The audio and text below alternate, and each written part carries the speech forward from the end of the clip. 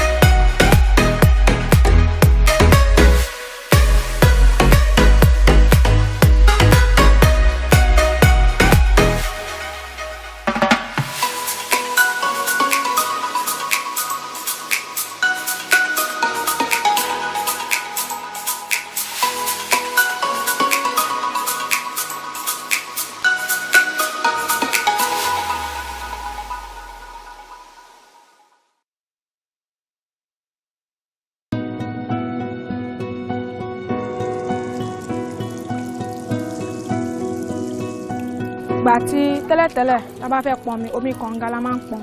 Ṣùgbọ́n omi kànga yẹn ìgbà mi tó bá rú a máa pọn bẹ́ẹ̀ ni. Kànga yẹn náà la máa ń mu, òun la fi ń wẹ̀, òun la fi ń fọṣọ, tá a bá máa ṣe kọ̀ọ̀kan la máa ń lò. Bẹ́ẹ̀ ti di àsìkò dry season, àsìkò ẹ̀rùn, omi máa ń scarce ládùúgbò yìí. Bẹ́ẹ̀ tó jò bá ti dé báyìí náà la máa ń rí omi. Ẹlòmíì gan ló ń pọn omi odò láti lè fi fọṣọ, láti lè fi wẹ̀ bí ó tẹ̀ nílé mu àwa mu kànga. Ṣùgbọ́n ṣe tí wọ́n gbé ètò yìí wá tí wọ́n bá wa ṣe omi yìí, inú wa dùn gan. Gbogbo àwa àdúgbò la dẹ̀ ń ṣàdúrà fún àwọn ẹni pé ọwọ́ wọn á máa lọ sókè. When we made our calculation to see what it's going to cost us to actualize this project, it was like an impossible project for us. In the course of it, GT Bank came to our rescue. I want to say a very big thank you. On behalf of the whole Celebrating Nigerian crew, we want to say a very big thank you.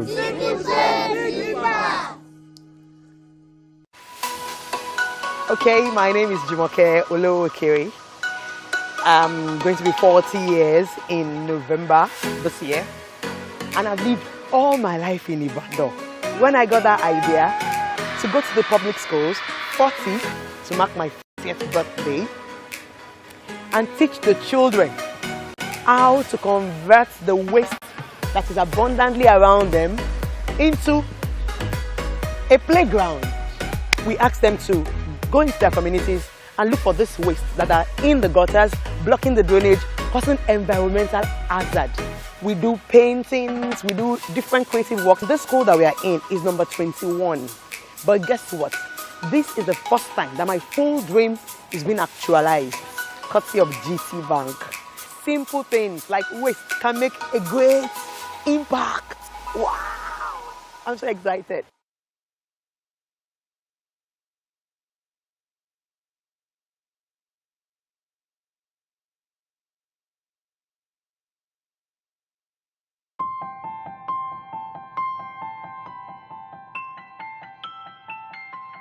My name is Remy Olutimine. I'm a voice director for animation. I'm a voice actor. I'm a writer and a producer of animation. I'm also on the autism spectrum. Where I am on the spectrum is not, as I put it, this sexy side.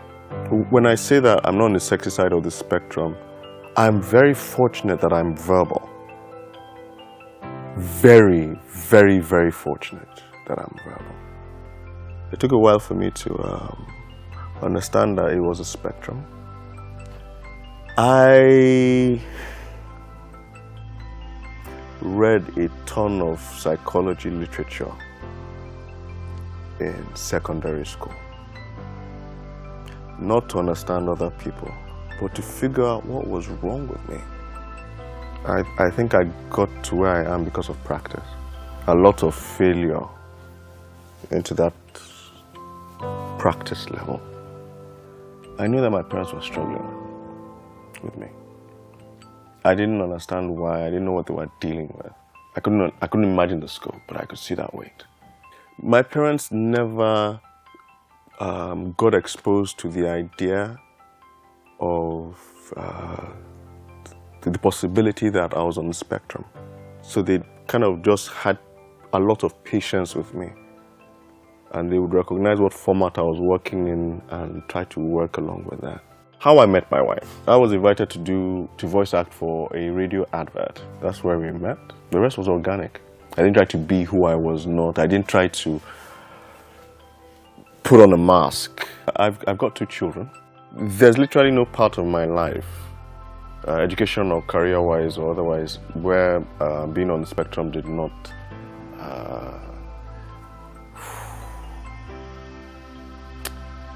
give people the wrong vibe around me. But thankfully, through those experiences, I learned to develop my mask. There was nothing wrong with me. I wasn't demon-possessed. I wasn't stupid. You know, the way I framed the situation in my head was that I just needed to pay more attention to who I am than other people. I turned all of my classes, all, whether it was mathematics, introductory technology, integrated science, it did not matter. I turned this thing into a story in my head, which made a lot of things very easy to recall. When someone's on the spectrum, it's not, I don't see it as a disorder. For me, it's a superpower. I'll maintain this as a fact in history. There has literally been no forward movement in human civilization without the autistic.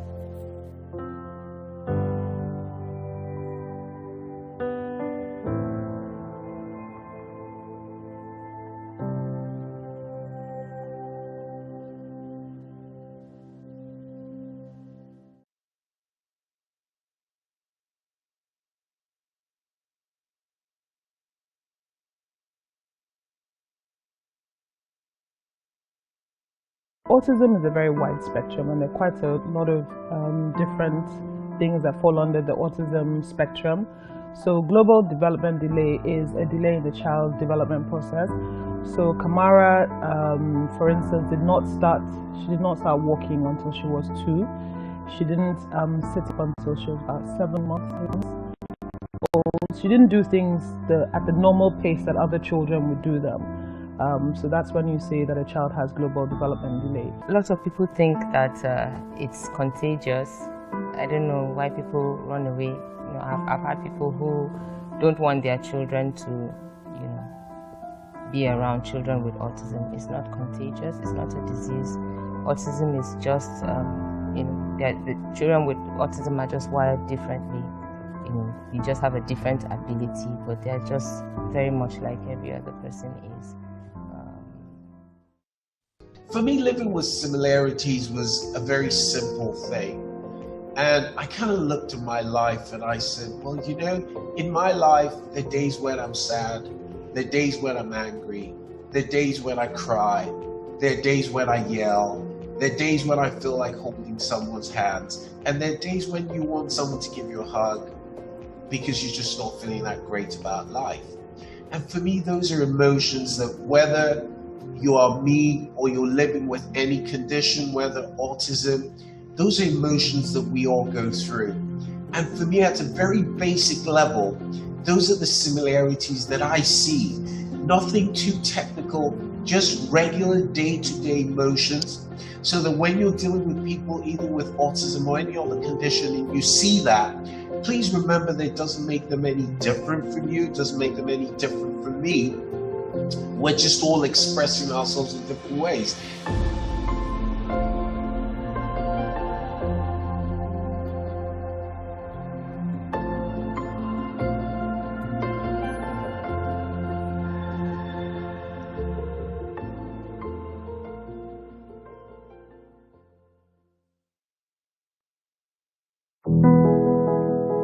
At this very most difficult time for the country and the world, your bank is committed really to making sure that we give back to the society that has made us.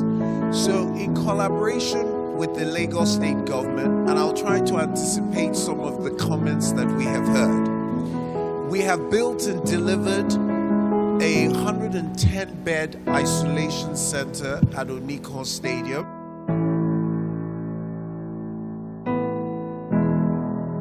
It is not just a facility with beds.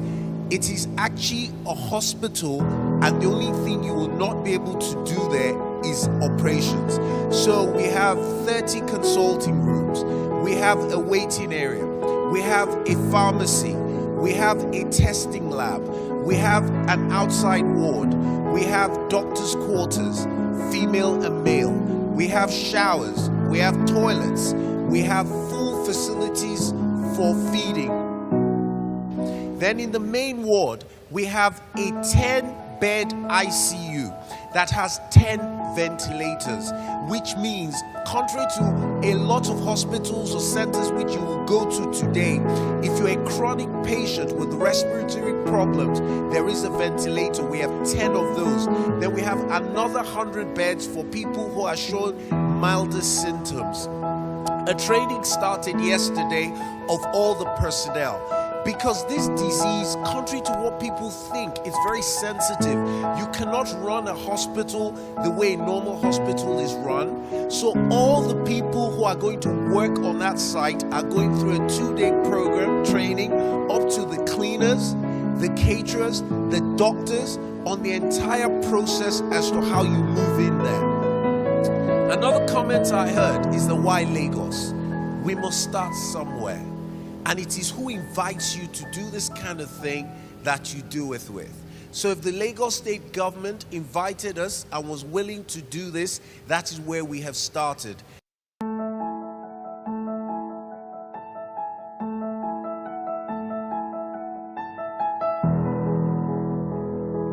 I thank the shareholders, I thank the customers who have given us the means and the wherewithal to do this.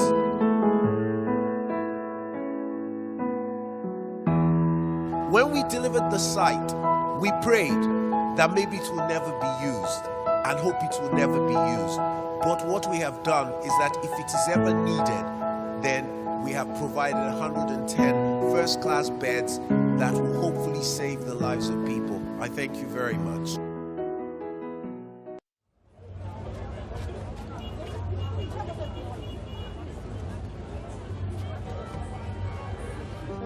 Auntie me check, madam. Come, madam. Which one now?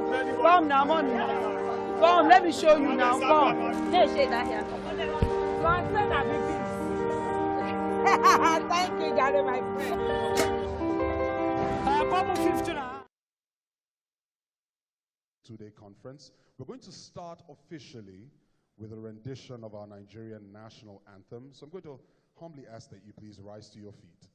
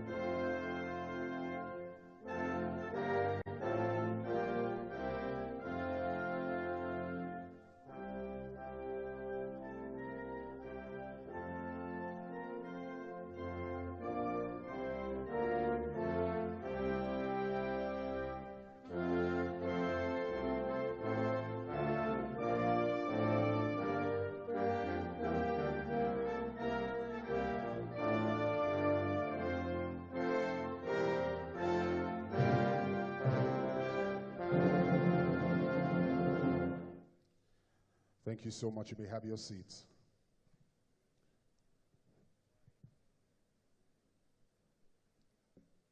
Good morning, members of the press, ladies and gentlemen, and welcome to the 13th Annual Autism Conference hosted by Guaranty Trust Bank. We held a press conference for this seminar last week in our office. And someone asked a question, why advocacy, why awareness, why do we advocate? And it sort of sparked a bit of curiosity in me to, maybe sort of do a deep dive and understand the role advocacy plays and its importance. And so please permit me, I'm definitely not an expert, a bit of research on the history of autism. And just as the journey has not been linear, it started in 1911, I believe, when it was first discovered by a German psychiatrist. And it was initially described as the person with autism, that the inner life of a person with autism is essentially inaccessible to those around him or her. And it's gone on through the years, and it's been, described in the medical field, and essentially portrayed as from a place of deficit. Essentially, and so just quoting, from what I read, it says, historically, we can see a shift in the ways in which autism has been conceptualized and described, with common misconceptions about autism being challenged and extinguished throughout the years. A major determinant of this shift is the inclusion of those with autism in research concerning autism, and with individuals with autism taking ownership over what it means to live with autism, challenging the medical portrayal of autism, and identifying strengths associated with neurodiversity. This shift in the medical discourse surrounding autism has everything to do with the hard-won liberation of the autism community who, after decades of advocacy, have begun the transformation from a state of disempowerment to one of empowerment. At the heart of what we do is advocacy, and it has transformed the community from one of disempowerment to empowerment, and that is what we seek to achieve as Guaranty Trust Holding Company. We seek to empower individuals, we seek to include, we seek acceptance, because we believe that everyone here has been placed in the universe for a purpose, and acceptance is a key priority for all of us as human beings. And so we're grateful, we're thankful that by having advocacy at the heart of what we do, we have been able to empower the autism community. And that is essentially what we seek to do year upon year. And we're never going to get tired. The group CEO said last year, we're never going to get tired of doing this. We're going to continue to do this for as long as people with autism are here, we would also be here with them. So thank you and welcome to the 13th Annual Conference.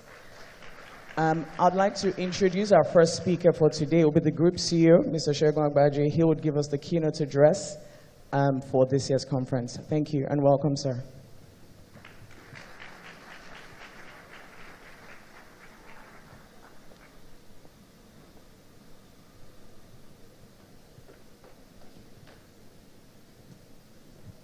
Good morning, everybody. The word keynote address kind of connotes that you have something sensible to say. So I'd rather say, I'm here to just say a few words because I'm not sure I have that many sensible things to say. Welcome to the 13th conference. Just like Onyedi had said, we're completely committed to this. And I saw an ad on another bank that had done cancer, and it was their 30th year of sponsoring it. And I kind of thought, well, it'd be nice if one day we too are doing our 30th autism conference. I probably will not be the GCO anymore, but it's kind of a vision that I have, and it's a major commitment. After doing something for 13 years, though, I had to kind of question and remind myself what our objectives were when we started this journey. And permit me if they're not deep enough, but they're my honest reasons for why we started this. The first thing, like they said, was it's around advocacy, but that's a very big word. I like to break things down. And I think the first thing was we wanted to create awareness around autism. We wanted to enlighten people. We wanted to educate people. And at the end of the day, we wanted to have clinics where we could treat people and help them through this. These were our objectives. As we started and went through the last 12 years, we learned that it is actually for most people who live with autism or children who have autism, not a destination but a journey, and a very emotional one, from when you're born to grow to different levels of it. And that hopefully we were helping you transit through this journey. I am hoping that for people who come here, be it the participants and the facilitators, that your objectives are being met. And for me, the only time I think I would say we are being successful is if people feel the need to come back year after year. Not that you come once and it's a destination, because autism is not a destination, it is a journey. So if you came for the first one, I would hope that you learned something that brought you back for the second one, and that we met another need in the second one, and we met another need in the third, and that you're here with us at the 12th because you see value in being here with us. We're helping you grow. We're your partners in this journey through what you're going through. Because truly, if we're not doing that, then we're not succeeding.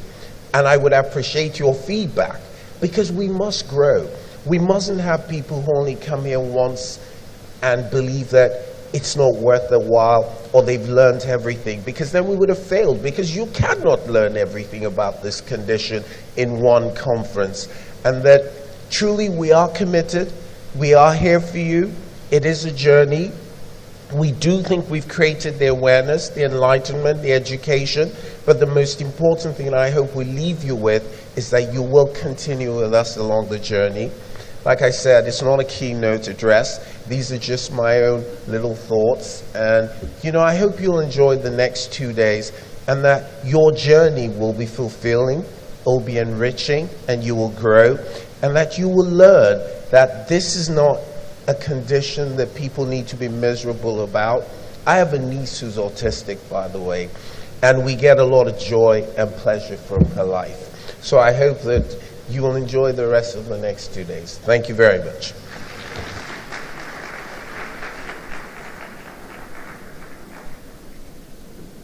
Ladies and gentlemen, one more time for our group CEO, GTCO, Mr. Segun Agbaje.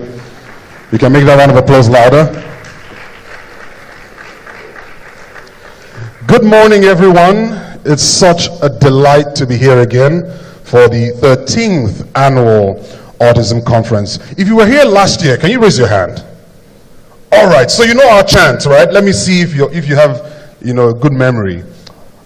Autism? Okay, the rest of you clap for those people that remembered. All right, so when I say autism, you say I am awesome. And that's because you are awesome. So autism? Autism? Please put your hands together one more time.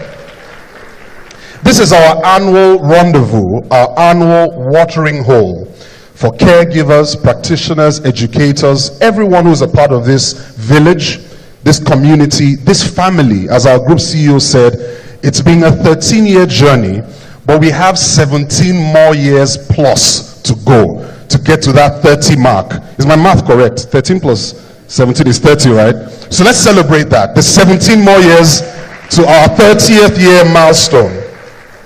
We just want to thank GTCO for the consistency, for making this happen. And there's a lot to be said, so I wouldn't bore you right now. But we're very delighted to have our participants who are joining us from all across Lagos and Nigeria. We have people online. Can we welcome them with a round of applause? From all around the globe, actually, not just Lagos and Nigeria. And we're also delighted to have our speakers and presenters who have come from different parts of the world, and we want to recognize them and have them come on stage. Ladies and gentlemen, in no particular order, we'd like to call on these individuals who are experts, who would share their knowledge, who would challenge us as we seek to empower voices for autism. So I'm just going to do a roll call, and please don't get tired of clapping as they come forward. First on my list is Lanre Duyile, Camille Hay, Dr. Brian Boyd, Camille Proctor, Yves Okwebuna, John Paul Horsley. Your round of applause should stay up. Kunle Adewale, Dr. Ade Awe, Rashad Dobbins, Osezuzi Boledeoku, Remy Olutimai, Tonye Falugi Ekeze, Solape Azazi, Tomi Agbola, Whitney Hamill Annie. Fantastic. You're so awesome. You're so wonderful. Thank you for those round of applauses. Such a powerful panel and wonderful roll call of experts. I would like for our group CEO to join, as well as other senior members of the GTCO board and management. Can we welcome them with a round of applause? We say a special thank you to our group head corporate communications, GTCO PLC, Oyade Adigite, as well as our deputy manager, GT Bank. Don't be tired with your round of applauses. You're welcome, sir.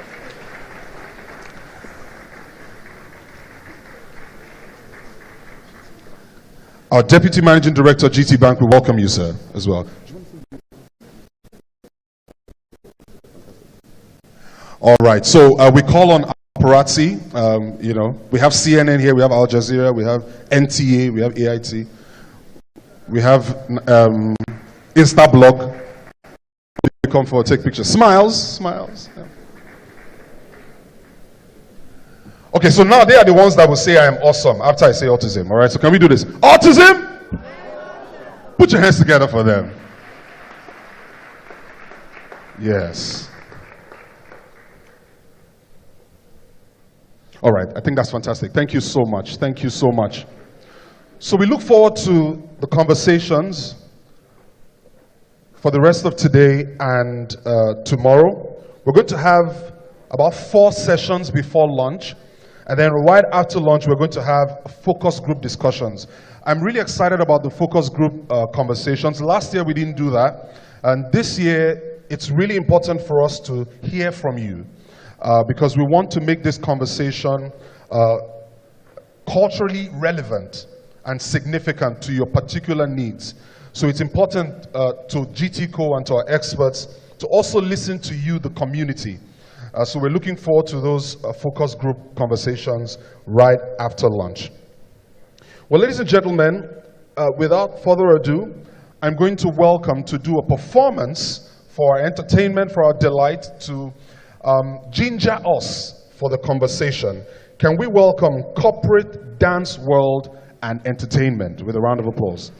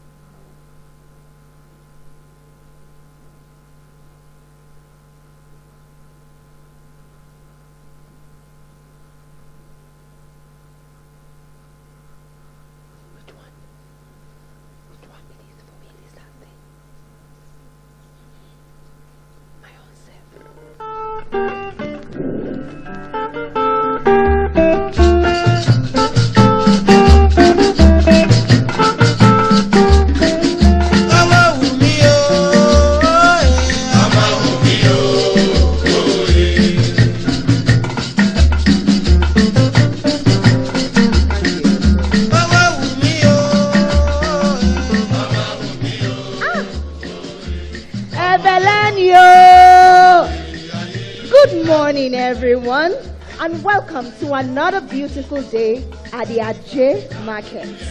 My name is Edna, the one and only hairstylist you have in this market. See, the story I'm about to tell you is a very special one. But first, let me introduce you to my family.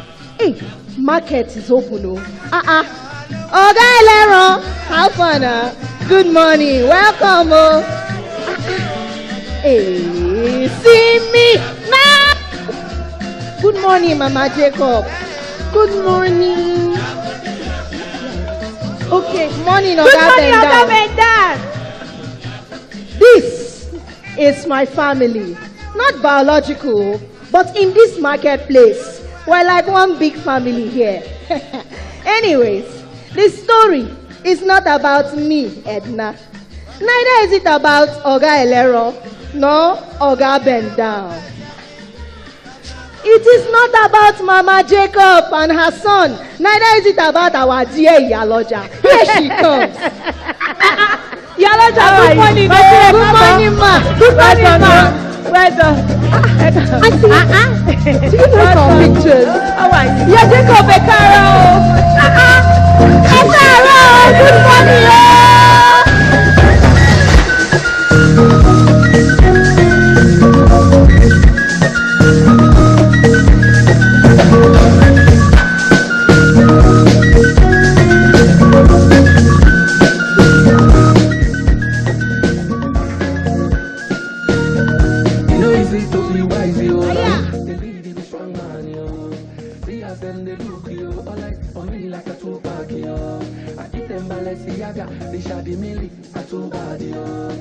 For your chit chat, yo, carry your matter, they go TikTok, yo. My gentle days on go, I know they look back, yo.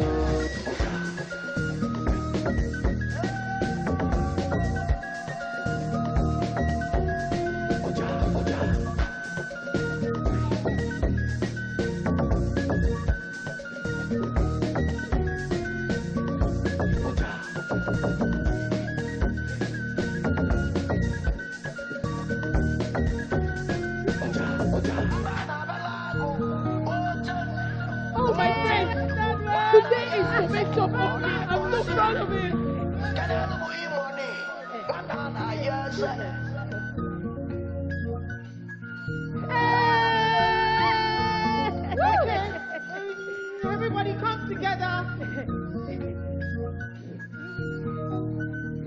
Say cheese.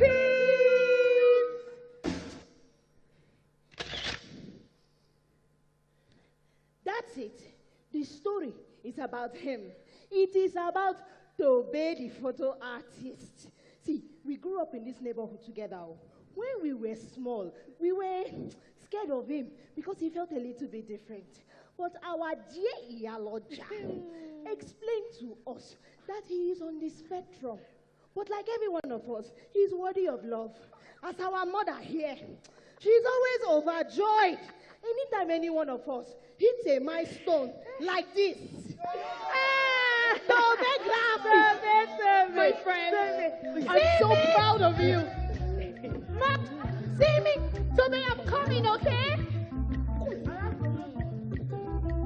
Iyaloja, which style do you want now? I want Gen Z style. Gen Z like. Let me show you. Oh yeah, see Gen Z style. Is this style you want? Next time. This one. Iyaloja, good morning. How are you? Madam Vicky, welcome. Madam Vicky, good morning. Next time, don't worry. Morning. Madam Vicky, welcome. How are you, my dear? Let me call Tobe. Tobe! Where's Tobe? Tobe, your biggest customer is here. Tobe! Where's Tobe? Madam Vicky. Hey, this is such a lovely picture. How much is it? There's no price. Madam Vicky, I don't think there's. This one is up. Let me call Tobe. Tobe. Hi, Tobe. How are you? Hi. This is such a lovely picture. How much is it? No, not for sale. I heard you, but come on. Surely there's a price that you can sell for. No, not for sale. Yes, I heard you. No, not for sale. I said I heard you. How much is it? This is my house. This is my life. It's not for sale. It's for me. It's not for you. It's not for sale. Not for sale. What rubbish is this? Madam Vicky, kí ló ń ṣẹlẹ̀? What happened? Iyaloja, can you imagine? I have been his loyal customer since I have been buying artwork from him for 2 years. You have no sense of gratitude. Madam Vicky, you can pick another one. I don't want to hear it. And I said that is the one I want. Wow. Oh, shut up. In fact, I'm done with this place. Madam Vicky. Oh. Calm down. Tobe, you can go inside. I'm coming, okay? I'll come and help you, yeah? Okay.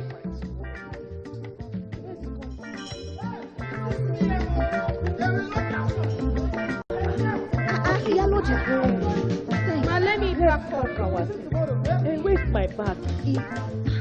Okay, I see. Bring We it. take this one inside. We are quick. This is for Mama Yatidi. That one that they pay last.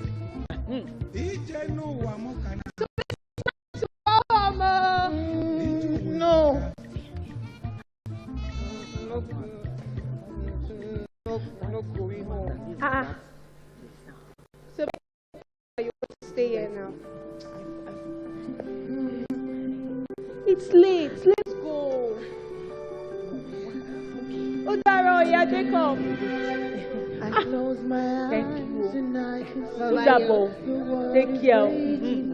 for me that I call my own. Toby, we have to go. Through the dark, through the door, through where no one's been before, but it feels like home. But we cannot sleep here. We need to go home. They can say it all sounds crazy. They can say I'm lost my mind. I don't care if they call me crazy. See, let us go home. I can live in the world that I desire. Every night as I make the brightest colors fill my head. I'm in a dream, keep me away. I think of what the world could be. Oh, tonight, dreams is all it's gonna take. Oh, in a dream for the world who got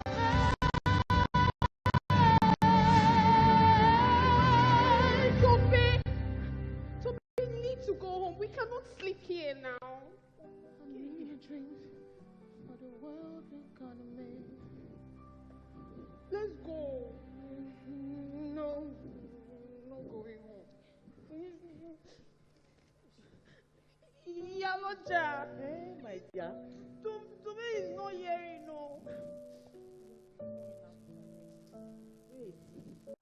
Don't leave me. It's me, Yaloja, is talking to you now. You work too hard, but you also need to rest, ni.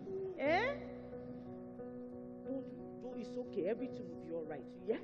Have you eaten? No, he hasn't. He has not eaten.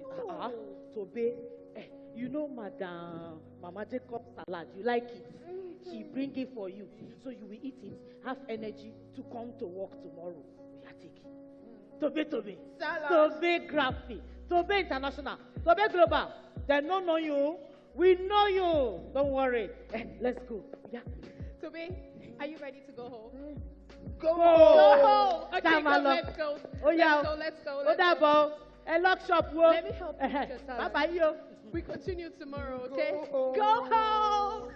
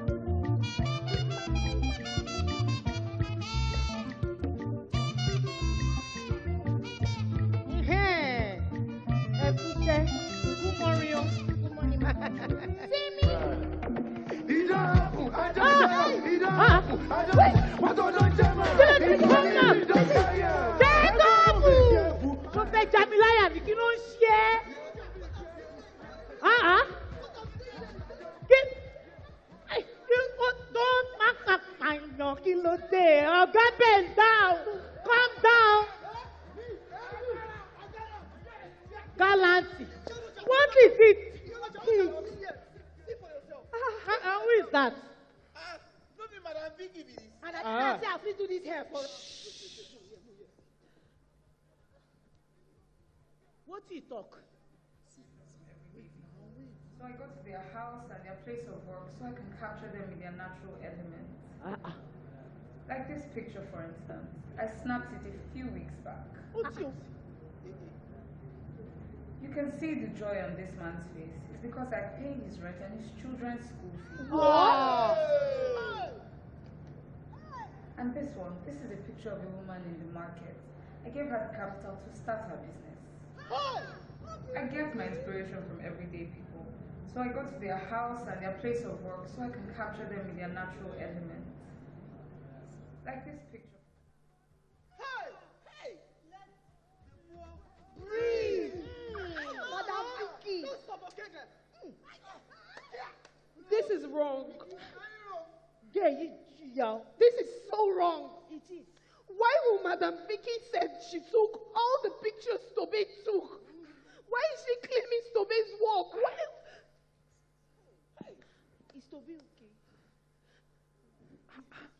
Are you... Tobe? Tobe, are you okay? Leave me alone!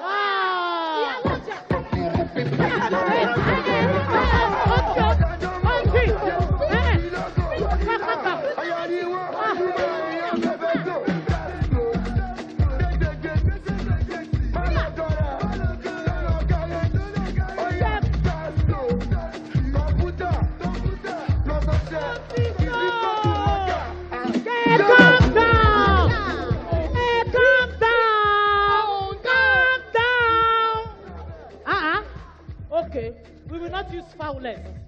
We will go to Madam Vicky's shop. Bring her here. Come and tell us if it's true or not. So alive. Violence. No.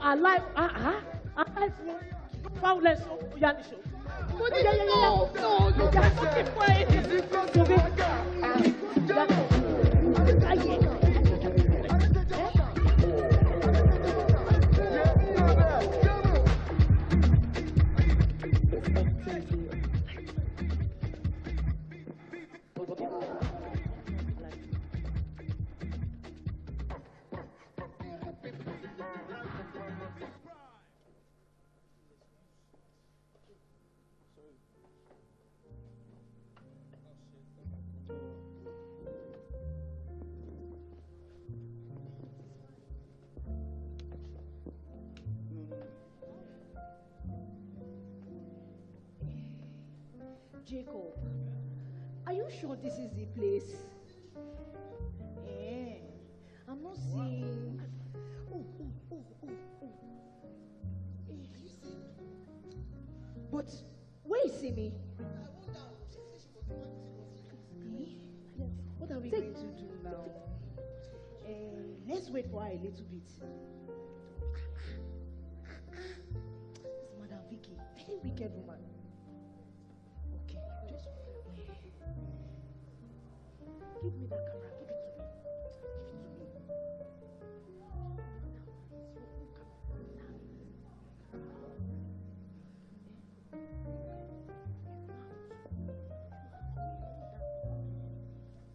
Excuse me, ma. Hi, ma, I have the art with me. I'm so sorry, ma. I had to go get it. Yes, this is it. Oh yeah, Jacob, let's go.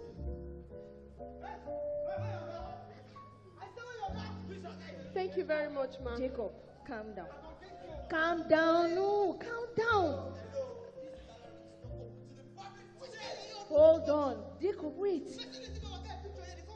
Jacob, calm down, no. Oh, guys, it's okay.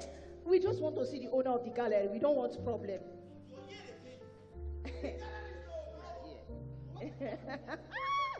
You say waiting. Now because I dey keep car for you. Now because I dey keep now one thing and bring you come here, come to you. What is going on here? Good thing that you are here. Hold me. Hold me. What is going on here? Oga, look at this incompetent.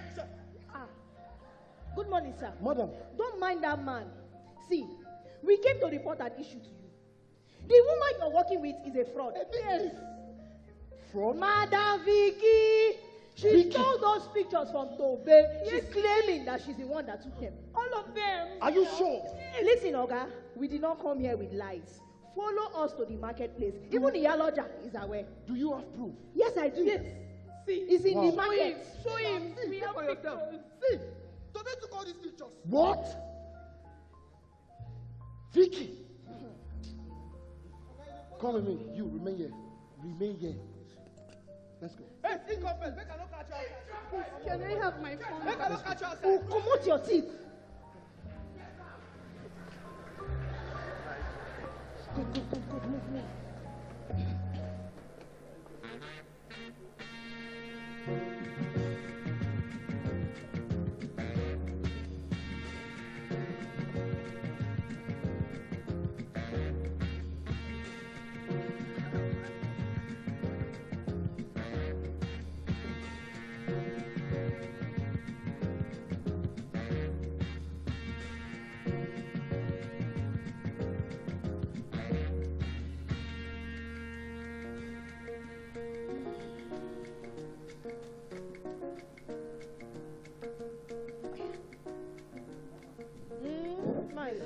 Sir, the way lyric complete.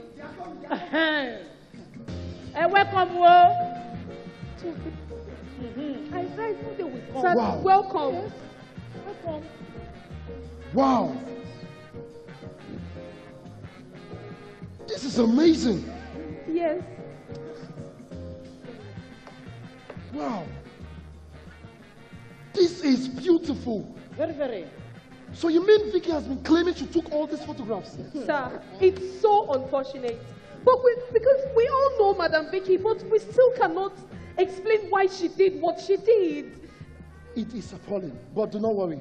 I will get in touch with my lawyers and we will stop that exhibition. Bam! That's what we're talking. Thank you very much, sir. Thank you, sir. But can I meet the real photographer? He's right here. Tobe Chuku. He's so humble. Hello, Mr. Tobe. I am Mr. Gaga. No touching. Sir, he's a bit shy. He's still No handsome. touching. So, Mr. Tobe, you took all these photographs. Ben. Is it true? True. I am the Tobegraphy. Excuse me, Mr. Gaga. You see, Tobe doesn't know how to express himself like every one of us, but he does that beautifully with his art. That's why his pictures are so beautiful and exceptional. What? Yes, sir. Your photographer is an imbecile. Excuse me, sir. He is not an imbecile. Hello, Gaga. You know, Jebe. We see, I am very sorry. Better be. I am sorry. But I cannot represent someone like this at my gallery. He is not brand worthy. It's okay. Go brand worthy. Give us our bishop back. That will not be possible. What? Perhaps you can take up the matter to Vicky. Right now, I have an exhibition. But if you don't want trouble, because I will go to the press and say that you are fraud. Yes. That you are a thief. Hey, Jacob, use wheelbarrow and carry this Amroba out of this place. Do you know who I am? Who you be? Do you know who I am in this town? Woman, if you move an inch. Hey! Push him! What will you do? I have the power to bring down this market.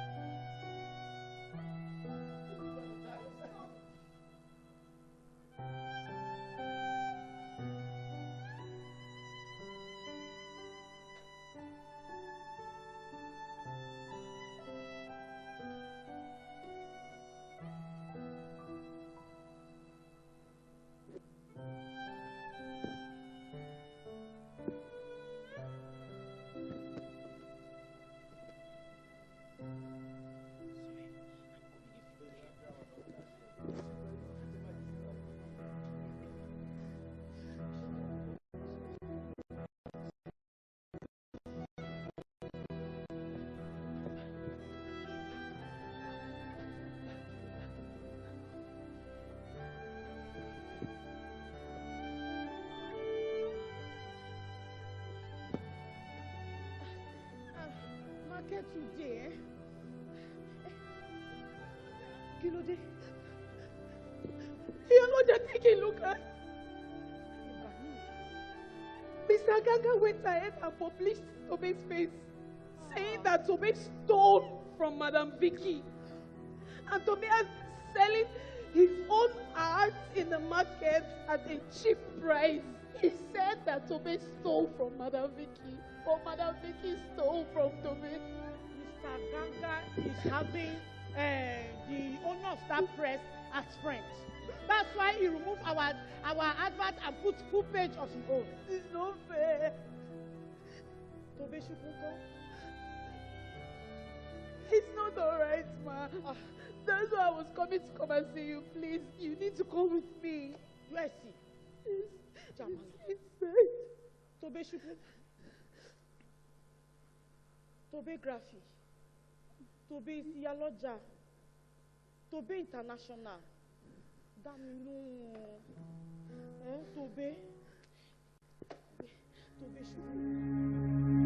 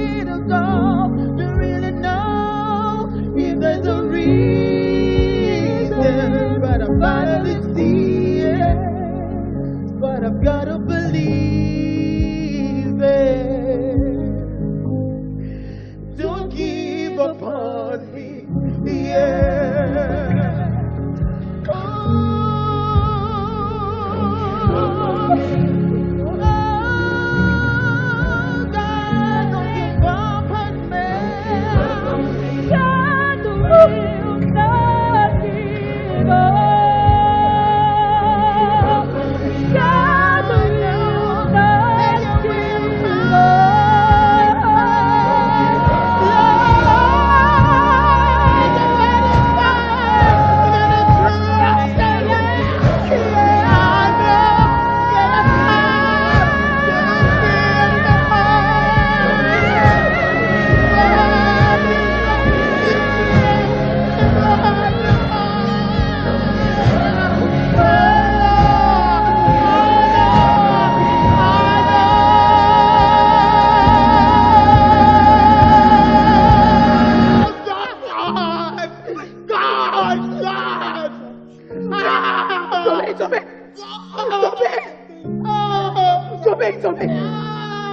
Tobe, God will not give up on you, Tobe.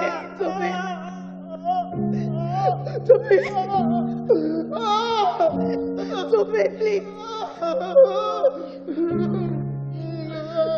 Tobe. Your letter is here.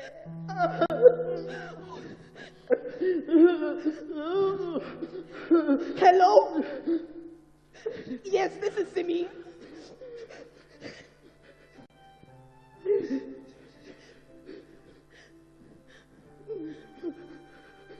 What? Yes. Are you... Please, can you repeat what you just said to me now? Please, can you repeat it? Please, ma, can you repeat it again? Tobe Adler of Tobegraphy has been selected as a finalist for the Global Creative Life Contest. He stands a chance of winning $100,000, and the ceremony will be holding in 2 weeks at the Muson Center. Further information will be sent via email. Tobe.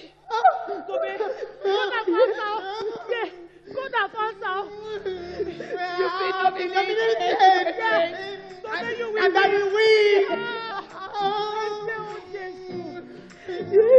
Let's go.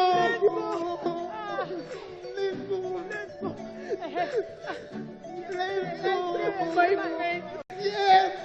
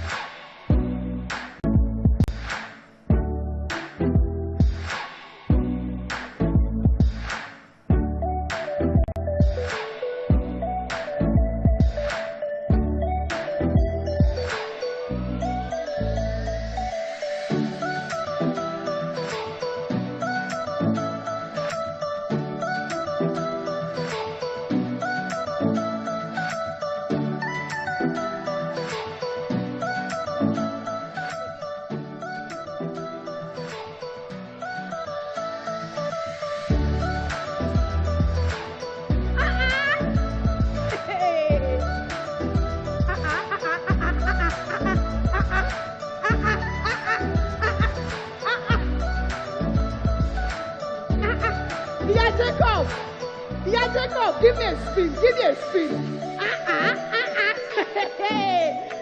Over and down.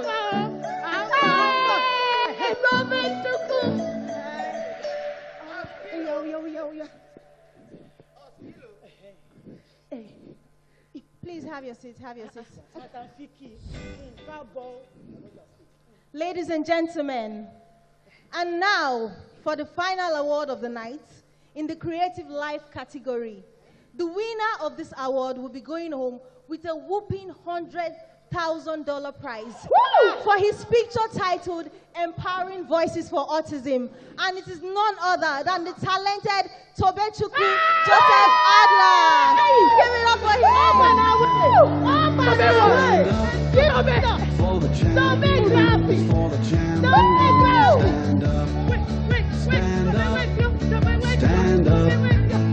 the champions, for the champions. Stand up for the champions, for the champions. Stand up, stand up for the champions, for the champions. Stand up.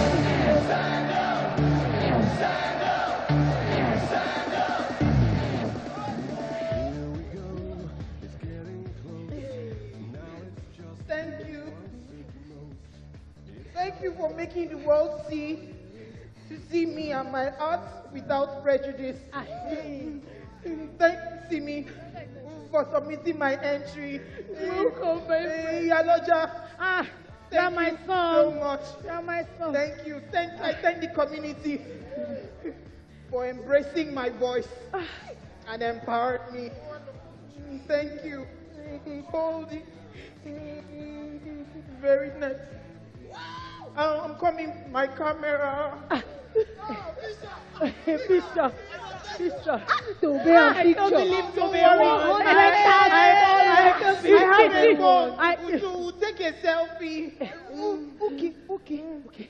Everybody say cheese.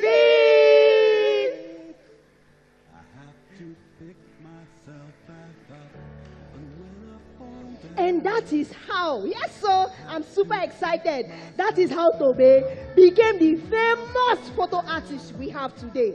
All because he was embraced by his community, loved and nurtured till his dreams became reality.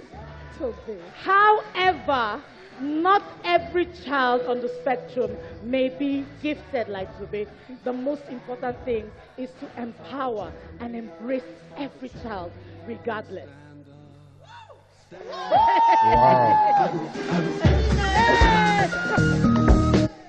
I know I can count.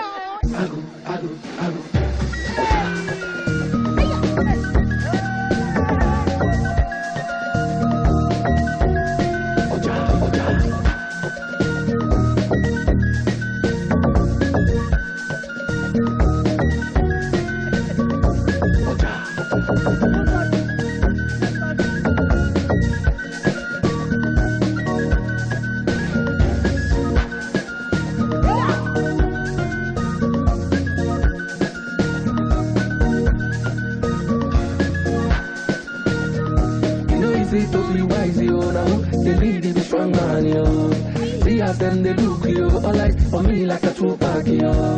I keep them Balenciaga, they shady milli, a too bad yo. I know they for your chit chat yo, carry your matter they do TikTok yo.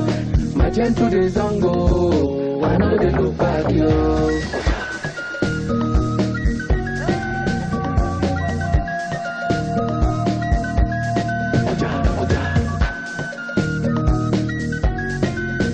Ladies and gentlemen, make that round of applause loud for Corporate Dance World and Entertainment.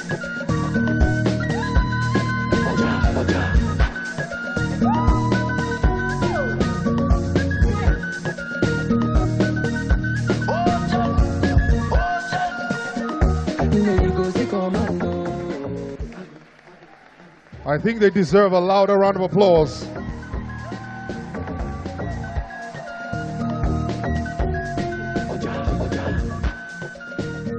Thank you. That was wonderful. That was moving. That was special. One more time, ladies and gentlemen. And we really just want to celebrate our superstar Nigerian actress, Chioma Akpotha. Can we just celebrate her? I mean, the message was very clear, very strong, very simple. We really want to create a world that is kind and safe for those amongst us who are unique, who are special, who are different.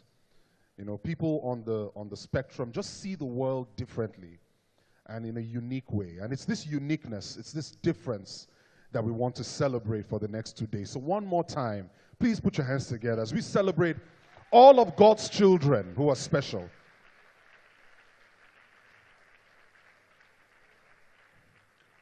I love the energy in the room. Everyone is excited. You're pumped up. And I'm sure that you're ready to get into the conversation and get into the talk. Our first topic will be on executive functioning and autism. And it might not be as entertaining as this, but it would challenge you. It would teach you something. I was going to say, by the way, that $100,000 check, is GTCO going to pay it? I just thought to ask. Executive functioning and autism is our first topic, and it will be delivered by Mr. Lanre Duyile. I'm just going to read his bio shortly, and he will come forward. Lanre Duyile is the president and CEO of Behaviorprise Consulting Incorporated in Toronto, Canada. He consults with agencies and families to create evidence-based behavioral treatment to improve the lives of people living with developmental disabilities. Lagos, Nigeria, Africa. With a warm round of applause, please welcome Mr. Lanre Duyile. You can do better, come on.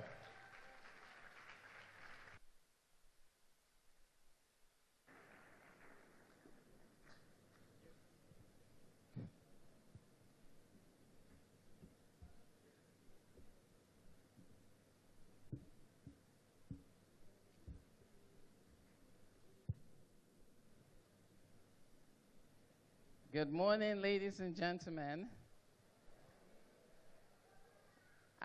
Before I get started, I just want to say thank you to GTCO for making this happen again this year. And on behalf of myself and the crew, I want to say thank you very much for bringing us, and looking forward to wonderful next few days. Thank you. So we've just seen the presentation by the group. Now, with that thought in your mind, let us think about a young Tobechukwu, 6 years old. In fact, before he was born, his parents were looking forward to a beautiful birth, a bouncing baby boy, full of life and hope ahead of him. He got into the world, everything seemed nice, and then at age 2 or 3, he got diagnosed with a condition called autism.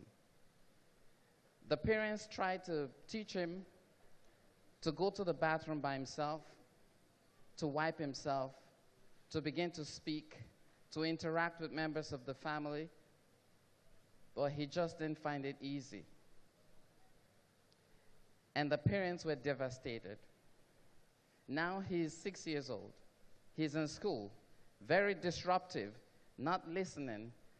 Nobody knows what to do with him. Fast forward to another person, maybe a young teen, about 15 years old. Emotions are high. Hormones are raging. This person is going through puberty. He or she does not know how to express what is going on within the body, changes that they don't understand, and there's no language to make that happen. Fast forward as well, age 25. This person has now become an adult, again unable to express himself, not knowing how to take care of our menstrual hygiene, not knowing what kind of work he's going to do. The environment thinks that this person cannot contribute anything. All the people are wondering, what do we do with these people who have autism? Ladies and gentlemen, if you have an individual that you're working with or who is your child and is not able to express themselves the way they want to, they're not able to learn the things you need to teach them. Today we're in a conference, and the theme of the conference is empowering voices. What are we empowering if we do not understand how to deal with the person? What are we going to do in terms of making things happen for the person? Those are the questions we need to ask. Those are the questions we need to answer today. I'm supposed to be talking to you about executive functioning and autism. What is executive functioning? What does it really mean, and how does it affect people? You and I wake up every day, and it's like clockwork. You need to brush your teeth. You wake up, you need to have a shower. You know exactly what you need to do next. You know where you're going. You learn from your mistakes. You can remember what happened yesterday and use it to improve what you have to do today. Those are your executive functioning skills. However, there are people who find it difficult to use those skills. In fact, the skills are not developed. The brain is wired differently. How do we work with those people if we do not understand their voice? So before we begin to talk about empowering voices, we need to understand who the person is. How do we empower them? If nobody gave Tobechukwu a camera, how would he be able to take pictures and do his art? If he was not taught in school to attend, to pay attention, how is he able to do the things that he was able to do? Those are the questions that we need to ask, and those are the questions that we need to answer. I hope I get this to work this year. It's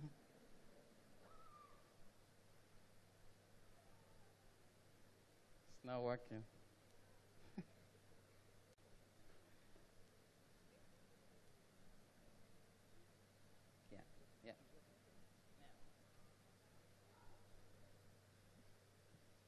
Okay, so when I was preparing for this presentation, I told my daughter to take me these pictures. The button slanted, wearing the wrong shoe on the wrong foot, and my zipper was down. Now, these are things that you would think it's normal. People should be able to do it. But somehow, some people are not able to learn that. In fact, when you teach them, you need to teach them again, you need to teach them again and again and again. That is an impairment in executive functioning.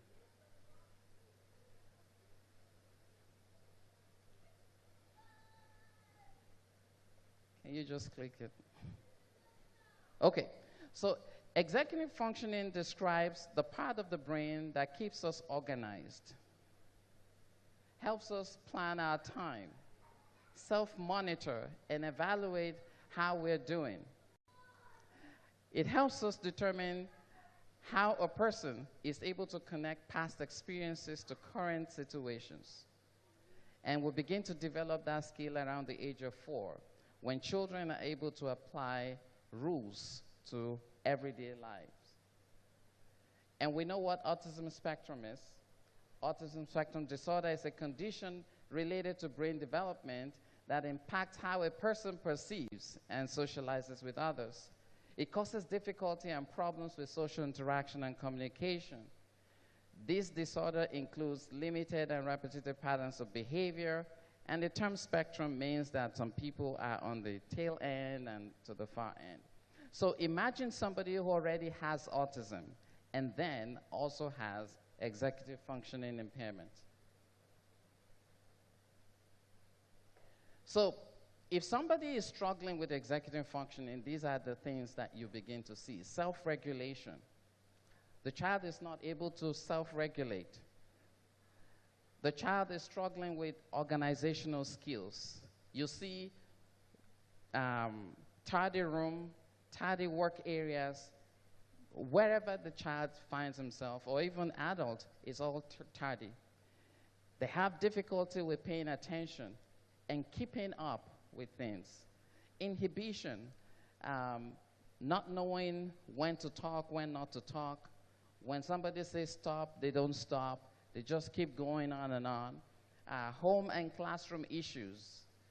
At home, for parents, you see how that tardiness comes to play. In classrooms, you see how the children are not able to pay attention. They're just all over the place. And you begin to wonder, what do I do with this child? In these specific areas, I'm listing a few of the things that you begin to see in organization. Arriving late, not completing tasks, not enough time, no plans for what to do next, and losing things. All these indicate that there may be an impairment in executive functioning. Next slide. Attention problems. Trouble focusing. They're always distracted, running around, and you're trying to keep the child in a place where you want to work with them. Next slide. Inhibition. The child or adult acts impulsively, unaware of things that annoy others. Even when you point it out, they still don't get it. Nail biting, talking too loud, doesn't stop when told to stop. Moving on. And these are classroom issues. And you deal with this all the time, teachers, parents, distraction. The child is not able to complete tasks. Untidy room, littered toys, aggression. Aggression also happens. Because if somebody is trying to tell you something, and you think the person is bothering you, the person is disturbing you, it continues to happen over and over, you'll begin to see that person as the guy who bothers me. And the presence of that person will begin to trigger behaviors. Even without you saying anything, the fact that you're always trying to correct, always trying to teach, your presence will become difficult for the child to cope with. Problem solving, forgetting things, always asking for help. We want them to ask for help, but always asking and not being able to apply the rules that they tried yesterday is problematic. Not learning from mistakes. These are the issues that we need to think about. Next.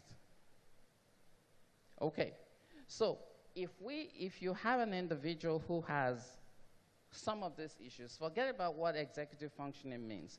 What do we do with somebody who is displaying some of these behaviors? What are some of the strategies? As behavior analysts, what we try to do is look at the reasons why somebody may be engaging in specific behaviors. Why are they doing what they're doing? And based on the why, we identify the strategies that may be used to work with those individuals. So if I do a quick assessment and I figure out that this individual is not paying attention in class because he has some executive functioning impairment, what am I going to do? How do I teach the person? So I've organized this in 2 different ways. Can we go to the next few slides? Move on, move on, move on. Go, go, go, go, go. Keep going, keep going. Go, go, go, go, go, go, go, go, go. Go. Keep going, keep going. Yes, here. So, a child may need to develop executive functioning skills. However, programming for executive functioning skills is different from actually teaching it. When you have a young child, you need to program for it. So what are the things you're going to plan for? You see different activities in class, sorting. That actually helps to develop executive functioning skills. It is not just a simple idle thing that people ask children to do. It helps to develop. And when you develop, you may not need to teach in the future. Develop executive functioning skills by using matching exercises. So for example, the picture I had earlier about being able to button my shirt is something that can develop from matching exercises over time. When the individual is able to match A and B, match blue and blue, match red and red, those kinds of things actually help to develop executive functioning skills.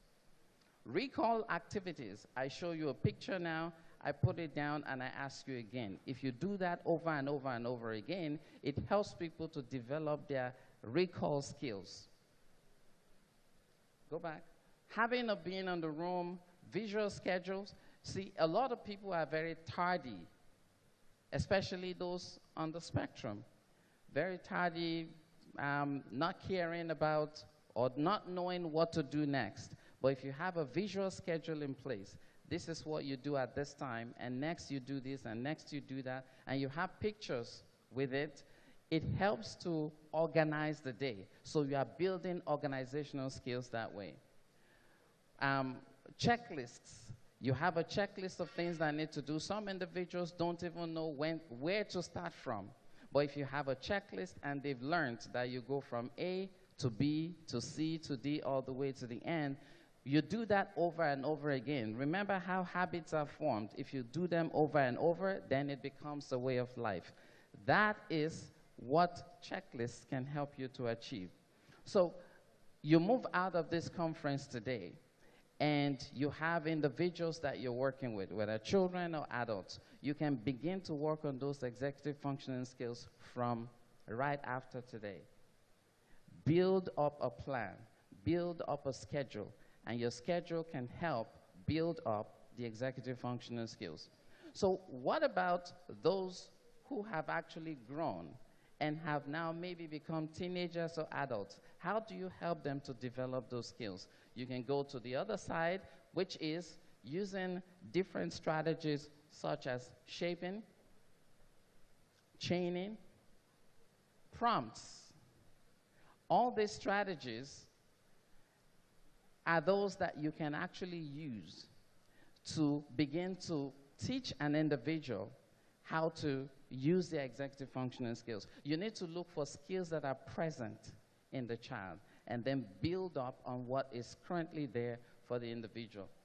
You can use prompts, and prompts can be anything. They can be verbal prompts or gestural prompts or physical prompts, just to get the individual to do what they need to do. So for example, if we have finished playing and we need to put our toys away, just saying put your toys away may work for some people, but for some others it may not work. You have to go from using the verbal prompt to using a physical prompt. You may have to move from using physical prompt to maybe just gestural prompts. So just point to what you need to do, right? So these activities are things that you actually teach to the individual who is already advanced in age, and you don't need to begin to do developing. Developing is for somebody who is just beginning. Eliminate triggers from the environment. Triggers are things or people, anything in the environment that can cause inappropriate behaviors to happen.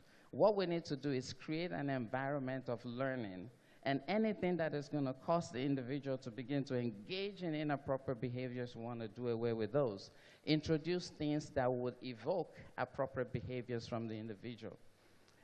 Reduce as much as possible new things. And if you're going to introduce new things, think about them before you introduce them.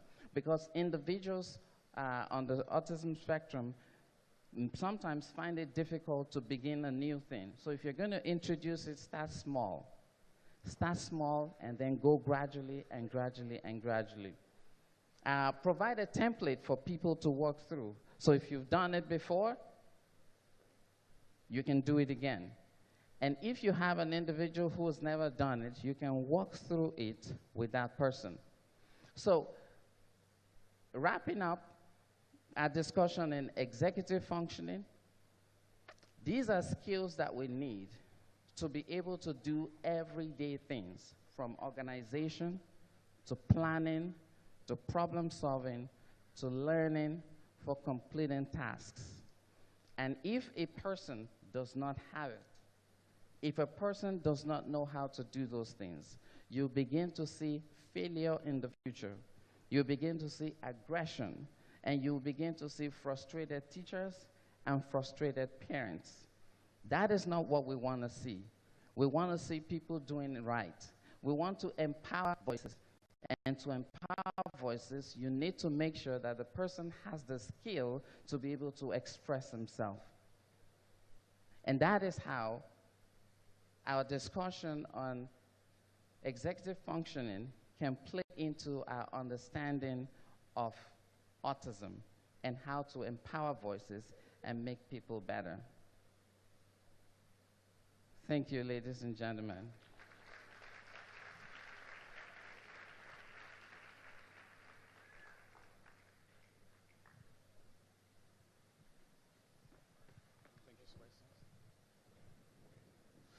Can we put our hands together for Mr. Lanre Duyile one more time? He has wrapped up his session a little earlier just so that he can take a couple of questions. All right, so if we have our ushers with the microphones, we're just going to have one usher on each aisle, and it'll be fastest hands to go up. I would have to appeal, in advance. We might not be able to take every question, but we'll attempt to go around the room. All right, there's a gentleman in front, here in a gray jacket.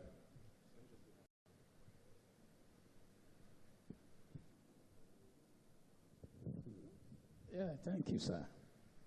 My question is autism epidemic? If there is no autism epidemic, why do the autism statistic just keep climbing? I'll leave that to the doctors.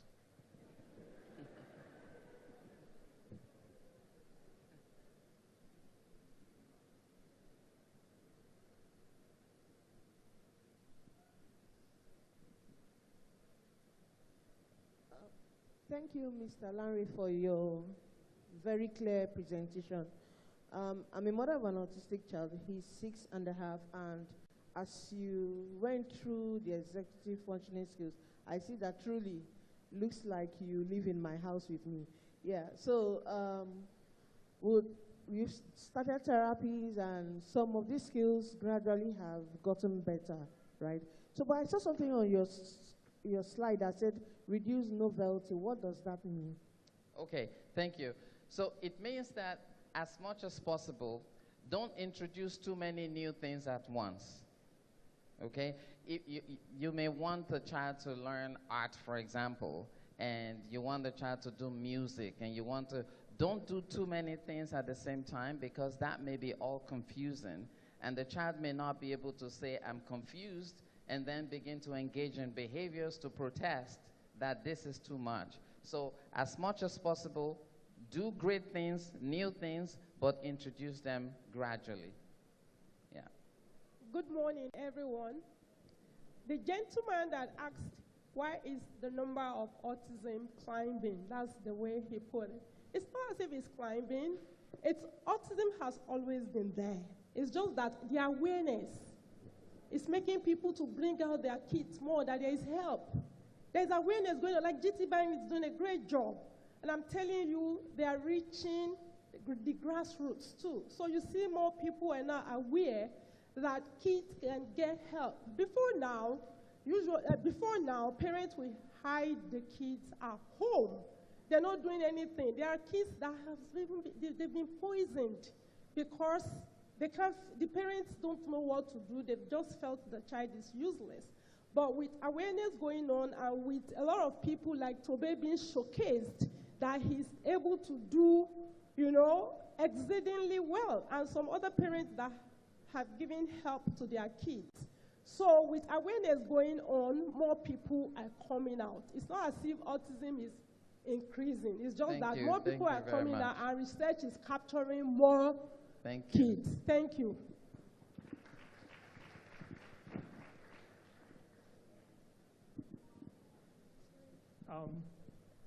My name is Pelumi Laleye. I'm a development worker with theocratic abilities from the constitutionally correct God of creation.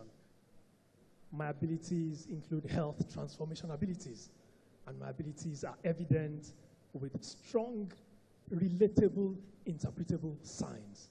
Now, if I can, with natural plans, heal autism, how, please, will my benefits be ensured? Sorry, I didn't get the question. Sorry? Oh, okay. Your question is, can natural plants heal autism? I am saying that I'm a development worker with theocratic abilities, evident with strong signs, relatable and interpretable. I have natural health plans that can heal autism. How, please, will my benefits be ensured? Okay.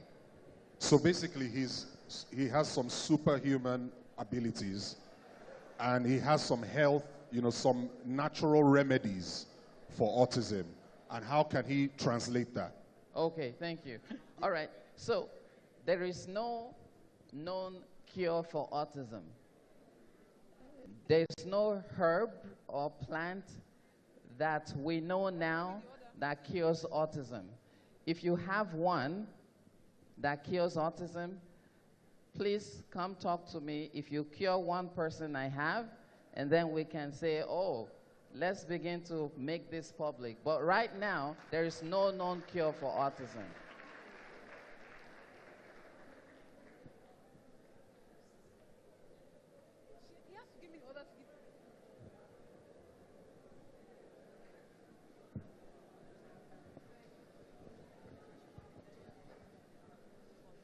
Good afternoon. I'm Yusuf. Please, what is the clear cut between OCD and autism spectrum in adults? Is there a clear cut?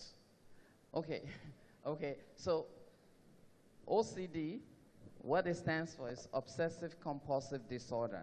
It's actually a mental health diagnosis that has nothing to do with autism. Autism is a developmental disability. Okay, so two different things, developmental disability and a mental health issue. Now, there are some people with autism who also have OCD, but they're not the same. It's just like somebody having high blood pressure and also has diabetes. They are two different things, but one person can have both, right? So OCD, mental health issue, autism, developmental disability. Does that make sense? Okay. All right, so we have time for one more question on that side. So I'm going to leave the usher to pick a face she likes. Yeah, good. Good morning, everybody. My name is Oluwatosin Adams. Okay, I'll go back to your illustration about somebody being a burden to a child when you keep going to that child to correct. So in that case whereby the child sees you as a burden, how do you gain the child's attention back? Okay, so the question is, you seem to trigger the behavior, yes. An inappropriate behavior. How do you? So if that happens, it means that the child sees you as the one who always corrects. So you want to make yourself not just about correction, make yourself about fun. Yes. All right? So you play with the child, you do activities with the child, you take the child out, make a lot of fun activities with the child so that when you want to correct or introduce something new, you are not seen as the corrector in charge, you're just mom or teacher who plays with me and saying I need to do X or Y. All right? So don't just make yourself about work, or activity. It has to be fun all the way, and you learn through fun as well. Thank you very much. All right, thank you. All right, so the first question that you wanted a doctor to address, could you pick one of the doctors to assign that question to? That person was not a doctor now. Yes. Madam, are you a doctor? She's there, yeah. Was that a doctor that spoke? Yes. Oh, okay, good. All right. No, she can do that. Thank you very much. Well, the first question was that, is autism an epidemic, right? I think that was the question. When we are talking about autism being epidemic, from your perspective, it usually refers to the upsurge, the high increase in the rate of children identified to have autism. Autism is not an epidemic, but there are probable, possible reasons why we have increase in the number of children being diagnosed to have autism in recent time. One, improve awareness, as said by Dr. Grace. Two, we talked about more people being diagnosed in recent time. Because before now, many people, we have late diagnosis. People don't identify the features of autism. Three, now we have many other programs in place, including the one we have being organized by GTB. And people are now, with the diagnostic criteria, we have lesser number of items required to diagnose autism. For example, in adolescents, we have reduced number of the characteristics that we had to look out for. So with that, we are having many of them being diagnosed to have autism, and it is a medical condition. I hope that answered the question. Thank you. Thank you. Can we put our hands together for Lanre Duyile one more time? Thank you so much to our doctors for assisting with the question as well. All right, so I think Mr. Duyile has set the tone, a good foundation for us to build on going forward. Autism? Autism? Fantastic. All right, so we're still alive. Well, ladies and gentlemen, a couple of guests have joined us, and I just want to recognize them. First, we have a representative of the First Lady of Lagos State, Dr. Ibijoke Sanwo-Olu, who's represented by the Permanent Secretary Health, Lagos State Health District 3, Dr. Monsurat Adeleke. Can we recognize her with a round of applause? Thank you so much. We also have Dr. Olufumi Shokumbi, who is the Director of Medical Administration, Training and Programs. Can we put our hands together for Dr. Shokumi? Dr. Folashade Oludara is also here with us, the Director, Family Health and Nutrition, the Lagos State Government, as well as Dr. Tolu Ajomale, who is the Head of Special Projects and Mental Health. You're very welcome, Dr. Tolu. Lagos State is already doing a lot to support people living with disabilities in Lagos, and we really, truly appreciate the presence and participation of officials of the Ministry of Health at this conference, which is beaming a light on autism specifically. It's really heartwarming to have government in the room because they're a key enabler to ensure that our community thrives. So can we just celebrate Lagos State government one more time and thank them for continuing to support and be a part of the good work. Well, ladies and gentlemen, without further ado, we're going to move on to our second presentation today. And our second presentation is by a very handsome gentleman who I'm going to introduce and call up on stage shortly. He'll be talking about understanding the neurodiverse mind, a focus on repetitive behaviors in autism. And that presentation will be done by Dr. Brian Boyd, who is the William C. Friday Distinguished Professor in Education and Interim Director of the Frank Porter Graham Child Development Institute at the University of North Carolina at Chapel Hill. He is the past Vice President of the International Society for Autism Research, and we're so delighted to have him here, Professor Dr. Brian Boyd. Please put your hands together. That round of applause can be better for a professor and doctor. Thank you. Thank you for having me. Thank you to the Guaranty Trust for inviting me to speak. It is actually my first time on the African continent.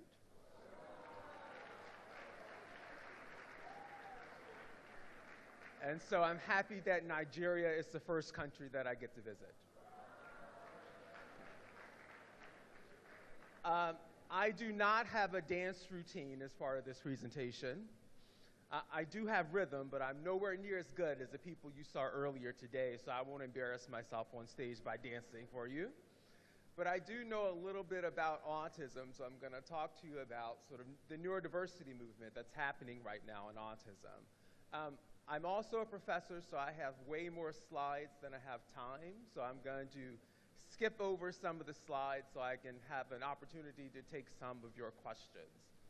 So if you can bring my slides up.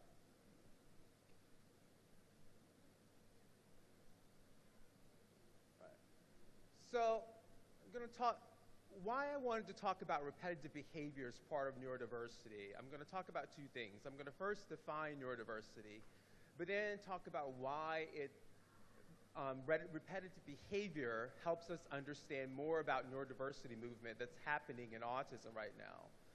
So how I got started with sort of doing research about repetitive behavior is that I am a former preschool teacher. I used to teach young kids, 3 to 5-year-olds with autism.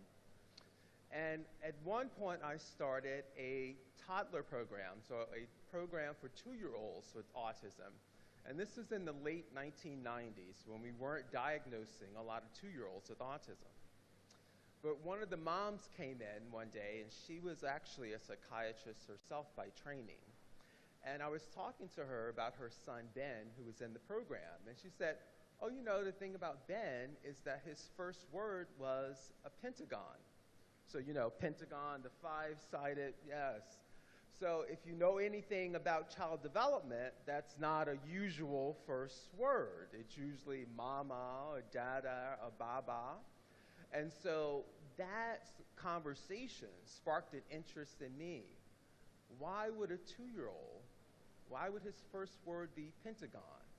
What about his brain that's so different and unique that he would find the shape of a pentagon so interesting?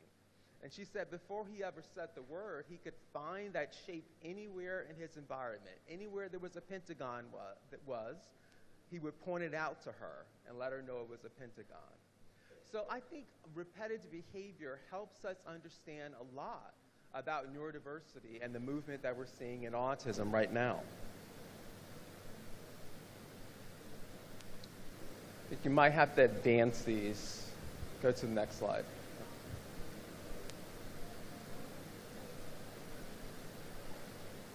You can go to the next one, actually.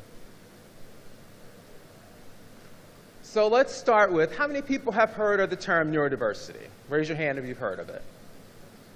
Okay, so not many, right? So one of the things is that everybody in this room is neurodiverse. Just by being human, you are neurodiverse. Neurodiverse just means that we all have brain differences. Our brains are all unique in some way. Some of us are good at math. Some of us may be good at art. Some of us may be good at science. Some of us may be good at music. There are all kinds of ways in which our brains are different and unique. So everybody, everyone in this room is neurodiverse. Next slide, please. So you can actually go to the next slide. Because what is happening right now is there's a lot of language about neurodiversity. And really it's coming from autistic people, right? They're telling us that what autism is just a brain difference. It's the way in which they are special or their brain is unique. And so autistic people, the term used then to describe someone who has a brain condition like autism, a neurodevelopmental condition that makes their brain different, is neurodivergent. They are neurodivergent in some way. And they are then part of a neurominority community, a group of people who have a neurodevelopmental condition that makes their brain different and unique in some way. So that is sort of the terminology that's being used. So just to recap, we're all neurodiverse because we all are humans, we all have brains. But people who actually have a brain condition, a neurodevelopmental condition, are neurodivergent in some way. So they have something special, something very unique about their brain. So that's the different terminology that's being used. And what's happening right now is called a neurodiversity movement. So autistic people and other disability communities are saying, we want to be at the table. We want to have our voices heard. We want to be represented in decisions, in research that is about us, right? That the movement, that they should be fully included in the movement.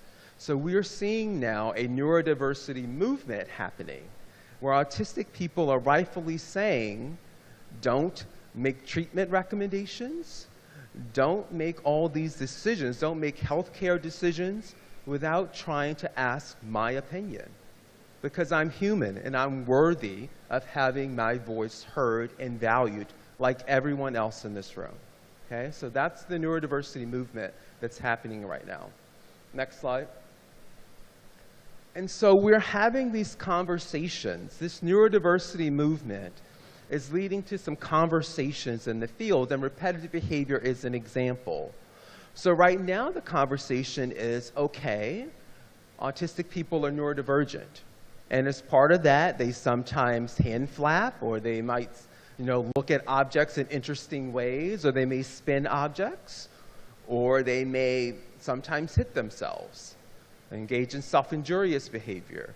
So should we ever intervene? Because it's part of their identity. It's part of being autistic. So some autistic people are saying to us, don't intervene because that's who I am. That's part of what makes me autistic and different and unique.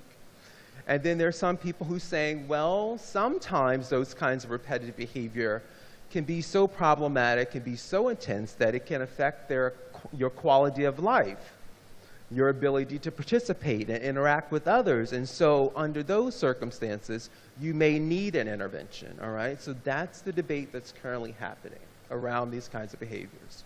Next slide.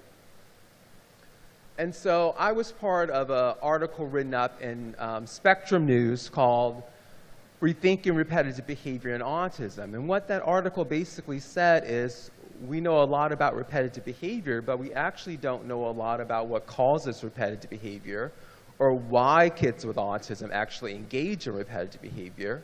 And that affects our ability to really develop great treatments for them as well. But that article also talks about that repetitive behavior is indeed part of autistic people's identity. It is something that autistic people will tell you that sometimes they find great pleasure and great joy in. So we are having this sort of difficult time of figuring out, well, what should we do? All right, next slide.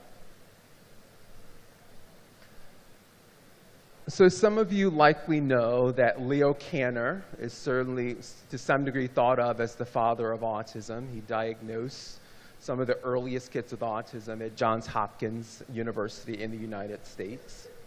And even back in the 1940s, when he wrote about autism, he wrote about their repetitive behaviors as part of his description of the 6 autistic kids that he saw in his clinic. And so for Donald, Donald that we know of was the oldest living person in the US diagnosed with autism. He just recently passed away. And he lived for a long time in a very small community that supported, accepted, and loved Donald. But he went to Johns Hopkins to be diagnosed. And Leo Kanner wrote of Donald at the time, he has gradually shown a marked tendency toward developing one special interest. You probably know some kids who have a special interest, something like dinosaurs or Disney characters, toy trucks that the alphabet that they really like, which will completely dominate his daily activities. He talks of little else while the interest exists. He frets when he is not able to indulge in it, and it is difficult to get his attention because of his preoccupation. So have any of you heard of kids like Donald? Like this, who have special interests? Yeah. So this is early on. So repetitive behaviors has been part of autism for as long as we've been diagnosed in autism. And so now we're trying to think about how we sort of foster the talents and special interests of autistic people, because it might help lead to careers, right? It might allow them to get a job, or at least allow them to lead a fulfilling life if they can pursue their special interest and talent and ability. Next slide. But one of the things is how we describe behavior affects our perception of it. It affects whether we think it's a problem or not, whether we think it's something in need of intervention or treatment. So Kanner uses some words here, right? He uses that he frets, that it's difficult to get his attention, that he's preoccupied by the special interests, right? A lot of autistic people will tell you, like, hey, I just enjoy this. I enjoy reciting the alphabet over and over. I enjoy looking at the periodic table. Like, that's my favorite thing to do. I'm not preoccupied. This is me expressing joy. I'm just expressing it in a different way. So if we think about it as something that's pleasurable, that sort of shifts our attitude sometimes around whether we think it's in need of an intervention or treatment for it. all right? So just how we are thinking about it as those who are neurotypical. Next slide. So for those who don't know, repetitive behaviors lie on this sort of continuum. There are different kinds of repetitive behavior. And so this also makes the question of, should we treat these behaviors very difficult? Because when you're talking about something like a motor stereotypy, which is really like hand flapping to some degree, or body rocking back and forth, that's a very different behavior than actually a child hitting themselves up beside the head repeatedly.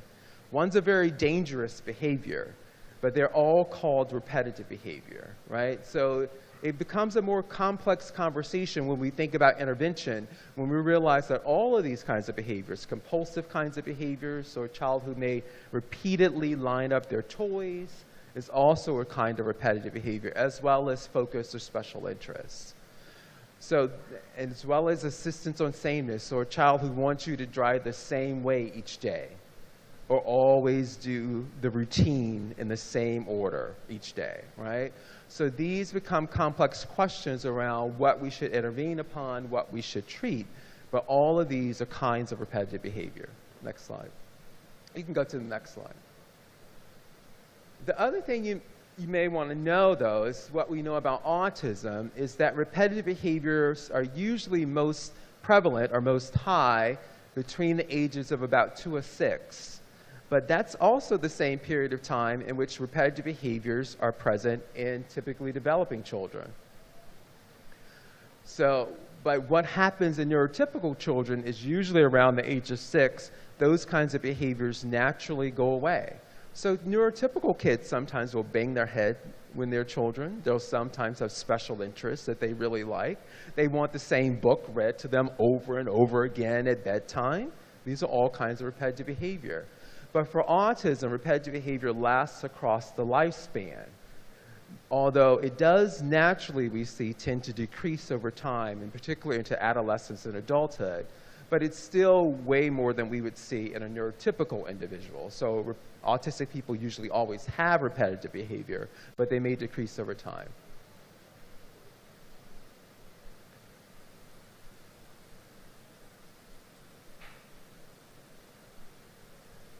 Slide stuck. Maybe I break out my dance routine right now, I guess. Are you able to play that video? There's 2 videos.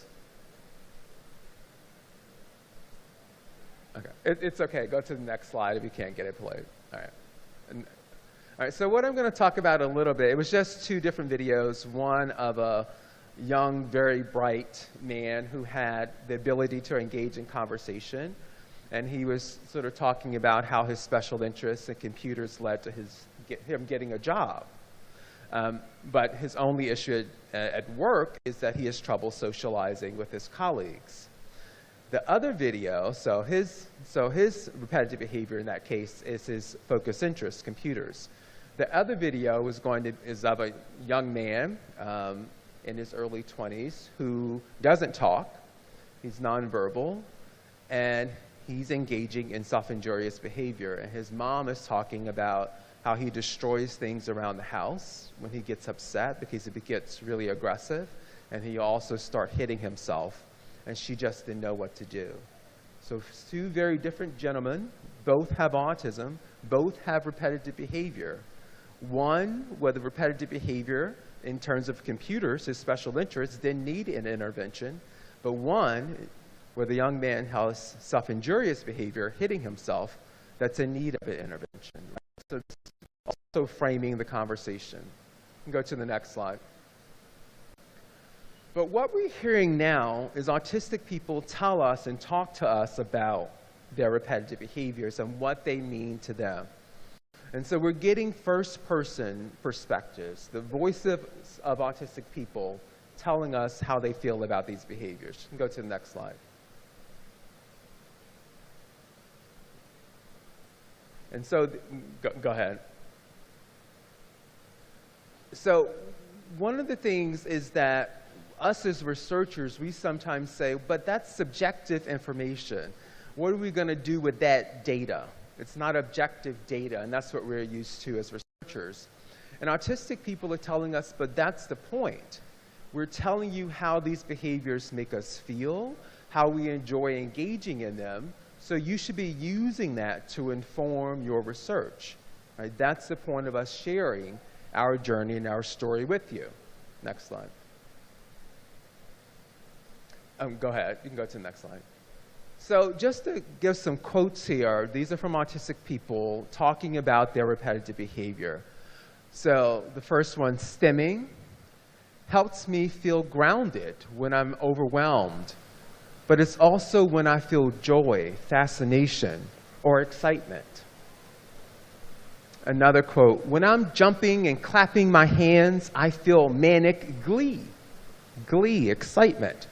It's as if my feelings are going up to the sky and my heart quivers. When I'm jumping, I can feel my body parts really well too, and that makes me feel so, so good. Right? And the last one, I perseverate because I take in a perpetual blizzard of small details that I love. The world seems much more new and complex to me. Leave it to the scientists to render a virtue pejorative, a bad thing, right?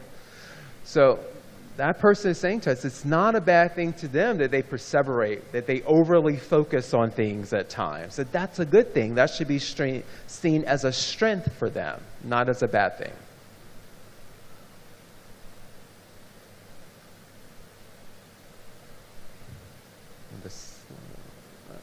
And then we also did some work about how parents feel, talk about these kinds of behaviors as part of our research.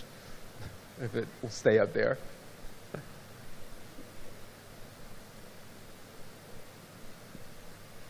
can go to the next slide. You can go to the next slide. So this is, we asked parents, we did focus groups with parents, what they thought about these kinds of behaviors. And they talked about, yes, sometimes they have a negative impact, but what the parents said, though, was not the behavior itself had a negative impact. What it was that the behavior, they were worried, affected their child's ability to have friends, to have social relationships with other people.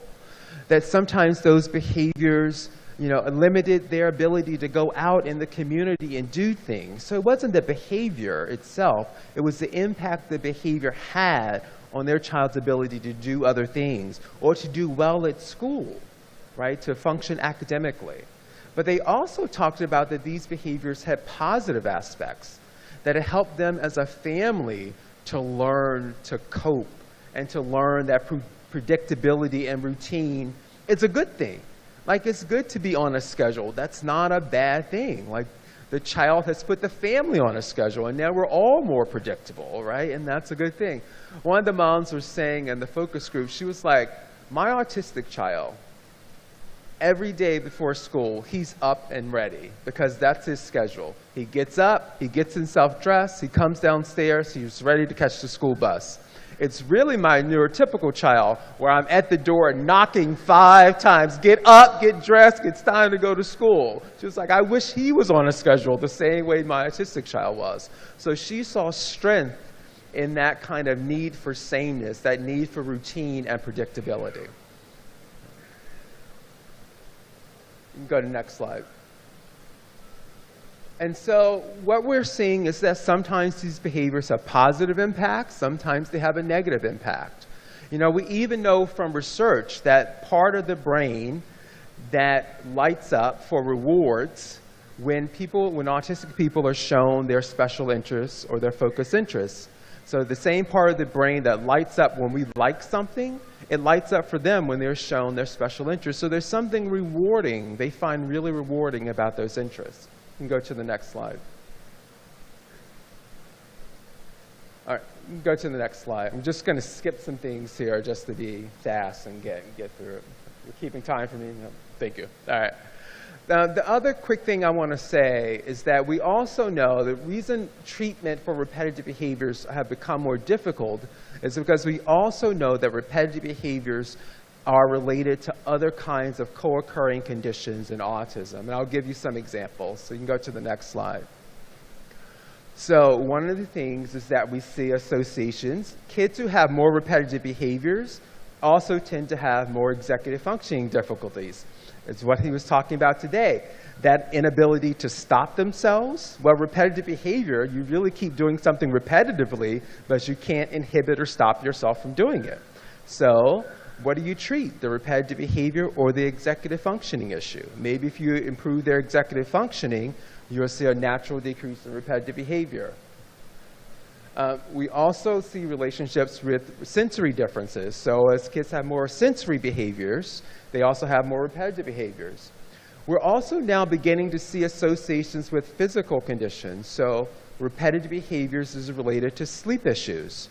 So when kids have more sleep issues, they tend to engage in more repetitive behavior. Think about yourself when you don't get enough sleep. A lot of times when I don't get enough sleep, I check my front door over and over to make sure I lock it, right? Because I can't remember if I've done it or not. You get into this sort of compulsive checking kind of thing. And that's the same thing we kind of see, is that when there are sleep issues, you sometimes engage in these more compulsive repetitive behaviors with autistic kids. We're also beginning to see that as kids have more stomach issues, more gastrointestinal issues, that's leading to more repetitive behavior. So again, what do you treat? Do you treat the underlying GI issue, the stomach issue, or do you treat the repetitive behavior? So that's why this is also becoming more complex. Next slide.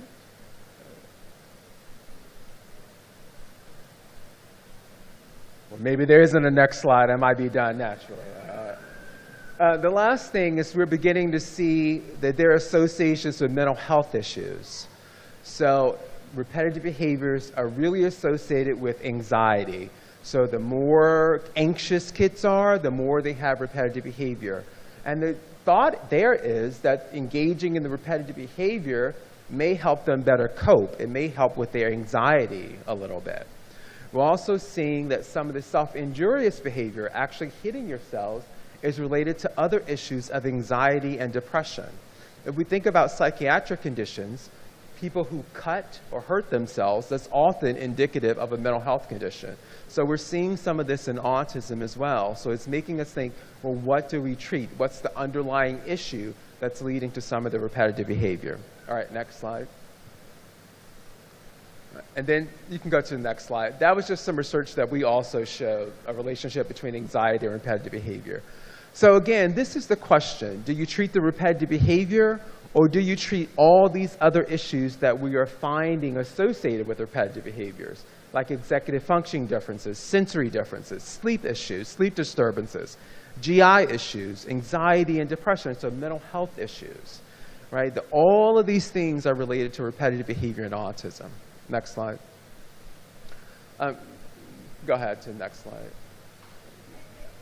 Got 5 minutes? Thank you. You can go ahead. Go ahead. I'm going to skip to some. So there's one task that has been done. This is called an eye tracking task. You sit kids in front of a computer and they watch different images on the screen. And they're shown sort of objects or faces. And what's expected is that neurotypical kids will look more at faces and autistic kids will look more at objects. And so some people did some work on asking autistic kids, why did they look at objects more? So why did they make that choice? And he said, and autistic kids are often quite literal. They said, I only looked at the pictures of things. I love the Lego pictures. And do you have any pictures or diagrams? They wanted more objects, more things they can look at. Go to the slide. They said things like, well, I didn't like the people, but also I don't know those people, so why would I look at them on a screen? They're not my friends, they're not my families, I don't know them. Next slide. And said, well, the autistic child said, well, I didn't know what to do. If you wanted me to look at faces, then just tell me to look at the faces. I looked at the objects because you didn't tell me to look at the faces, right? So very literal interpretation. All right, go to the next slide. You can go ahead. So I think the last thing I just want to say is that what we're trying to think about is a strengths-based approach right now.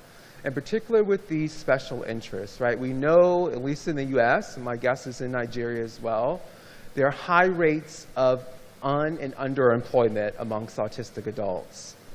And are sort of their special interests or sort of one way in helping develop their talents and abilities so that we can get them stable employment to help improve their overall quality of life. So I'll stop there. Thank you.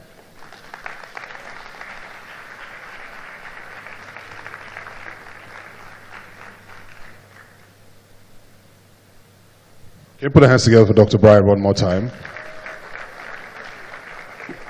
We have a couple of questions that are coming from our second hall. So I'm just going to throw some of them at you, Dr. Brian. This one says, my son is 20 years old. He has the traits described earlier and explained earlier. He's presently in the College of Education studying fine and applied arts, but he doesn't stay in class. He doesn't want to do what others are doing, like painting, sculpture, and others. He often leaves the campus to walk miles to get home. What sort of help can he possibly get? So the issue is he's not staying in class? Yeah, I think when I first started working with autistic adults, one of the people who was one of my mentors just said, I was working with a young man and he didn't want to work for his reward, which is he loved Coca-Cola. And I was like, you know, Robbie's not doing what he's supposed to do today. He's not earning his Coca-Cola. And she said, did you sit down and talk to Robbie and explain it to him? So sometimes sitting down and having a conversation, right? Talking to your son about why it's important to stay in class. You have to stay in class to get your grades. Like that's a very important thing. If you want to graduate and finish college, that staying in class is part of it. The other thing is creating a schedule, right? Making them understand like how long you have to stay somewhere. Sort of a sense of time sometimes isn't always an easy thing for autistic people. So giving them an actual watch and schedule so they know how long each class period lasts can also be a helpful strategy, right? And also figuring out like what is the reward? What's the fun thing they get to do if they do attend all their classes, right? If they do stay for the full period of time. Those are just some tips, if you will.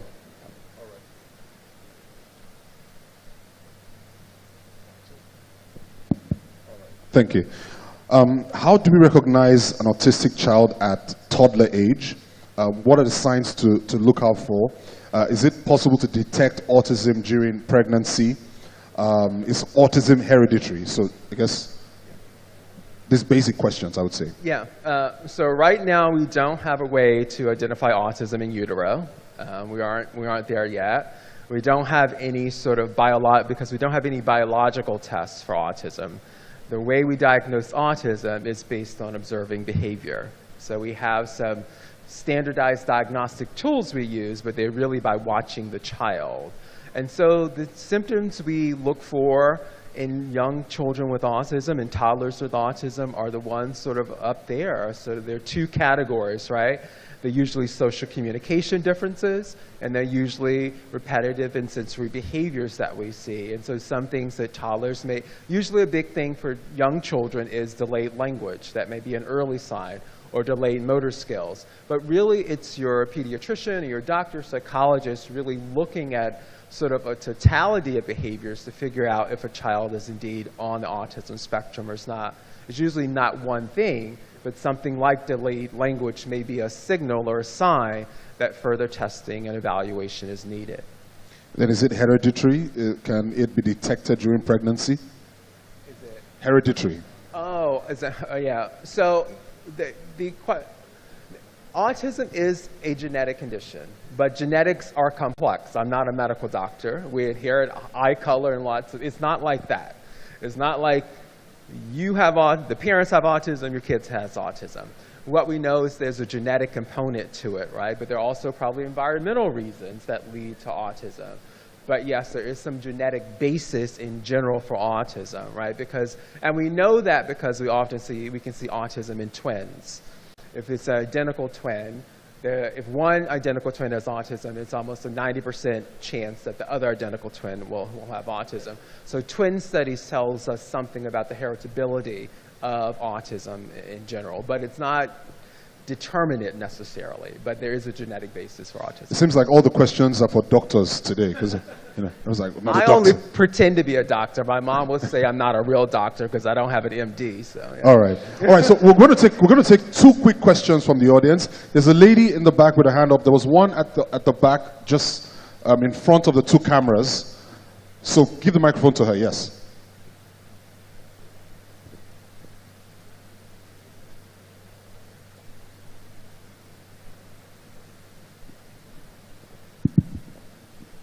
Okay, thank you so much, Dr. Brian. I wanted to, because you mentioned the repetitive behavior, but I have a child that I'm an occupational therapist, so I have a child I work with that is on, I don't want to classify it, but it sucks, like soft finger, and I don't know if we should classify it as an habit or a repetitive behavior. And also, the parents of the child doesn't want that. So, but this thing helps the child to walk. When it sucks, it does its work. So do you advise that we take it off? Because almost everybody wouldn't want a child that sucks, I understand. So do you advise that I would take it out when this child will be sucking and be walking? We are trying to take the hand off, it will be distracted and be angry, like aggressive. So what do you advise, and what are the strategies you can use or explore to make sure that that is off? Thank you. Is she biting on it, or sucking? Sucking. Yeah. So I think we think about sort of replacement behavior sometimes, right? So it may be, again, a lot of this is about what's the reason or the underlying reason for the behavior, right? So is there something about that that's providing the child some kind of sensory experience that they need to have or get?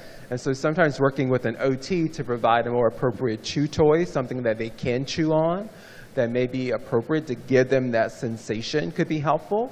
Sometimes doing things to distract the child, so they're doing something else, can be a helpful strategy as well, so they aren't sort of engaging in that sucking behavior all the time. So, but part of it is what's the reason that they're doing it. It's probably serving some kind of function. So can you give them something more appropriate that they may be able to chew on or bite on that may help until you can do something to totally replace the behavior.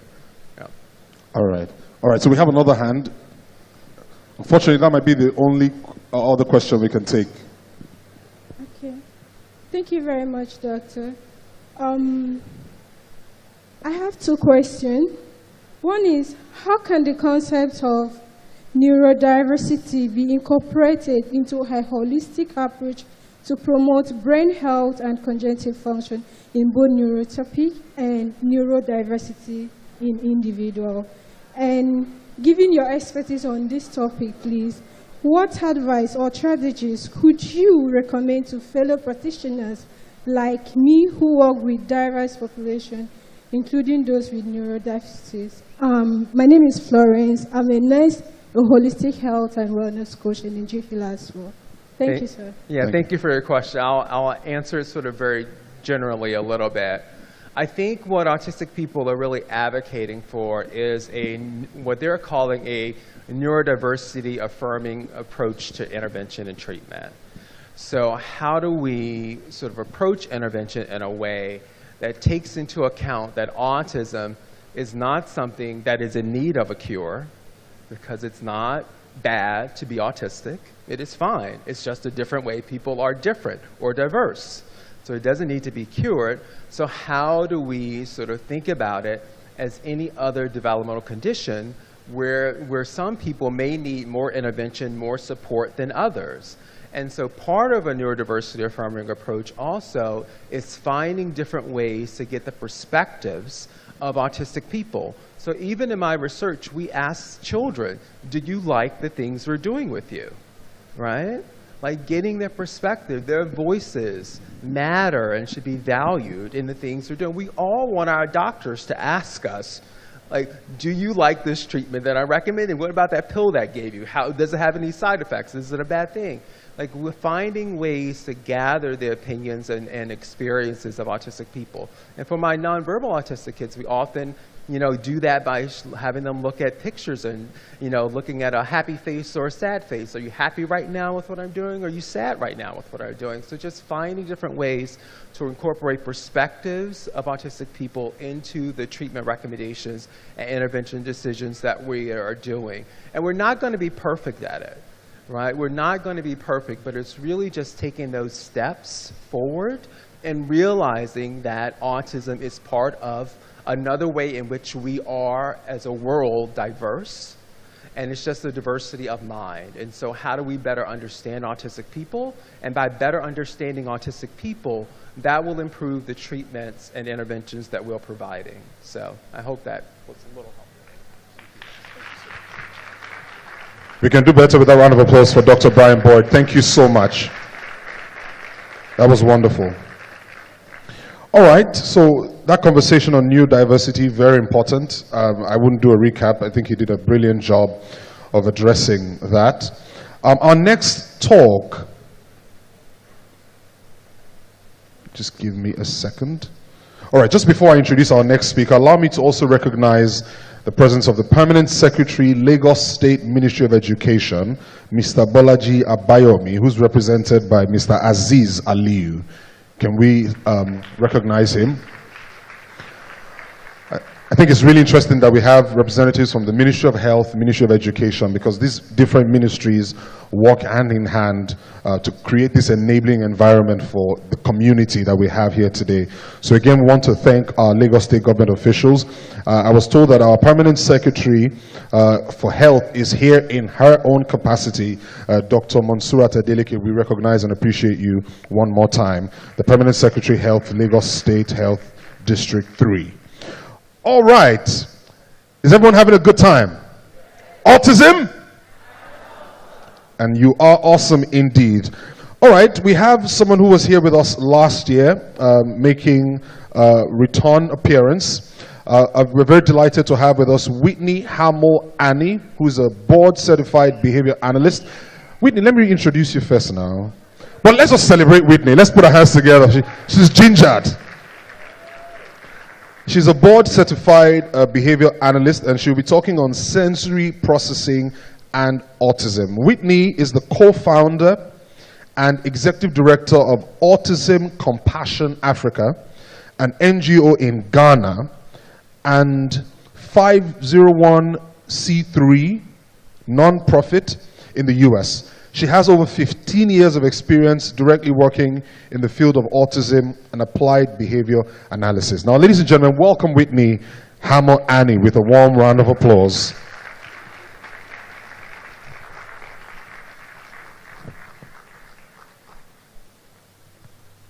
Thank you, Whitney. Do you need the clicker or you have one? I don't have the clicker. Okay, good. Let's see it.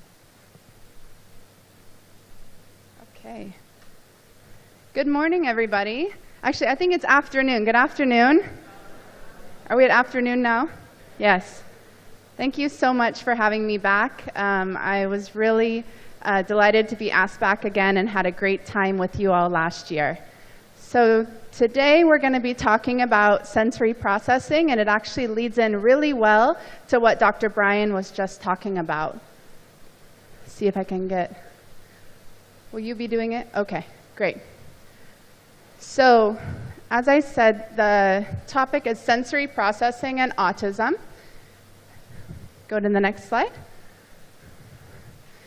So, Dr. Brian just talked a lot about neurodiversity, which is awesome. I was going to talk a little bit about that as well. And then we'll discuss sensory processing disorder and looking at it from a behavioral perspective. Sometimes occupational therapists work on sensory issues, but behavior analysts also can address different sensory issues that may be occurring for a child. We're then going to go over different strategies. For one is overstimulated, or if somebody is understimulated, and how to manage a meltdown. Okay? Next.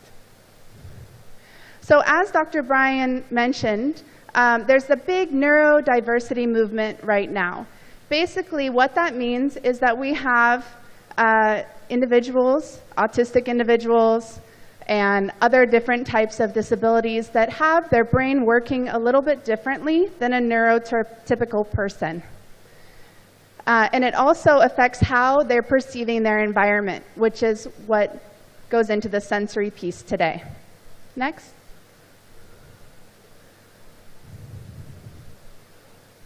Next, please.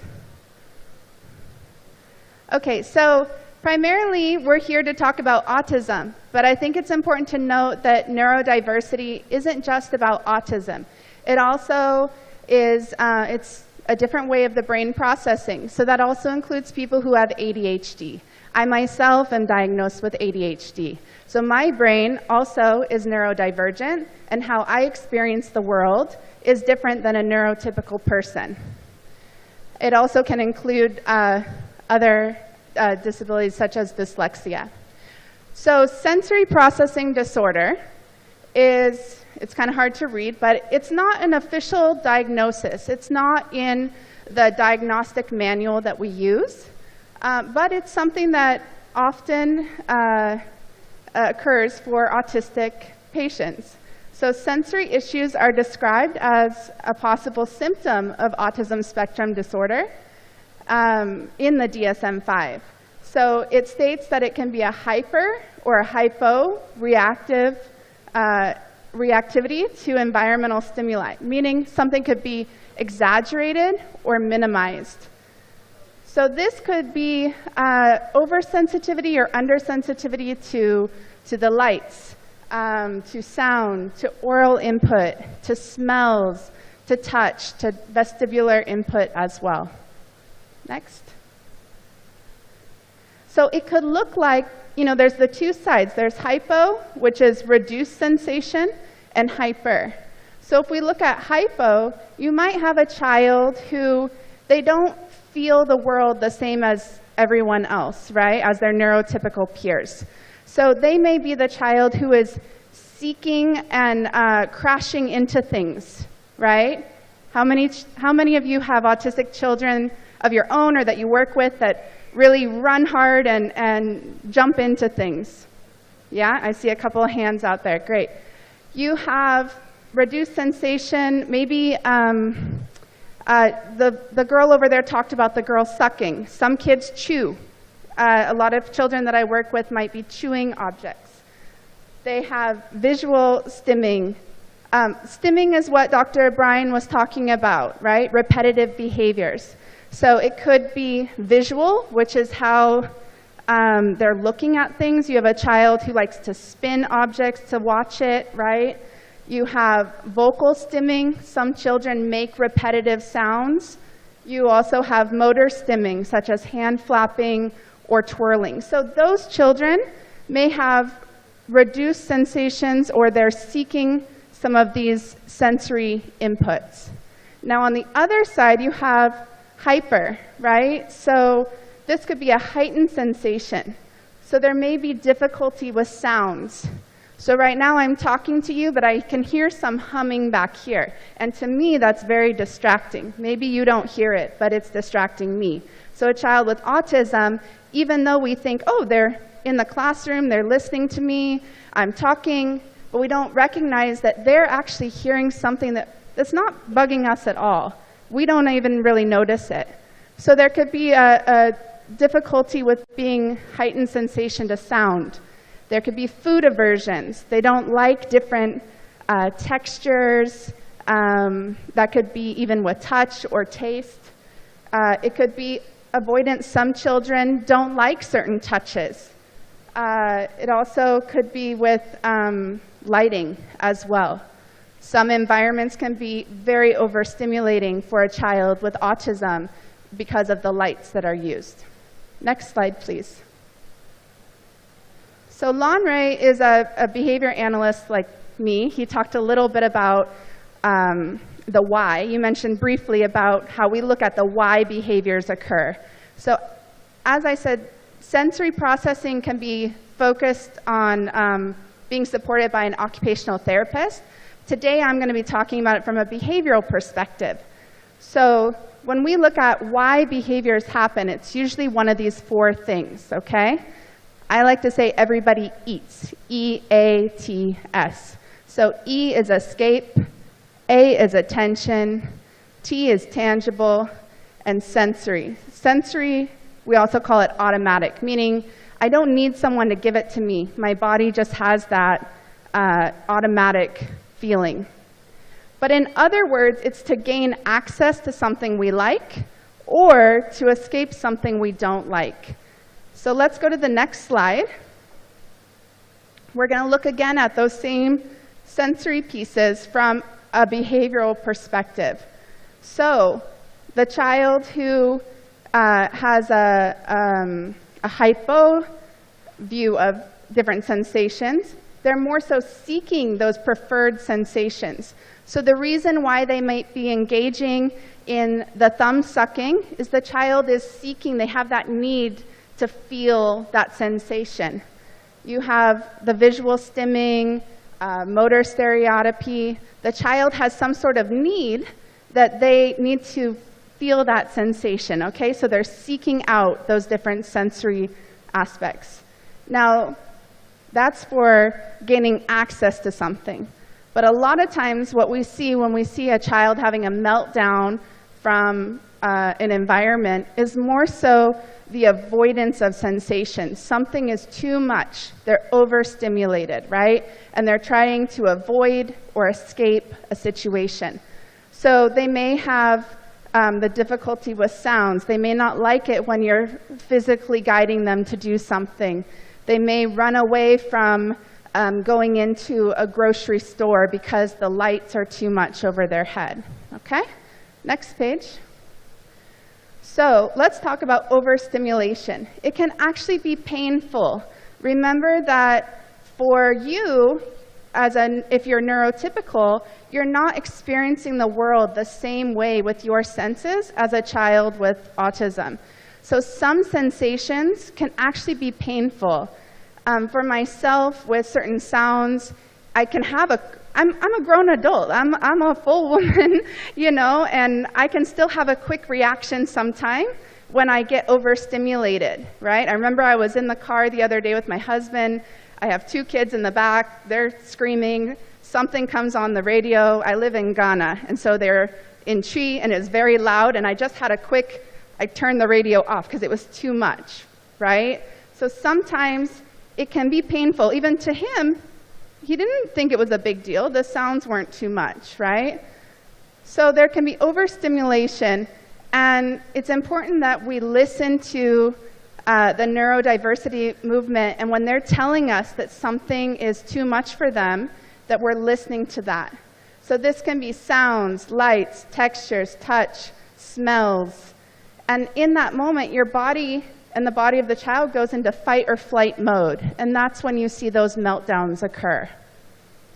So meltdowns could be because they're trying to protest or avoid certain situations, and during that time is when you see increases in a lot of challenging behavior. You can have increases in self-injurious behavior because the child's just trying to get out of there.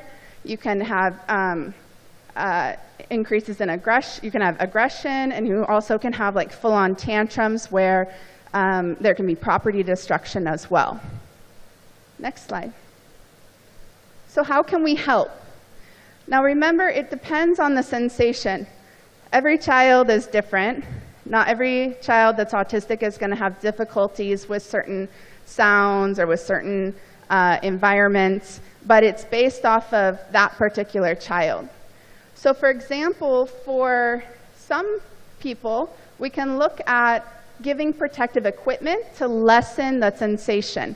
I brought an example up here on stage.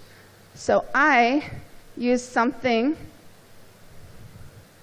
that are these noise-reducing earplugs.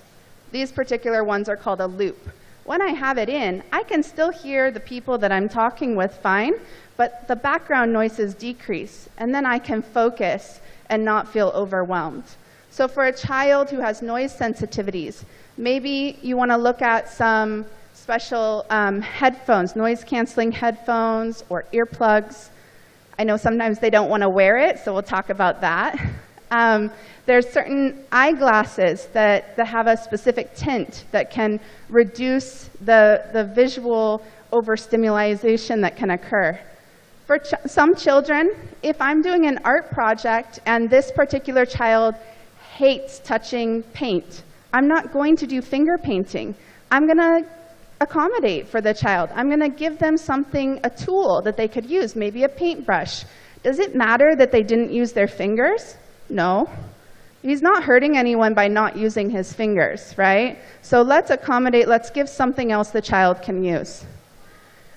For some children that don't like specific touches, I'm going to be careful about how I'm guiding them. Maybe I'm using more gestural prompts or visual prompts.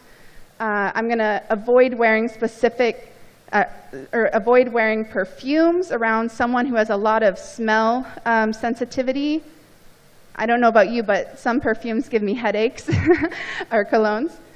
And then I'm going to give safe alternatives. So now, when it comes to food, I want you to talk to your doctor, right? If you have a child who only wants to eat a certain type of food because it's safe, I would talk to your doctor about that. But when it comes to, you know, I had a client who wouldn't wear these particular shoes. Well, did it really matter that he had to wear those type of shoes? No, he just needed shoes. So we gave him a safe alternative. Maybe a child doesn't like a particular type of fabric. Do they have to wear that fabric? Is it totally compulsory? No. Let's see if we can give them a safe alternative. Okay? Next page. We also want to focus on teaching functional communication responses. So we want to help the child be able to communicate their needs. Instead of jumping straight to the meltdown, can we help teach them to let you know, hey, I'm all done. Even for a non-vocal child, you could teach them the sign language to say, all done. Can they say, I need something? You can use an AAC device or sign or PECS for a child who's non-vocal. The response should get them access to escape or avoidance of the sensation without needing to melt down, right? So we would, in the beginning, we would want to be seeing those signs that the child is starting to escalate and quickly prompt them to ask to be all done or to leave a space before it gets to the meltdown. We'll talk about the meltdown at the end here. We're also going to teach coping strategies. So help find out what calms the child and prompt them to use it. So it's best to practice when the child is non-escalated, right? So once you know what type of activities calm your child down, some children, maybe they like they like to go walk. Some may have like a space with pillows that they want to lay down when they're starting to escalate. We're gonna help the child be able to learn to ask for these things during the times when they're not already upset. And some examples might be asking for the headphones, asking for the earplugs, taking some deep breaths, having other calm down strategies. But it has to be specific to that child. Next, please. We sometimes use desensitization. So this is something that, for example, if you have a child who you think they would benefit from noise-canceling headphones, but they won't wear them, right?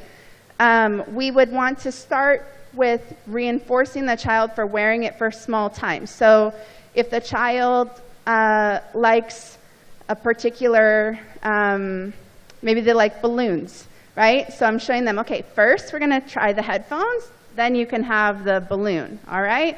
So maybe I start by just having the child touch the headphone.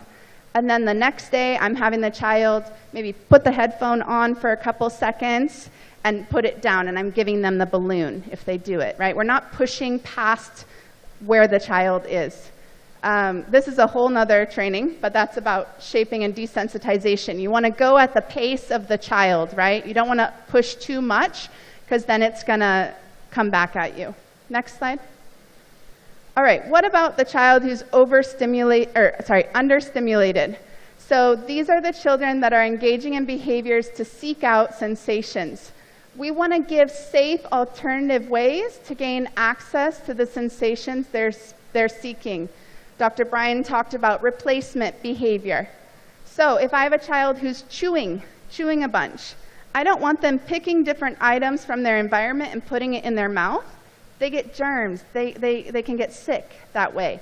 So I'm going to maybe explore some different types of chewies. There's different necklaces. I've seen people use medical tubing to give the child an alternative that's safe, that they could always have on them to use. And that's something you can wash instead of them picking random items from their environment. If I have a child who likes to climb, they have that feeling in their body that they want to climb. They want to be moving, right? How can I create a safe place for the child to climb and have a place to do that where they won't get hurt? So when engaging in sensory-seeking behavior that is unsafe, I'm going to prompt the child to the safe alternative that gives them the same sensation they're looking for. So the girl who sucks her thumb, if she likes that feeling more so from the sucking, not from the feeling on her thumb, then maybe I'm going to give her a different item that she could suck that's a clean thing instead of the thumb. Now, these are things you're an OT, you'd want to look at that. But thumb sucking can sometimes lead to dental issues. Dr. Ade will talk about that. So we would want to give an alternative thing for the child to suck that wouldn't cause dental issues. So we can also teach coping strategies and communication for the child to seek out these safe alternatives. If I have a child who really needs to move their body, they have a hard time sitting still in class, I'm going to want to teach them to be able to ask, I need to move my body. I need to walk. I need to run. So that maybe this child, every so many minutes in class, gets to get up and ask appropriately, Miss Whitney, I need to move. And I let the child go run and get some of that energy out, because they can't focus when their body is telling them that they're seeking that stimulation. Next. All right, but what do I do if my child is having a complete meltdown? It's tough. It's tough. And there's two very important pieces here. The first thing is you have to remain calm as much as you can.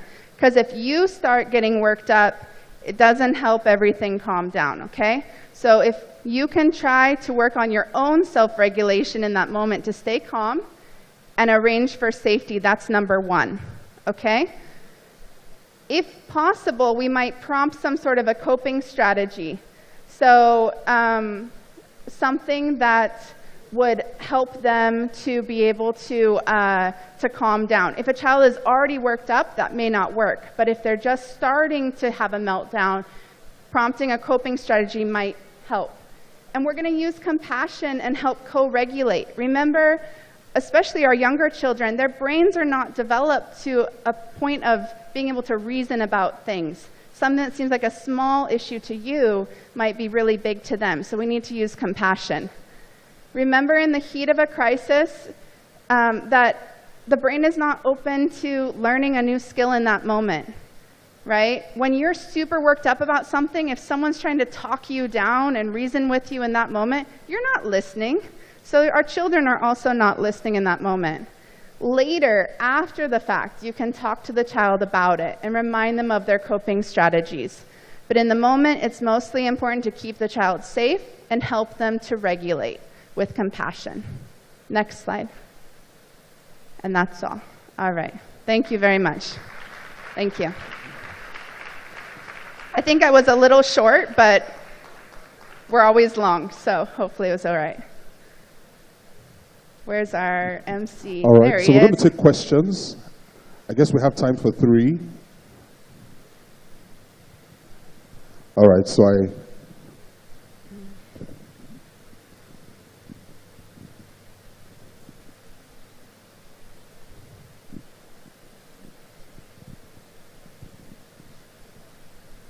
Good afternoon, everyone. My name is Silas.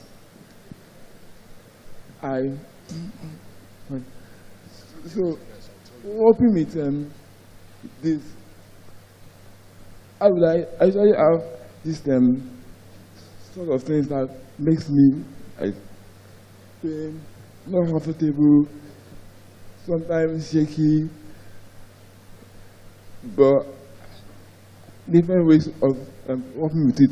For example, right now I'm feeling kind of nervous and I don't know stress about it. So yeah. I stay within the where there's AC, so I'm sweating both times.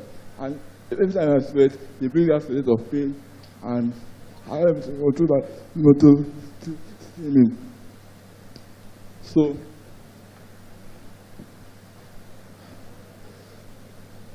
I'm sorry, I didn't catch all of that. Did someone closer catch? Yes, I can. Yes, I can.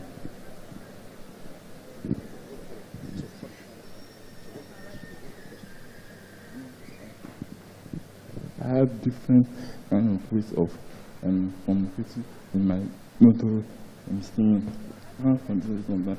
And right now, I'm feeling pain because it took me both to call me and sit down and fight. So I don't know other ways to be able to hit it.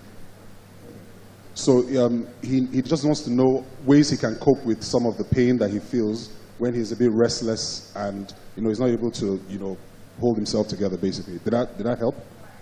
Was that the question? Or can you write it? Okay. All right, but do you want to respond in any way to? I think Dr. Bello's talking to him some. Okay. All right, so any other question on this side, and then we'll... We could, take another one while we All right, get let's have a lady. clarification.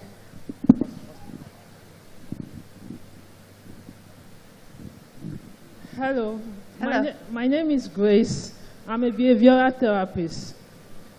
In this case, we want to know the strategies to work with such person with speech delay. We want to know the strategies to use to build their self-confidence, to teach them, to pass message to them, to make them feel that they are well recognized and they can be heard in the society. That boldness, to build that boldness in them. What are the strategies are we to use as an educator to work with them? So I'm a behavior analyst, and we work on communication, but I'm going to pass that question off to a speech therapist. Okay. Is Tommy here? There you are. So they're asking, Tommy is a speech therapist, and they're asking about what strategies to help build confidence to be able to, as educators, can they use to build confidence in the children they're working with? Okay. For speech therapy. Yeah. So you quoted the example of the gentleman who just spoke before, who was really struggling to get his words out. I think we've all been in that situation. And you're put on the spot, maybe you're speaking in front of thousands of people. You can stammer, you can maybe struggle to project, keep the same volume. All of that is due to two different things. Part of what we saw with that wonderful gentleman, I hope you don't mind me quoting your example, is breathing and anxiety. Part of that is his vocal folds seizing, constricting, and being in that fight or flight where we just kind of freeze. And that's what we were seeing happening with his vocal folds. And then when that all happens, we were also seeing some vocal and some physical tics with him. Now, the first thing that we think about is change the environment. If he was at home, I'm sure he would have been much more calm and much more fluent. So we look at our environment, we look at the stressors that are causing the anxiety, we reduce the anxiety first, we make the environment one where the communication is a little bit easier, and then we look at the physical attributes that are causing the individual differences. I don't want to have a little lecture here now, but maybe if you have specific things, specific communication difficulties that they're having, look at how we can make it easier for them.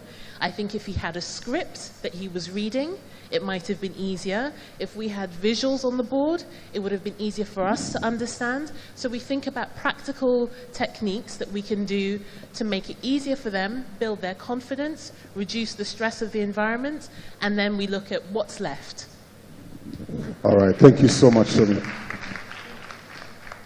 We're really running short on time, so we might not be able to take further questions. But can we celebrate Whitney with a round of applause? Thank you guys so much. Thank you. Do you have any final words to just wrap up?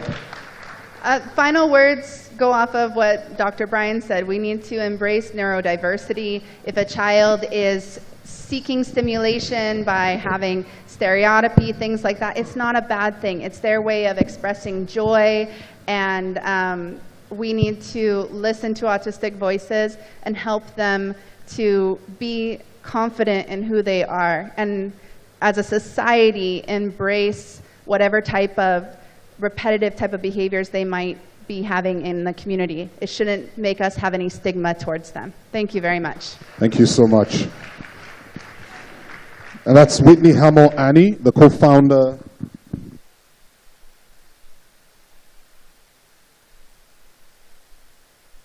All right.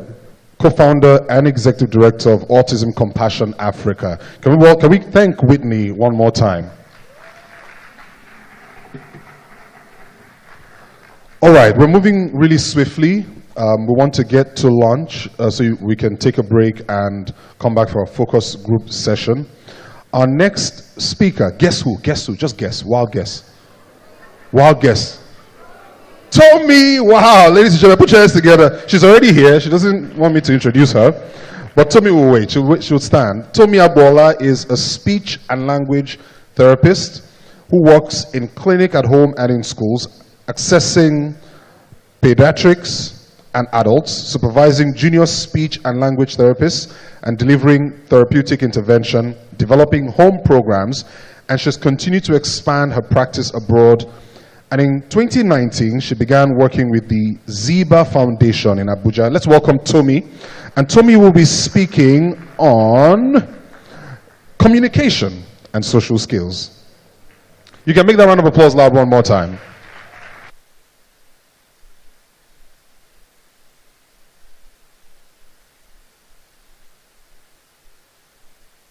No? All right, can you hear me now? Perfect. Thank you. Let's go to slide number 3, please.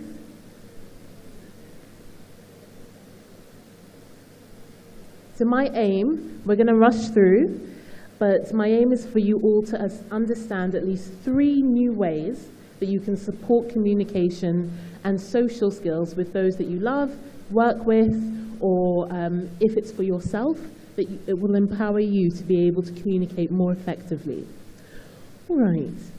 We can skim over the objectives, but it's really about understanding typical language development, gaining strategies, and to understand how communication really works. There'll be some time for specific questions at the end, I hope, and if not, come and see me during the consultations. And our other speech and language therapists, we've got Dr. Grace, we've got Dr. Ade, we've got a few other speech and language therapists here as well. All right. First question. Can we go to slide 5, please? If you were stranded alone on a desert island, would you still use language? Can we have a show of hands in the audience? Who would still be talking using language? 1.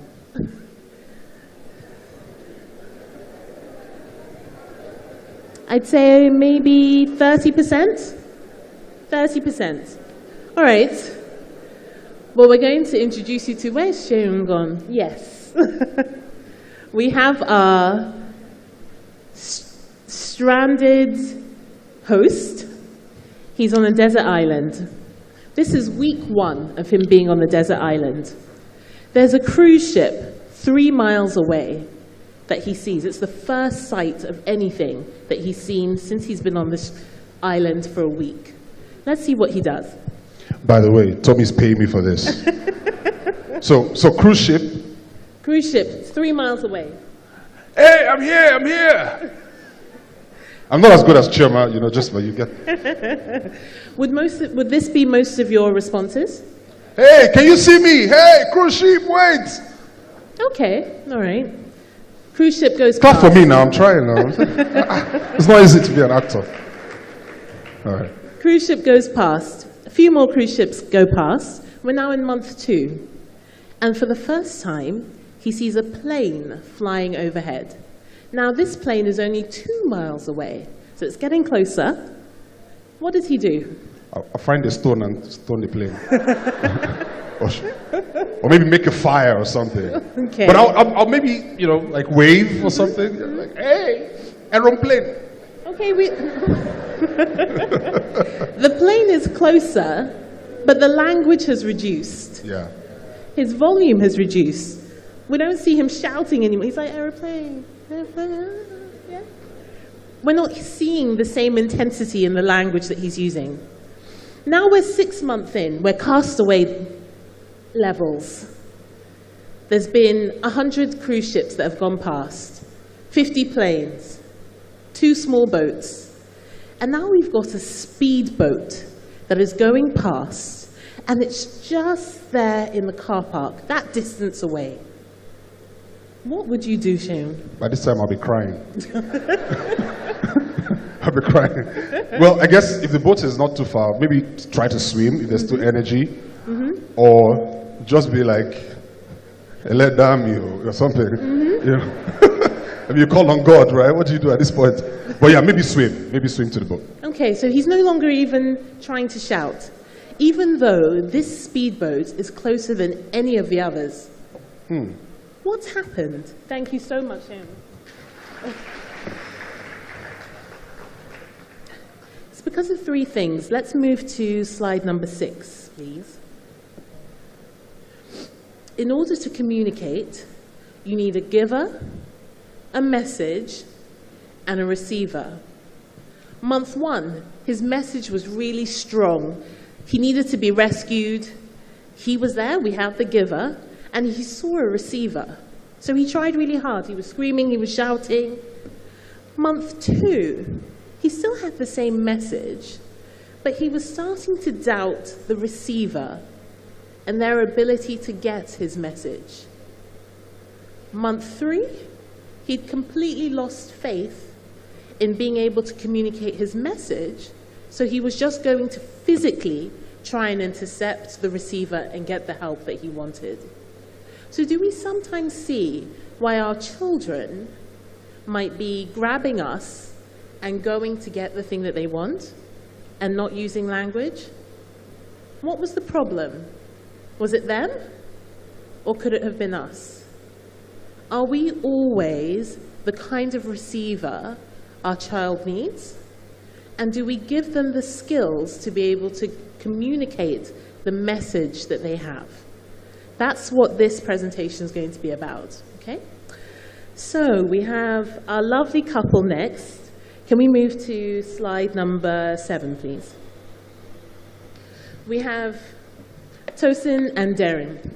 They're a newly married couple. Tosin's parents don't like Darren. They're going to visit them for the first time since they got married. Let's see what happens. Babe, you know my mom doesn't really like you, so we have to make a really good impression. So I need you to do 3 things before we travel. I need you to go upstairs, I need you to take out the trash, then go to... Are you listening?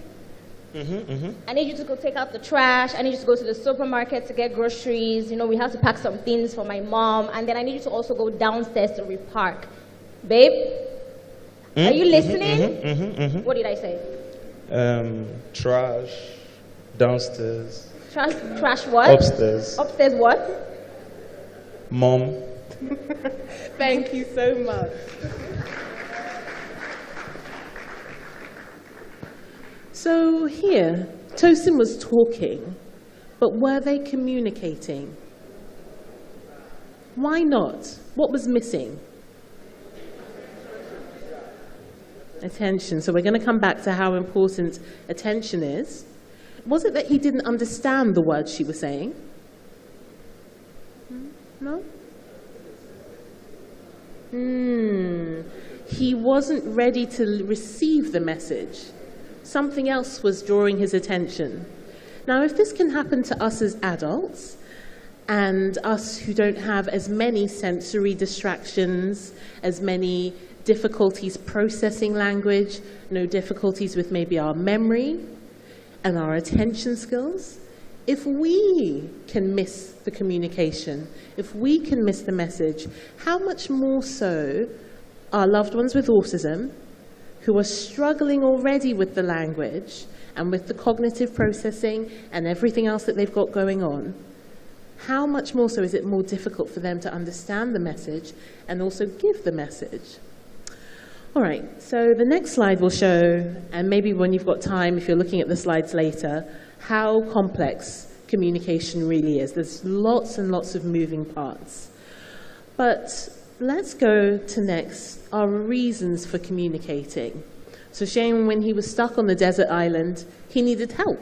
He needed to be rescued. There was a strong reason to communicate. There are lots of other reasons that we communicate. Wants, needs, feelings, choices, for social interaction, entertainment, information, and problem solving. Now, it's in order of complexity that it's been written. Think about the people that you work with, your loved ones. What do they communicate for? Maybe make a note and write down the next one on the list. That's an area we need to start targeting. So if maybe they're telling you they're hungry, things that they want, next work on feelings. If they can already tell you, I'm crying, I'm sad, I'm upset, I'm happy, next work on choices. Now, not all of these need to be said verbally. If they can demonstrate it to you with an appropriate facial expression, gesture, using pictures, still work on the next step. All right, we're going to go to slide 10, please. And I'm going to ask my wonderful speech therapist to join me on the stage. We have another couple here. And we're going to learn what we do in order to communicate effectively. So we have Dr. Grace, Dr. Ade, and both of them, we're going to see them in 4 different settings. The first one we have here is Dr. Ade. He's just messed up big time at work. His boss is on his case. Do we have microphones, please? I need 2 microphones to the stage, please. 2 microphones, please. Thank you.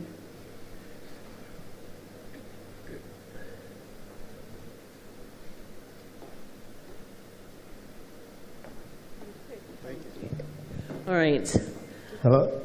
Perfect. Dr. Ade, he's on the phone to his boss. He's just messed up at work. Wow! What? Honey must hear this. But I did the report.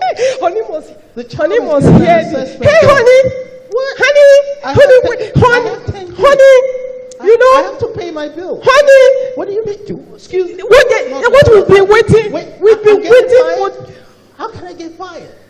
I did the report. Thank you. So Dr. Grace was trying to communicate. She had some amazing news, but what was wrong? Was it the setting, the opportunity, awareness, or motivation? What was wrong? Setting. You're right. Did she choose the right time? Was Dr. Ade in a position where he could take in what she was saying? Oh. So half the time when we're trying to communicate with let's say a child, for example, with autism, and we think, oh, this is a good moment. He's calm. He's playing with his favorite thing.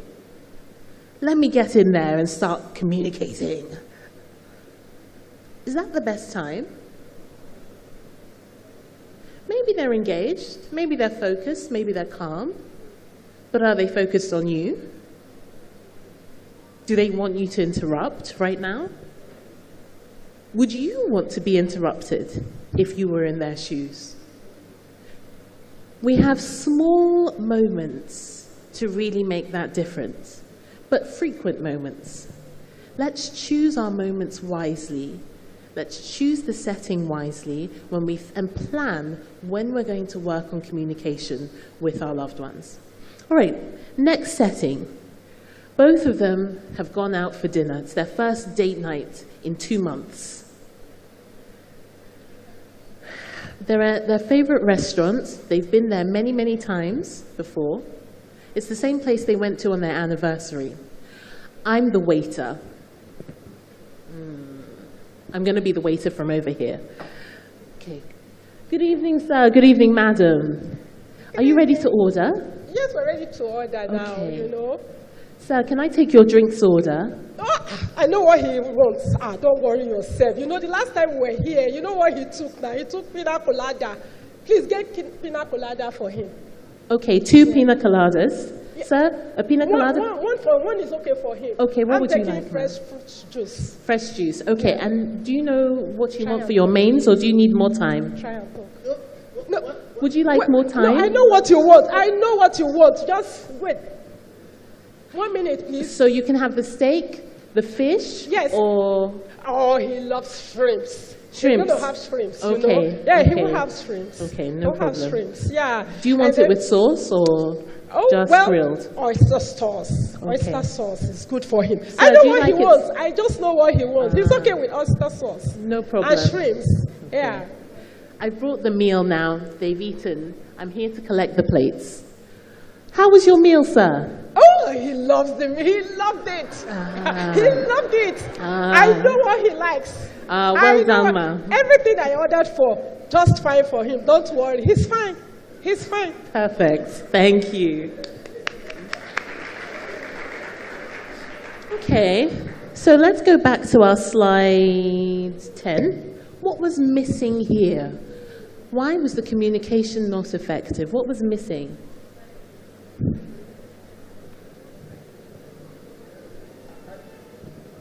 Was it setting, motivation, opportunity, or awareness? Opportunity. Did he have the opportunity to speak? How many times do we do this with our loved ones? We might maybe give them a choice. We might think that we're giving them an opportunity. Do we wait long enough for them to make the choice? And then even longer for them to communicate it to you? Do we think about the opportunities that are going to be motivating for them? Are we playing with toys that they really like, even if it is a fixed interest?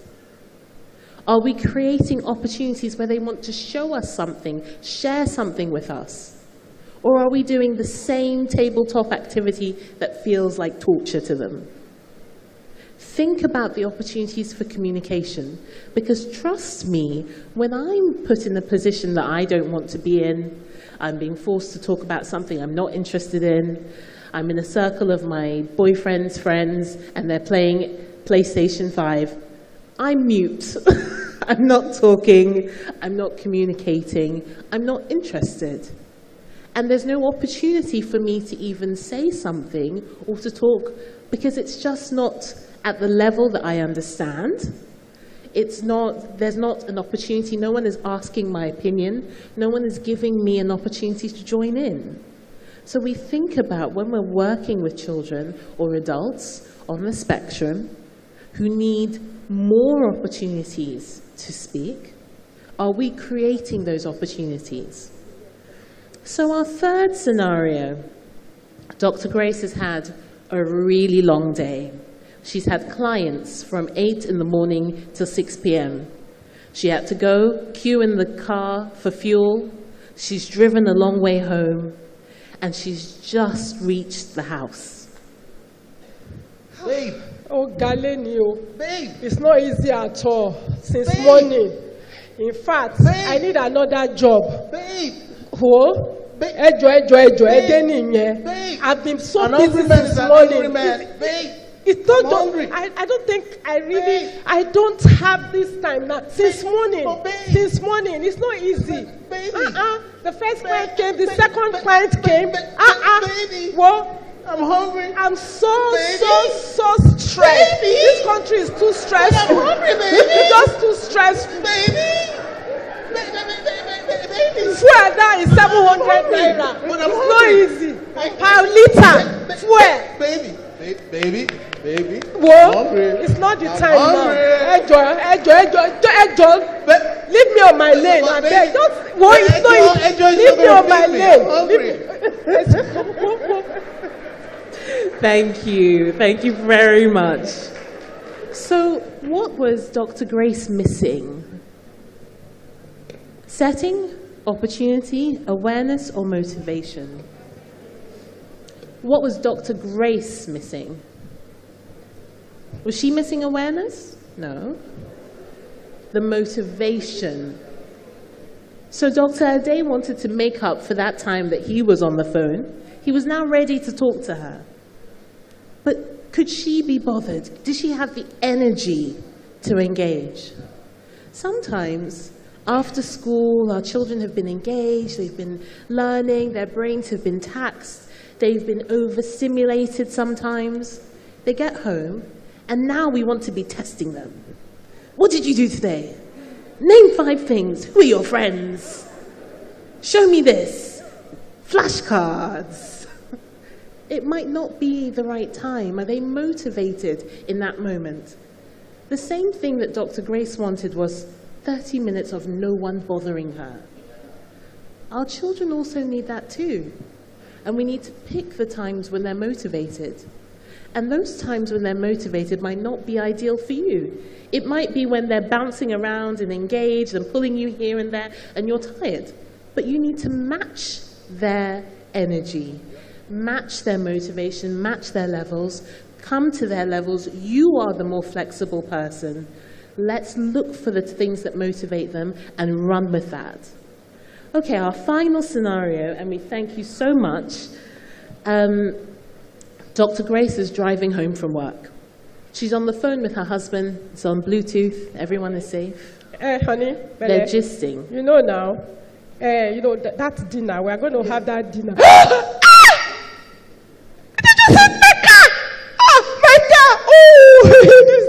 Like that. What will I do? Honey, my car. Oh, my dear. Let's walk. Hello? Hello? Wait, I have to watch this. Hello, honey, my car. Somebody just hit my car. Yes. Hello? This game is very nice. Oh, This game is good. This game is awesome. Hello. I have to watch this game. I have to watch this game. Hello? Hello? What? He's going to Hello? score. Oh, no. Oh, no, missed it. Let me call my brother. This guy doesn't know how to play. Wotolu, please come over. Someone just hit my car. This game is I'm good. trying to call honey. I don't know what's happening with the I need to network. finish this game.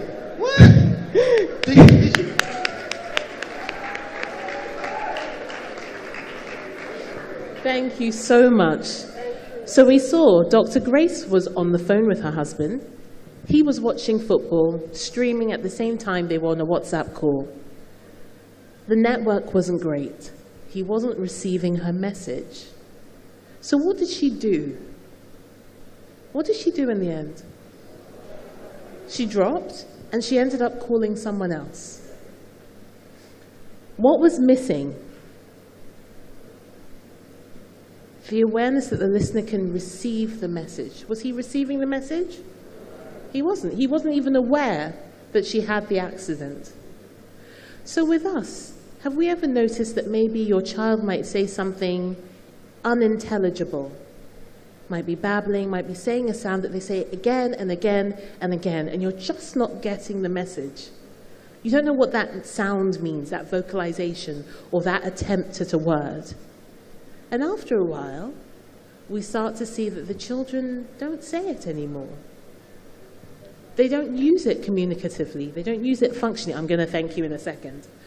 So Are we always showing awareness that we are receiving their message, even if it doesn't make sense to us? Do we always respond to their vocalizations? Or do we only respond when we want them to talk to us or to say what we want to hear? Thank you. Before we move on, let's thank our wonderful actors for the day. Thank you. Who helped us understand the 4 main things that we need to have in place in order for communication to be effective. The setting, the opportunity, awareness that the listener can receive the message, and motivation. Is that for me? Okay. All right, we're running out of time. So maybe what I'd like you to have a look at is slide number 13.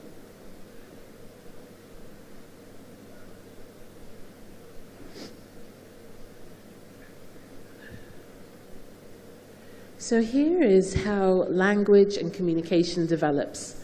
I'm sure most of you have seen this sort of pyramid before. At the bottom, we've got pre-verbal and early interaction. Then we've got attention and listening, play, understanding, talking, pragmatics, and speech sounds. So it starts from the bottom up.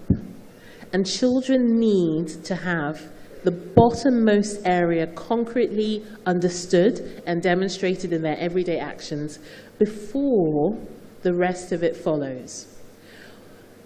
I'd like you all to maybe download the presentation that I've got.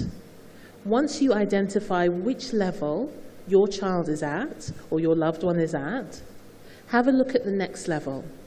In the rest of the presentation, I have tips and tricks and some strategies that you can use to work on play, understanding, talking, social skills, the pragmatics, and speech sounds as well if you're at that level.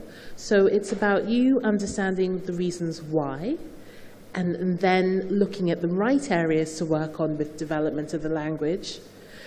But I also don't want you to forget that before we work on any language and communication, their basic needs need to be met. And on the right-hand side of the diagram, we see that their emotions need to be satisfied. They need to feel emotionally safe. Their sensory needs need to be fulfilled. They need to feel comfortable in their space, their surroundings, and not have too much sensory information coming in or too little. Also, if there are any other medical needs going on, they need to be addressed as well. Because if all those things are not met, then communication suffers as a result. So please, I hope in your free time you have some time to go through the rest of my slides that will be on the website and just have a look at some things that you can use in your practice with the students and adults that you work with. Are there any questions? Do we have time for questions? Yes, we have a question that's coming from the other hall. Please, how do we politely correct kids when they use offensive language? Perhaps they learned it from a TV show or elsewhere. How do we make them not use offensive language? So first, I'd say you need to understand whether they understand the language that they're using. Are they just copying a word that they don't know the meaning of? And if they are, then it's a little bit different. If they're copying that word, we might want to teach them a substitution or something else. Also, we have to think about the way that we react to the language. Because if they say the F word, and we react, and we're like, oh, and or some people laugh, or they get more engagement from saying that word that we don't want them to use, they're just going to say it again and again and again. And even when we stop reacting, they've learnt that loop, and they might still be stuck in it for a while. So it's about not overreacting when we hear things that we don't like, but maybe redirecting to language that we prefer. Or if it's a script from a certain TV show, watch that show. And then maybe role play a different part of the show. Learn the lines so that they start to interact with you about different parts of the show that are more appropriate. Then bring play into it. And let's see whether they still need you to react to that highly motivating word, or whether they prefer now the new game that they have with you and language in that show. All right, thank you. We took, you can put your hands together, it's okay. We're going to take one question from this side and one on that side and wrap it up. So if there's a hand on this side and you raise it up, our ushers bring the microphone to you. Going. All right, we have one hand. And then the lady there as well. Quickly to the front. Good afternoon. Good so afternoon. I'm going to ask questions based on scripting, a child scripting. So I have a 3-year-old boy that I work with that scripts. So it's good because they communicate with me through scripting. But I learned that it's beginning to affect the learning. Because, okay, for instance, the day I turned on the AC and it's cold. So he doesn't know how to communicate that it's cold. The next thing I heard is, oh dear, what happened to the weather today? We go from summer to winter. So I was like, what is happening? I turned off the AC. And he said, oh, come on, let's turn off the AC. So when we go out, then, because he watches cartoon a lot. So now the one that is affecting my job now is the Disney, the Teletubbies. He compares everything around the house with Teletubbies. Any colors around with Teletubbies. We're walking, Teletubbies. Everything is the characters, Teletubbies. I don't know how to go about that. The scripting has been working. The weather, we go out, say it's sunny today. We go from autumn to winter, from, you know, sort of things. I don't know how to go about taking the Teletubbies character out of what I do.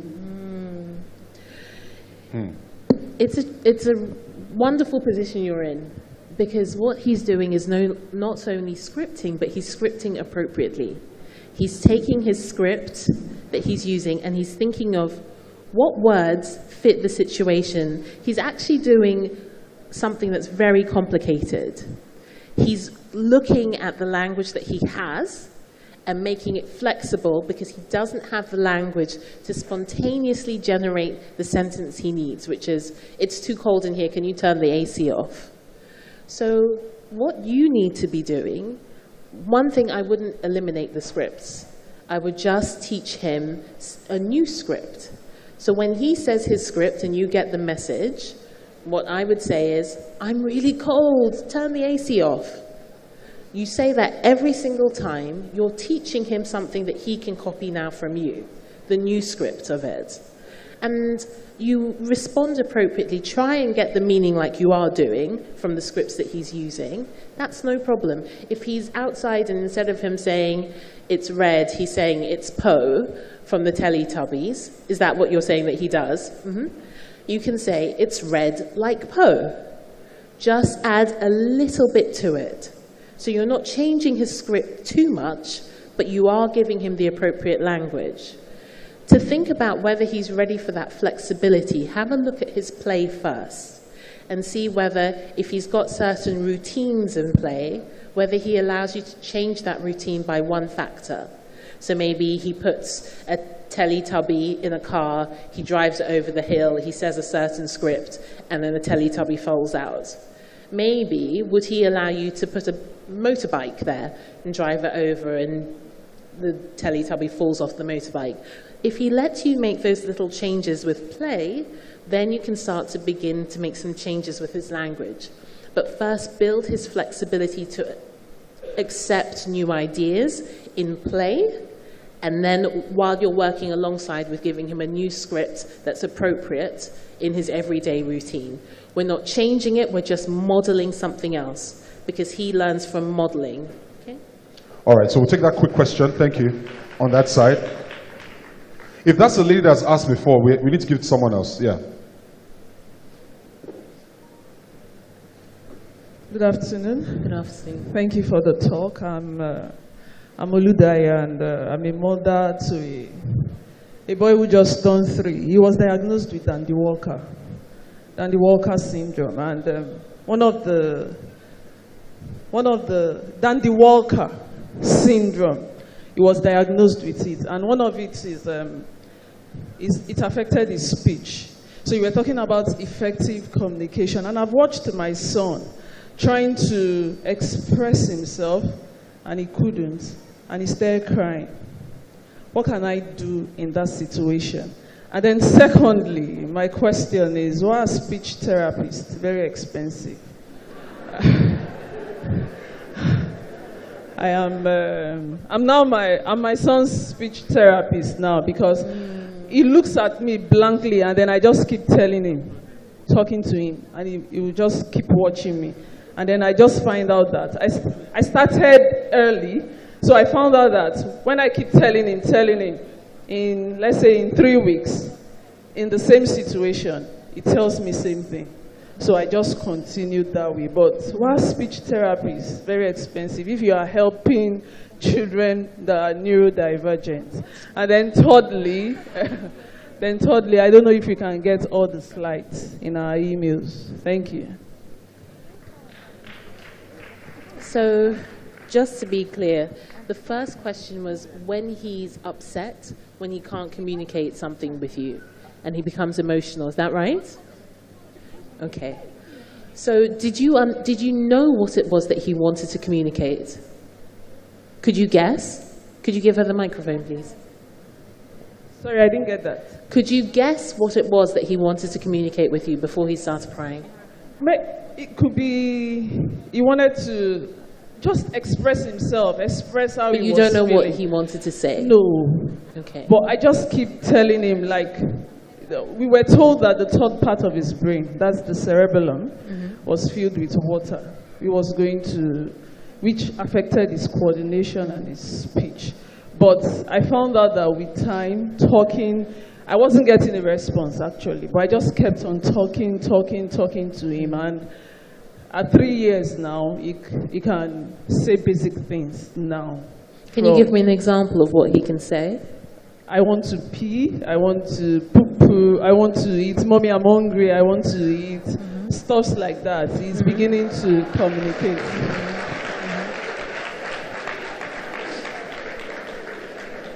Okay, that's really good. So with your son, I would look at that chart again that talks about wants, needs, feelings, and look at where he's at. At the moment, what you've described is that he can communicate his wants and needs. Feelings are next.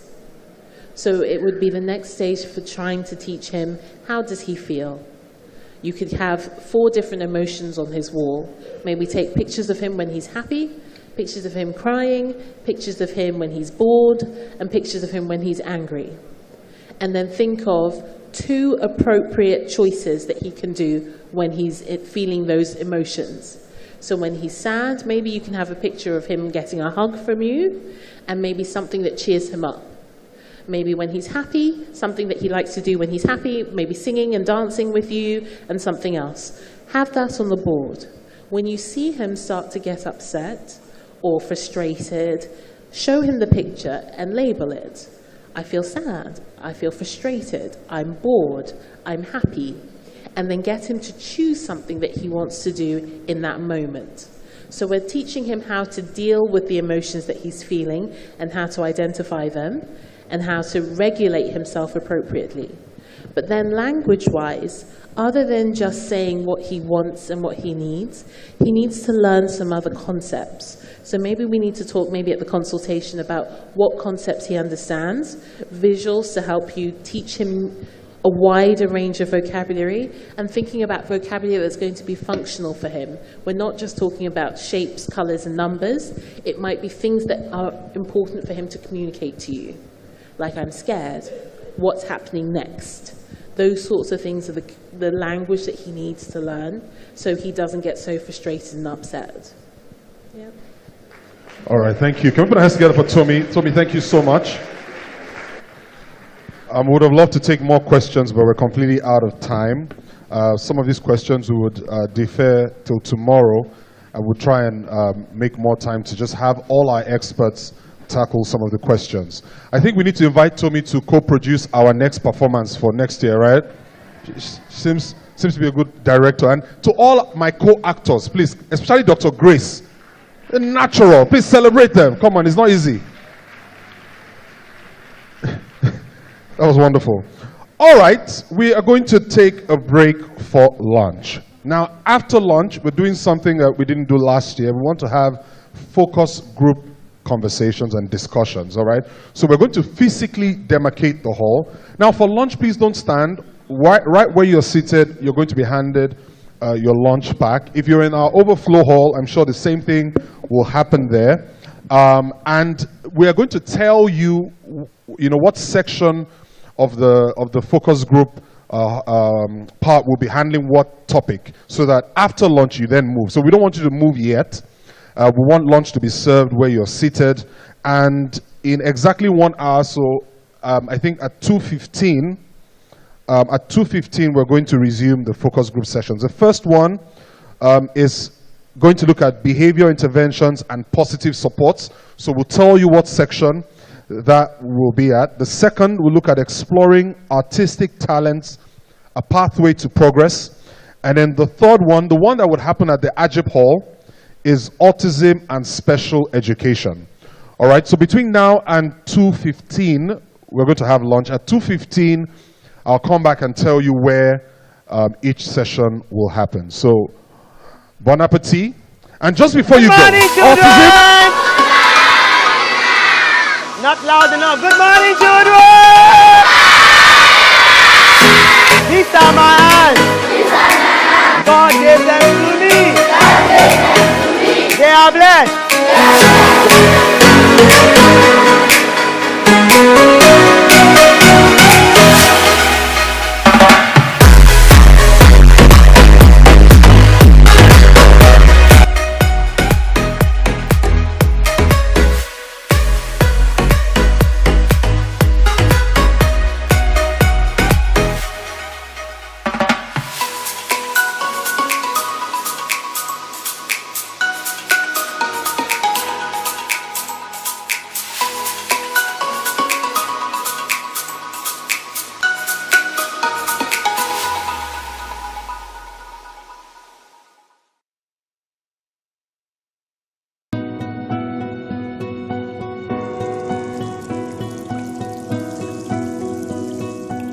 Ìgbà tí tẹ́lẹ̀tẹ́lẹ̀ tá bá fẹ́ pọn mi, omi kànga la máa ń pọn. Ṣùgbọ́n omi kànga yẹn ìgbà mi tó bá rú, a máa pọn bẹ́ẹ̀ ni. Kànga yẹn náà la máa ń mu, òun la fi ń wẹ̀, òun la fi ń fọṣọ, bó tá bá fẹ́ ṣe kọ̀ọ̀kan la máa ń lò. Bẹ́ẹ̀ ti di àsìkò dry season, àsìkò ẹ̀rùn, omi máa ń scarce ládùúgbò yìí. Bẹ́ẹ̀ tójò bá ti dé báyìí náà la máa ń rí omi. Ẹlòmíì gan ló ń pọn mi odò láti lè fi fọṣọ, láti lè fi wẹ̀, bí òtẹ̀ nílé mu àwa mu kànga. Ṣùgbọ́n ṣe tí wọ́n gbé ètò yìí wá, tí wọ́n bá wa ṣe omi yìí, inú wa dùn gan. Gbogbo àwa àdúgbò ládẹ̀ ń ṣàdúrà fún àwọn ẹni pé ọwọ́ wọn á máa lọ sókè. When we made our calculation to see what it's going to cost us to actualize this project, it was like an impossible project for us. In the course of it, GT Bank came to our rescue. I want to say a very big thank you. On behalf of the whole Celebrating Nigerian crew, we want to say a very big thank you.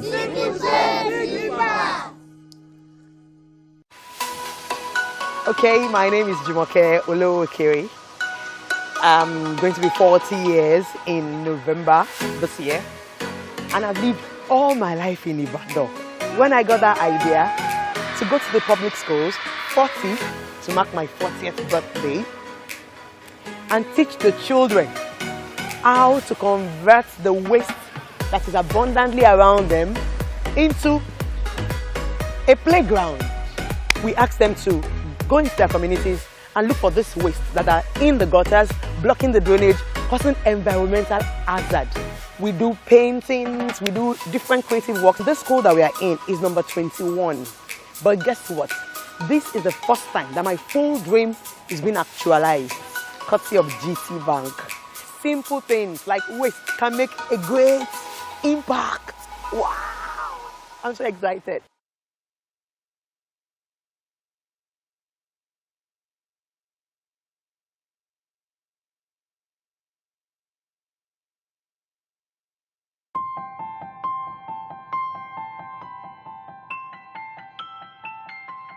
My name is Remy Olutimine.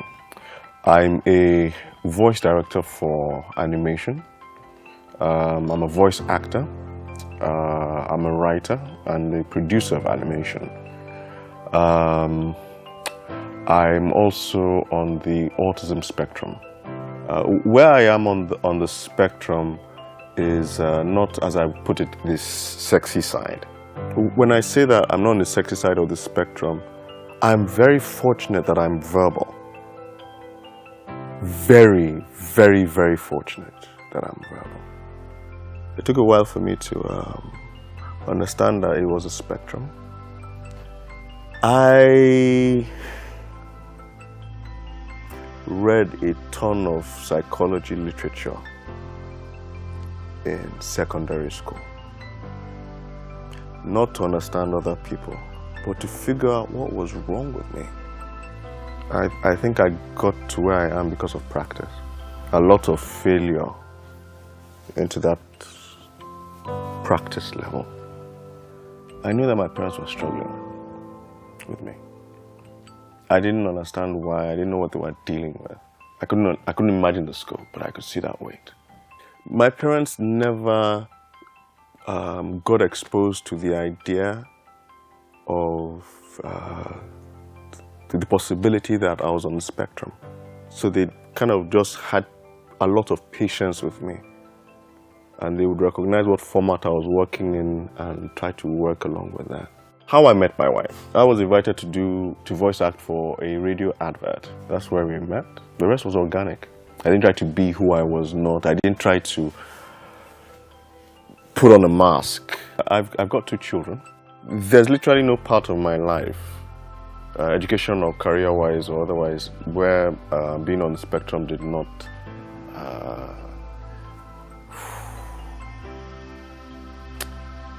give people the wrong vibe around me. But thankfully, through those experiences, I learned to develop my mask. There was nothing wrong with me. I wasn't demon possessed. I wasn't stupid. You know, the way I framed the situation in my head was that I just needed to pay more attention to who I am than other people. I turned all of my classes, whether it was mathematics, introductory technology, integrated science, it did not matter. I turned this thing into a story in my head, which made a lot of things very easy to recall. When someone's on the spectrum, I don't see it as a disorder. For me, it's a superpower. I will maintain this as a fact in history. There has literally been no forward movement in human civilization without the autistic.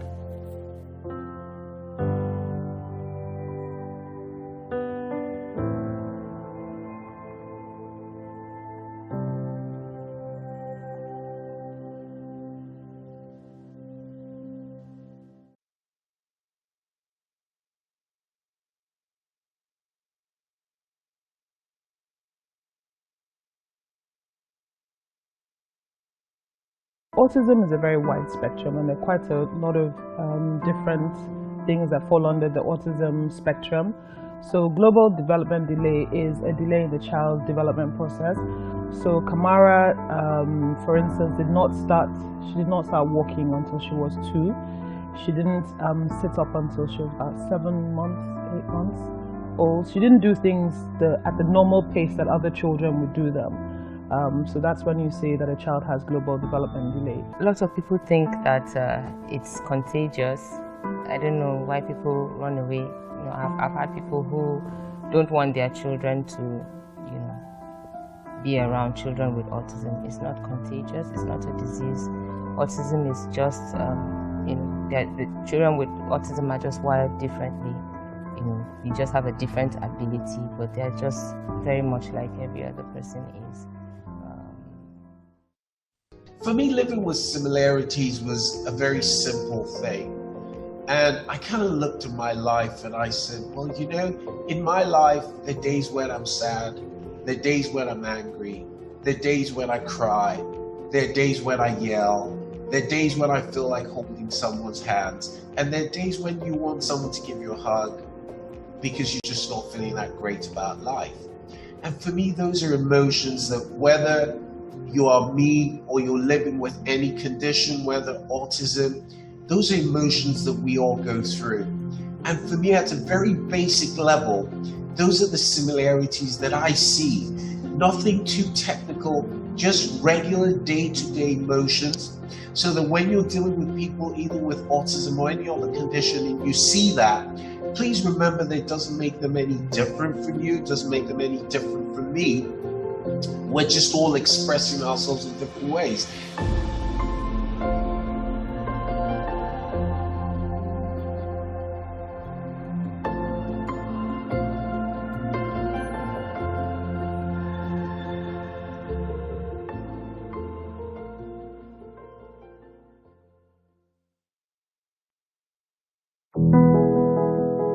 At this very most difficult time for the country and the world, your bank is committed really to making sure that we give back to the society that has made us.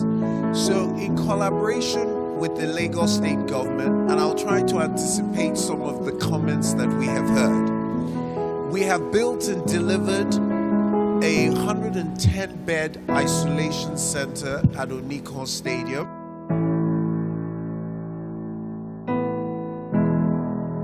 It is not just a facility with beds.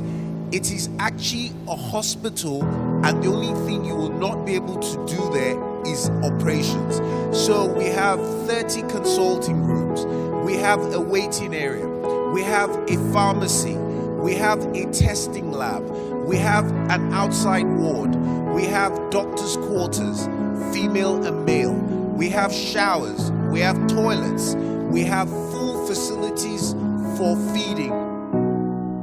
Then in the main ward, we have a 10-bed ICU that has 10 ventilators, which means, contrary to a lot of hospitals or centers which you will go to today, if you're a chronic patient with respiratory problems, there is a ventilator. We have 10 of those. Then we have another 100 beds for people who are showing milder symptoms. A training started yesterday of all the personnel, because this disease, contrary to what people think, is very sensitive. You cannot run a hospital the way a normal hospital is run. So all the people who are going to work on that site are going through a 2-day program training, up to the cleaners, the caterers, the doctors, on the entire process as to how you move in there. Another comment I heard is the why Lagos? We must start somewhere. And it is who invites you to do this kind of thing that you do it with. So if the Lagos State government invited us and was willing to do this, that is where we have started.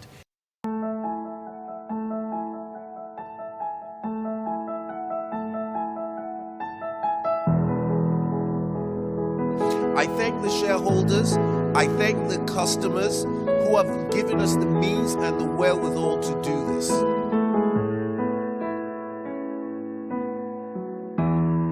When we delivered the site, we prayed that maybe it will never be used and hope it will never be used. But what we have done is that if it is ever needed, then we have provided 110 first-class beds that will hopefully save the lives of people. I thank you very much.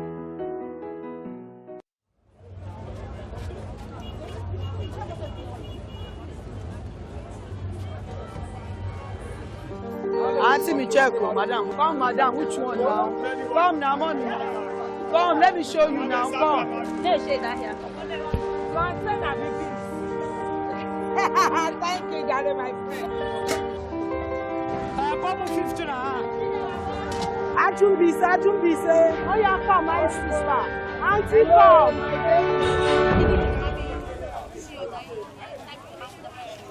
I'm going to do as early as possible. We will be 7 o'clock. Torí àwọn tó bá fẹ́ ra houses. Títà dẹ̀ ń jẹ́ láṣẹ fún ní ètò alẹ́ ni pé àwọn kọ̀ọ̀kan tó bá close ní ọjà, wọ́n máa fẹ́ rajà lọ sílé. Then where you go take go house. Before you know it, money don't reach. You don't stand up from bed again. The struggle. Iṣẹ́ fashion design kò ń ṣe iṣẹ́ kan tó lágbára lọ títí. Apart from our challenges I'm facing, maybe lot of customers, which is customer lower. Your money is remaining 500. Me, I can't sell you. I can't sell you. Want me to pay? Let's say.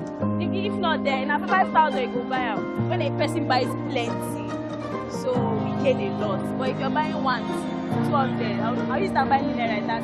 Ìjọ tọ́jú àbá wà nípa 15 ìjọ tí ó bá dẹ̀ sọ́jà ní tábà pàmò àdúpẹ́ fọ́lọ́ tábà dẹ̀ pa àwọn ọmọ lọ sí skul nínú ẹ̀ àwọn tó wà ní secondary school àwọn tó wà ní iléèwé gíga iṣẹ́ ìnáwó la fi rán wọn lọ àníṣe.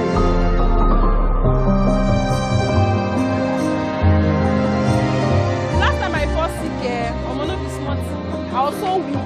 Mo lọ sí hospital lóṣù mo lọ lóṣù tó ń bọ̀. Tí bá ní kàtà lẹ́nu o lè lọ lọ́la chest máa ń dùn mí gan. Ó wẹ́ẹ̀tì mi o àmọ́ mi ní choice mi ò ní choice mi apá tí mo fi ń ta ìhó ń ro mí eléyìí ṣiṣẹ́ eléyìí ṣiṣẹ́. Whenever we are shading, I use force in fixing like the last piece of clothes so it can be able to stay. So I have problems. I have a lot of problems with my right arm trying to fix it. By now, we are kissing down by this time back, but it's all share. And you know, women, we can't depend on men, so we need to work too. So it affects me. We know they plan for sickness, so but that kind of thing, if you just come, sickness will just come when you don't get money. So if you just fit to somebody who does test, oh money, you come money, can you share?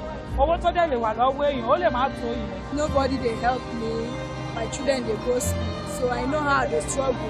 They carry when I go take the treatment because of saying no money to pay the bill. So I have to come to market. When I sell finish, I will go deposit then take the injection come back. If it's more inconvenience. Go yeah, take mommy. Hey, this is flat now. Okay, black. Stress is poor. Of course, I want to be better. I don't want to feel pains. Pains are really, really annoying. As ní ìgbìyànjú mi àti ní inú àdúrà mi, mo fún òbí síwájú Ọlọ́run yẹn kókó ṣàánú. Ìdílé àtọkọ mi lájọ ṣiṣẹ́ pọ̀, so mo gbàdúrà pé kíṣẹ́ ìkó gbé wa lọ síbi tó ga, ká live a better life. So I need better treatment. If I don't get health insurance, I know say my health go better. Tell you about any health, kò sí nǹkan tí Color fún wa ní better shop àti better health tá a máa fi ṣe ilé ayé.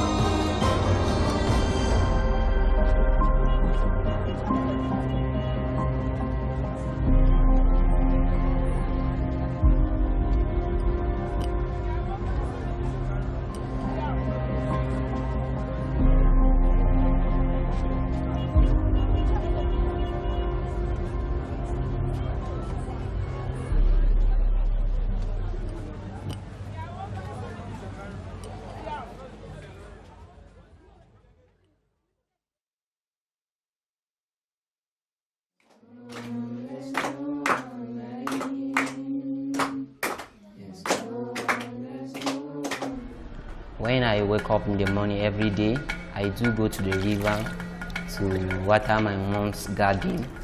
After the watering, I fetch water and come back home. I prepare, I put on my uniform. After putting my uniform, I take my breakfast. From there, I take my book and start walking to the school.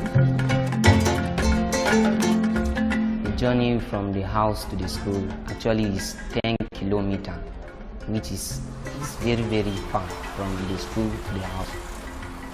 And before I would trek from the house to the school, it takes me a lot of time before, at times 1 hour with some minutes before I will reach school. And at times before I will reach school, the lesson have already commenced.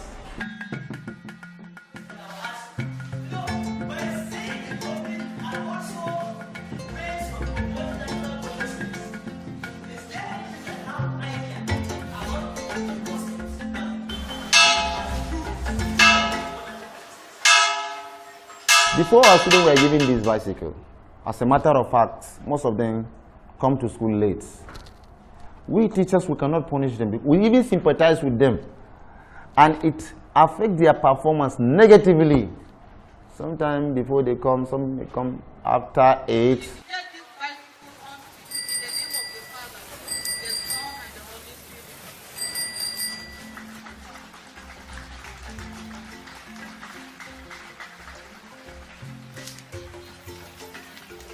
The coming of this bicycle will make our children to come to school early and start their activities in the school early. And this bicycle will motivate our children, our students, to put more effort in their studies. Da yake da keken nan yana tashi aikin da dama ya saba yana mini kuma baya tafiyan makaranta yanzu leti ba don ya riga ya samu keke.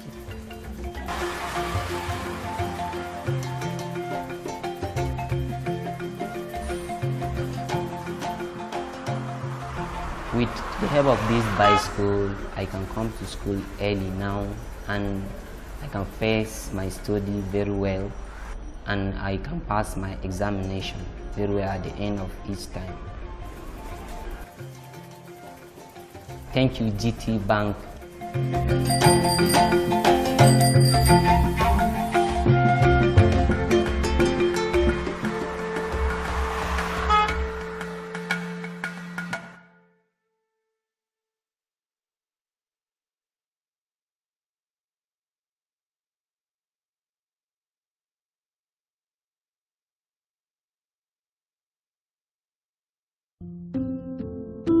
Only a mother knows how miracles happen, how the spark of an idea becomes a heartbeat, how a universe is formed in the quiet of her womb. Only a mother knows how to house a galaxy in her body, how to speak its light into existence and weave the thread of life in her gentle hands. A mother knows how to protect her child, how to swoop down and snatch it from the mouth of any danger. This is what they say. The mother knows best, guided by a spiritual intuition, an umbilical connection to her child. She anticipates every need before it arises. But no one prepares you for this. A body that betrays itself, a muddy gene pool, nerves that jam like a trigger. There is no manual for a lifetime of standing in the gap, of stretching hope to its very limits, of crying out to God, to doctors, hoping madly for anything that can bend time. Fold me back inside my own body to find that errant string of DNA and pluck it at its roots. I want so desperately to gather the mangled cells into my hands, hold them still and beg them to give me back my child, weave them into a chord, a melody, a voice that can call me by name, say, I see you, say, I love you, say, Mama. But only the silence answers back, a shadow of a word, eyes that will not latch on. Fear presses into my belly with open palms, forms a fist that knocks the air out. Strangers' whispers crowd the room, judgment falling from their faces. For the mother of this child, whose body folds forward like a question, they cannot understand this desperate wailing with no language. But I still remember how it felt to house a universe in my belly. The quiet victory of your becoming. So for this child, I reach through membrane and blood memory. Sit with you. Match my body to your rhythm. Vibrate back a love song. Even when your body is a wall I cannot get over, I will still love my way through to you. And I will wait for that one look, one step, one word, the power of one touch. I will offer up my back again and again for my rainbow child who dreams in color, who moves to a divine rhythm even when I cannot hear it, who knew that I could mine joy from this sorrow. Use your laughter as a balm, a kind of healing, so that when they ask about you, I will offer up my voice when yours fails. snatch you out of the mouth of any danger. Guard your ears from the voices that follow. Tell them you are otherworldly. You are magic and moon dust. You are a testament to a love that persists in spite of itself. This gift, this child who is still a miracle. This child who is still mine.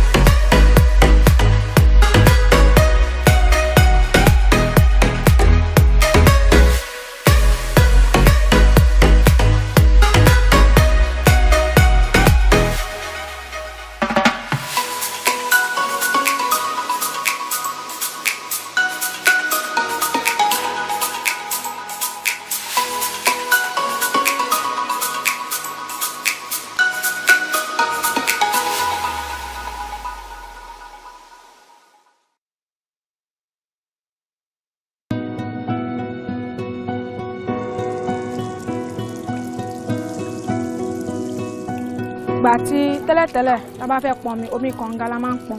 Ṣùgbọ́n omi kànga yẹn ìgbà mi tó bá rú a máa pọn bẹ́ẹ̀ ni. Kànga yẹn náà la máa ń mu, òun la fi ń wẹ̀, òun la fi ń fọ, ṣùgbọ́n tá bá fẹ́ ṣe kọ̀ọ̀kan la máa ń lò. Bẹ́ẹ̀ ti di àsìkò dry season, àsìkò ẹ̀rùn, omi máa ń scarce ládùúgbò yìí. Bẹ́ẹ̀ tójò bá ti dé báyìí náà la máa ń rí omi. Ẹlòmíì gan ló ń pọn mi odò láti lè fi fọṣọ, láti lè fi wẹ̀ bí òtẹ̀ nílé mu àwa mu kànga. Ṣùgbọ́n ṣe tí wọ́n gbé ètò yìí wá tí wọ́n bá wa ṣe omi yìí, inú wa dùn gan. Gbogbo àwa àdúgbò la dẹ̀ ń ṣàdúrà fún àwọn ẹni pé ọwọ́ wọn á máa lọ sókè.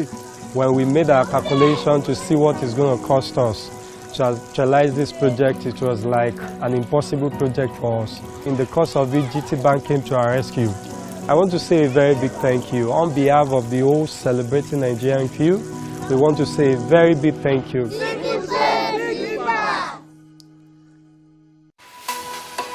Okay, my name is Jumoke Olowokere. I'm going to be 40 years in November this year, and I've lived all my life in Ibadan.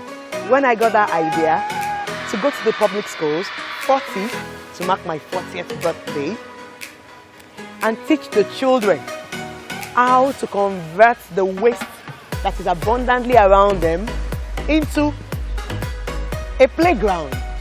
We asked them to go into their communities and look for this waste that are in the gutters, blocking the drainage, causing environmental hazard. We do paintings, we do different creative work. This school that we are in is number 21. But guess what? This is the first time that my full dream is being actualized, courtesy of GT Bank. Simple things like waste can make a great impact. Wow! I'm so excited.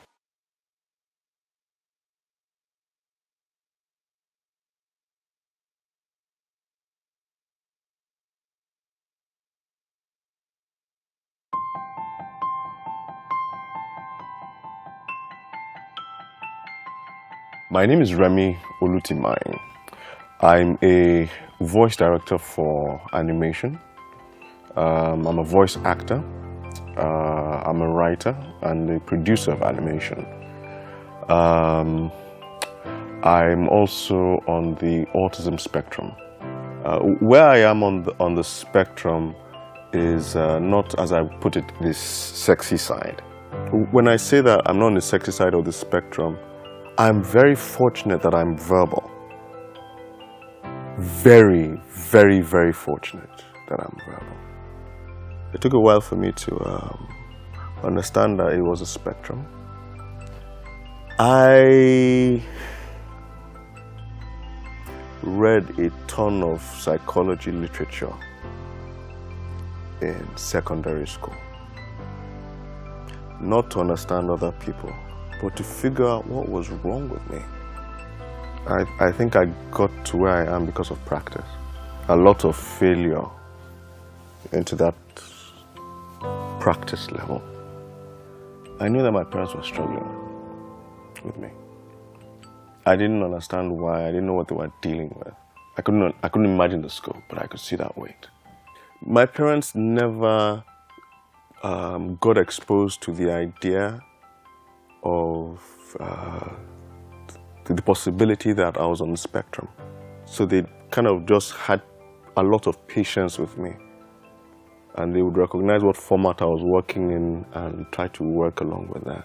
How I met my wife. I was invited to voice act for a radio advert. That's where we met. The rest was organic. I didn't try to be who I was not. I didn't try to put on a mask. I've got 2 children. There's literally no part of my life, education or career-wise or otherwise, where being on the spectrum did not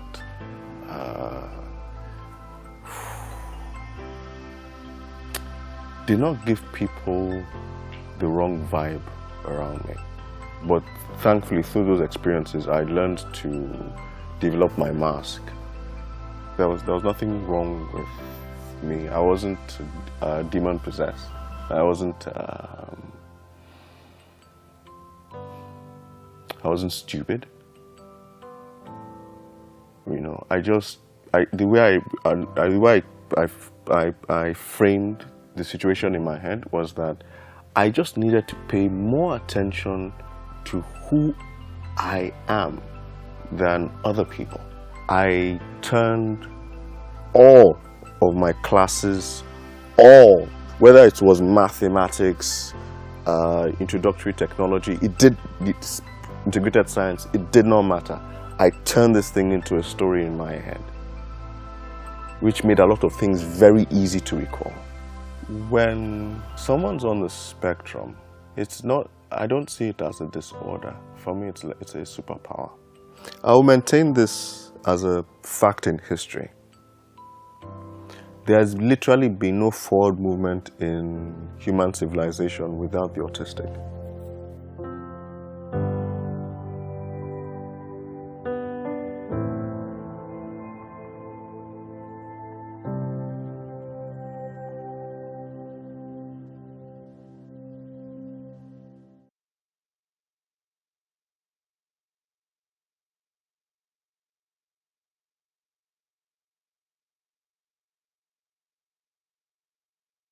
Autism is a very wide spectrum, and there are quite a lot of different things that fall under the autism spectrum. So global development delay is a delay in the child's development process. So Kamara, for instance, did not start walking until she was 2. She didn't sit up until she was about 7 months, 8 months old. She didn't do things at the normal pace that other children would do them. So that's when you say that a child has global development delay. Lots of people think that it's contagious. I don't know why people run away. You know, I've had people who don't want their children to, you know, be around children with autism. It's not contagious. It's not a disease. Autism is just, you know, the children with autism are just wired differently. You know, you just have a different ability, but they're just very much like every other person is. For me, living with similarities was a very simple thing. And I kind of looked at my life and I said, well, you know, in my life, there are days when I'm sad, there are days when I'm angry, there are days when I cry, there are days when I yell, there are days when I feel like holding someone's hands, and there are days when you want someone to give you a hug because you're just not feeling that great about life.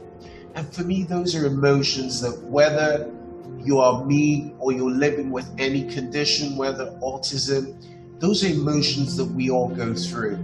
And for me, at a very basic level, those are the similarities that I see. nothing too technical, just regular day-to-day motions, so that when you're dealing with people either with autism or any other condition and you see that, please remember that it doesn't make them any different from you, it doesn't make them any different from me. We're just all expressing ourselves in different ways.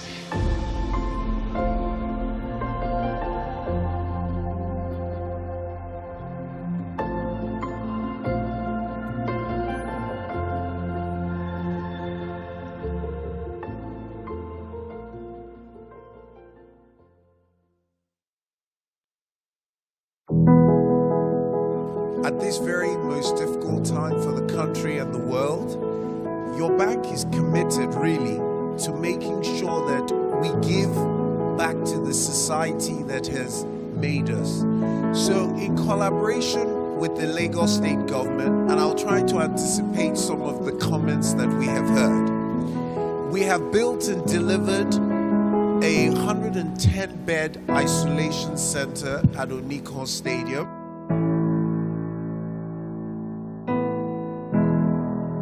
It is not just a facility with beds. It is actually a hospital, and the only thing you will not be able to do there is operations. So we have 30 consulting rooms. We have a waiting area. We have a pharmacy. We have a testing lab. We have an outside ward. We have doctor's quarters, female and male. We have showers. We have toilets. We have full facilities for feeding. Then in the main ward, we have a 10-bed ICU that has 10 ventilators, which means, contrary to a lot of hospitals or centers which you will go to today, if you're a chronic patient with respiratory problems, there is a ventilator. We have 10 of those. Then we have another 100 beds for people who are showing milder symptoms. A training started yesterday of all the personnel, because this disease, contrary to what people think, it's very sensitive. You cannot run a hospital the way a normal hospital is run. So all the people who are going to work on that site are going through a 2-day program training, up to the cleaners, the caterers, the doctors, on the entire process as to how you move in there. Another comment I heard is the why Lagos? We must start somewhere. And it is who invites you to do this kind of thing that you do it with. So if the Lagos State government invited us and was willing to do this, that is where we have started.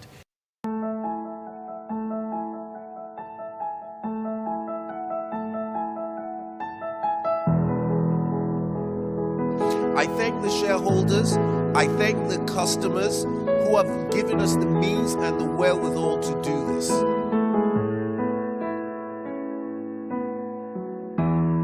When we delivered the site, we prayed that maybe it will never be used and hope it will never be used. But what we have done is that if it is ever needed, then we have provided 110 first-class beds that will hopefully save the lives of people. I thank you very much.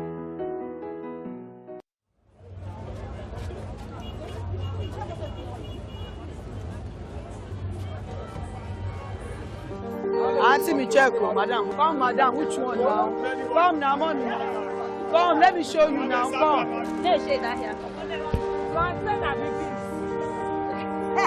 Thank you, Daddy, my friend. Come 50 now. Ajumbi say. Oh, yeah, come, my sister. Auntie, come.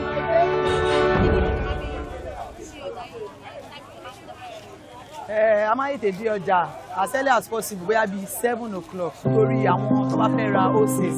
Títà dẹ̀ ń jẹ́ làjẹ́ kò ní ètò alẹ́ ni pé àwọn kọ̀ọ̀kan tó bá close ní ọjà wọ́n máa fẹ́ rajà lọ sílé. Time wey you go take go house, before you know it, money don reach, you don stand up from bed again, dey struggle. Iṣẹ́ fashion design kò ń ṣe iṣẹ́ kan tó lágbára lọ títí. Apart from our challenges a máa ń face níbẹ̀, maybe lọ́dọ̀ àwọn customers, oríṣiríṣi customer ló wà. Your money is remaining 500. Me, I can't sell you. I can't sell you. owe me to pay. Let's say, if not there, na 5,000 you go buy am. When a person buys plenty, so we gain a lot. But if you're buying one, 200, I'll use that buying naira like that. Ìjọba bá wà nípa 15 yard tí ó bá dẹ̀ sọ́jà ní tábà pàmò dúpẹ́ fọ́lọ́. Tábà dẹ̀ pa àwọn ọmọ lọ sí school nínú ẹ̀. Àwọn tó wà ní secondary school, àwọn tó wà ní iléèwé gíga, iṣẹ́ iná la fi rán wọn lọ. Àníṣe ni.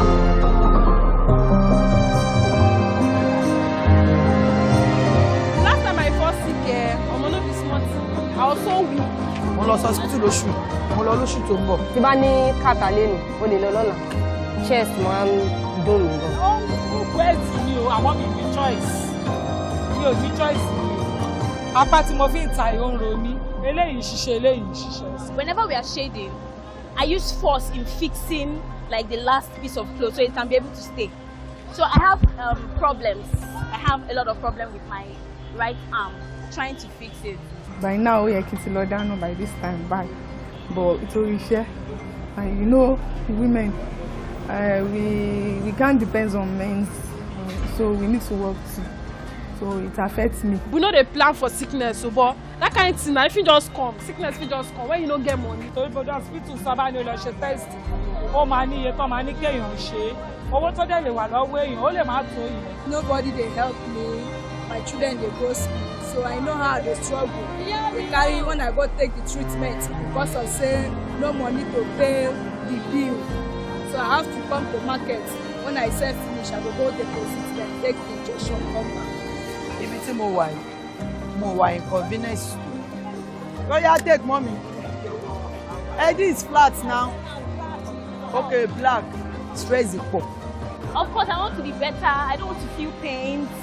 Pains are really, really annoying. As ní ìgbìyànjú mi àti ní inú àdúrà mi, mo tún wọ́n bí síwájú Ọlọ́run yẹn kókó ṣàánú. Èmi àtọkọ mi lájọ ṣiṣẹ́ pọ̀, so mo gbàdúrà pé kíṣẹ́ ìkó gbé wa lọ síbi tó ga, ká live a better life. So I need better treatment. If I don't get health insurance, I know say my health go better. Tẹ́yà bá ti ní health, kò sí nǹkan tí Color fún wa ní better shop àti better health tá a máa fi ṣe ilé ayé.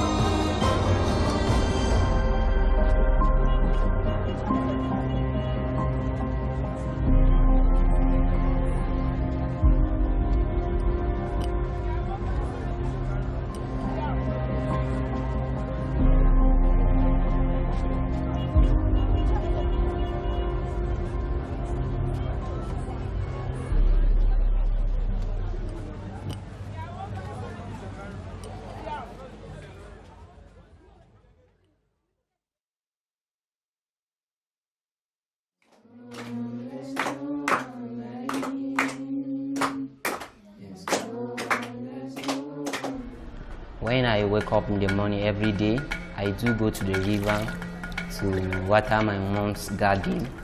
After the watering, I fetch water and come back home. I prepare, I put on my uniform. After putting my uniform, I take my breakfast. From there, I take my book and start walking to the school. Journey from the house to the school actually is 10 kilometers, which is very, very far from the school to the house. And before I would trek from the house to the school, it takes me a lot of time before, at times 1 hour with some minutes before I will reach school. And at times before I will reach school, the lesson have already commenced.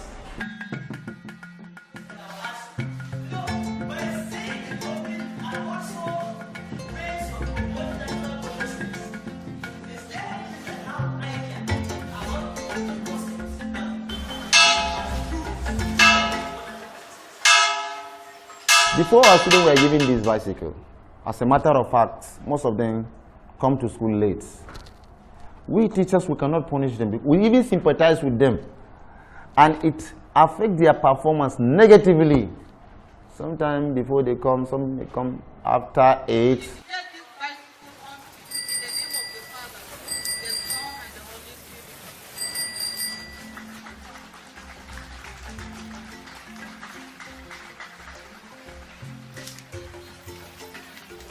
The coming of this bicycle will make our children to come to school early and start their activities in the school early.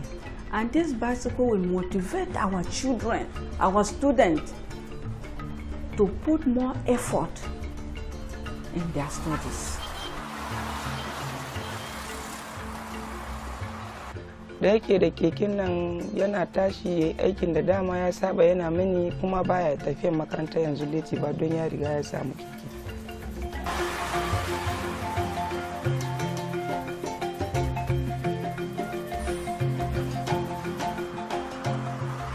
With the help of this bicycle, I can come to school early now and I can face my study very well and I can pass my examination very well at the end of each time. Thank you, GT Bank.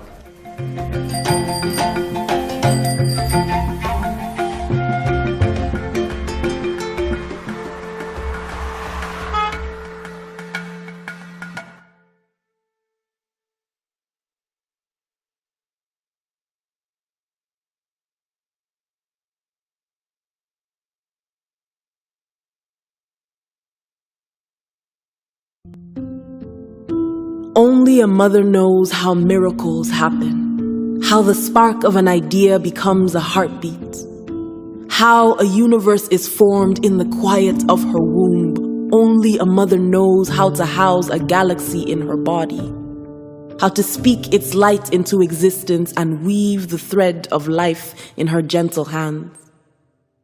A mother knows how to protect her child, how to swoop down and snatch it from the mouth of any danger. This is what they say. The mother knows best, guided by a spiritual intuition, an umbilical connection to her child. She anticipates every need before it arises. But no one prepares you for this. A body that betrays itself, a muddy gene pool, nerves that jam like a trigger. There is no manual for a lifetime of standing in the gap, of stretching hope to its very limits, of crying out to God, to doctors, hoping madly for anything that can bend time. Fold me back inside my own body to find that errant string of DNA and pluck it at its roots. I want so desperately to gather the mangled cells into my hands, hold them still and beg them to give me back my child, weave them into a chord, a melody, a voice that can call me by name, say, I see you, say, I love you, say, Mama. But only the silence answers back, a shadow of a word, eyes that will not latch on. Fear presses into my belly with open palms, forms a fist that knocks the air out. Strangers' whispers crowd the room, judgment falling from their faces. For the mother of this child, whose body folds forward like a question, they cannot understand this desperate wailing with no language. But I still remember how it felt to house a universe in my belly. The quiet victory of your becoming. So for this child, I reach through membrane and blood memory. Sit with you. Match my body to your rhythm. Vibrate back a love song. Even when your body is a wall I cannot get over, I will still love my way through to you. And I will wait for that one look, one step, one word, the power of one touch. I will offer up my back again and again for my rainbow child who dreams in color, who moves to a divine rhythm even when I cannot hear it, who knew that I could mine joy from this sorrow. Use your laughter as a balm, a kind of healing, so that when they ask about you, I will offer up my voice when yours fails. Snatch you out of the mouth of any danger. Guard your ears from the voices that follow. Tell them you are otherworldly. You are magic and moon dust. You are a testament to a love that persists in spite of itself, this gift, this child who is still a miracle, this child who is still mine.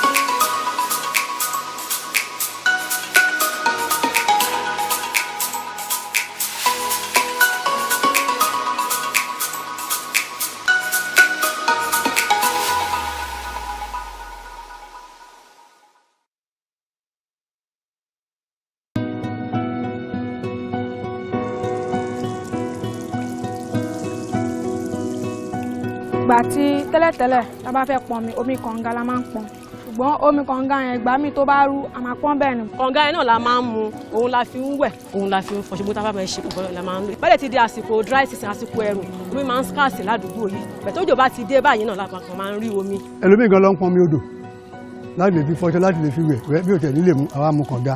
ṣùgbọ́n ṣe tí wọ́n gbé ètò yìí wá tí wọ́n bá wa ṣe omi yìí inú wa dùn gan gbogbo àwa àdúgbò ládẹ̀ ń ṣàdúrà fún àwọn ẹni pé ọwọ́ wọn á máa lọ sókè. When we made our calculation to see what it's going to cost us to actualize this project, it was like an impossible project for us. In the course of it, GT Bank came to our rescue. I want to say a very big thank you. On behalf of the whole Celebrating Nigerian crew, we want to say a very big thank you.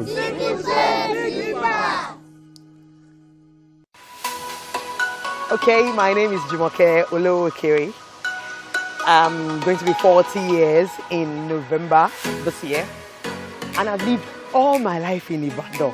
When I got that idea to go to the public schools, 40, to mark my 40th birthday, and teach the children how to convert the waste that is abundantly around them into a playground, we asked them to go into their communities and look for this waste that are in the gutters, blocking the drainage, causing environmental hazard.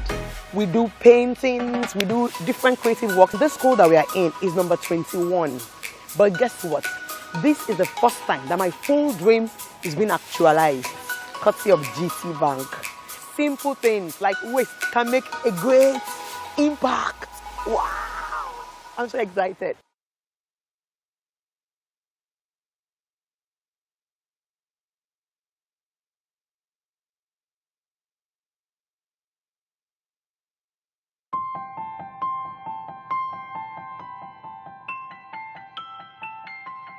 My name is Remy Olutimine.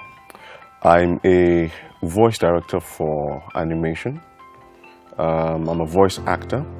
I'm a writer and a producer of animation. I'm also on the autism spectrum. Where I am on the spectrum is not, as I put it, this sexy side. When I say that I'm not on the sexy side of the spectrum, I'm very fortunate that I'm verbal. Very, very, very fortunate that I'm verbal. It took a while for me to understand that it was a spectrum.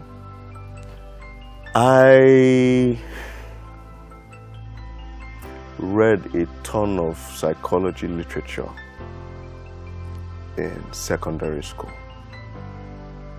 Not to understand other people, but to figure out what was wrong with me. I think I got to where I am because of practice. A lot of failure into that practice level.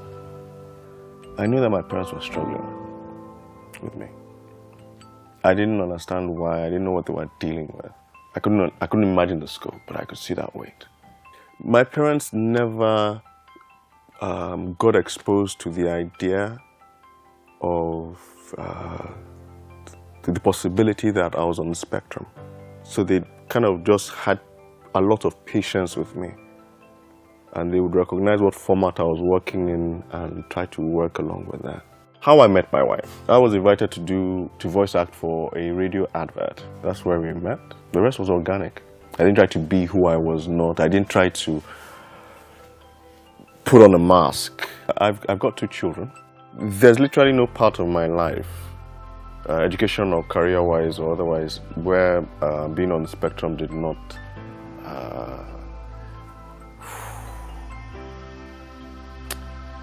give people the wrong vibe around me.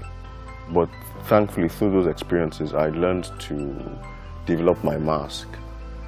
There was nothing wrong with me. I wasn't demon possessed. I wasn't stupid. You know, the way I framed the situation in my head was that I just needed to pay more attention to who I am than other people. I turned all of my classes, whether it was mathematics, introductory technology, integrated science, it did not matter. I turned this thing into a story in my head, which made a lot of things very easy to recall. When someone's on the spectrum, I don't see it as a disorder. For me, it's a superpower. I will maintain this as a fact in history. There has literally been no forward movement in human civilization without the autistic.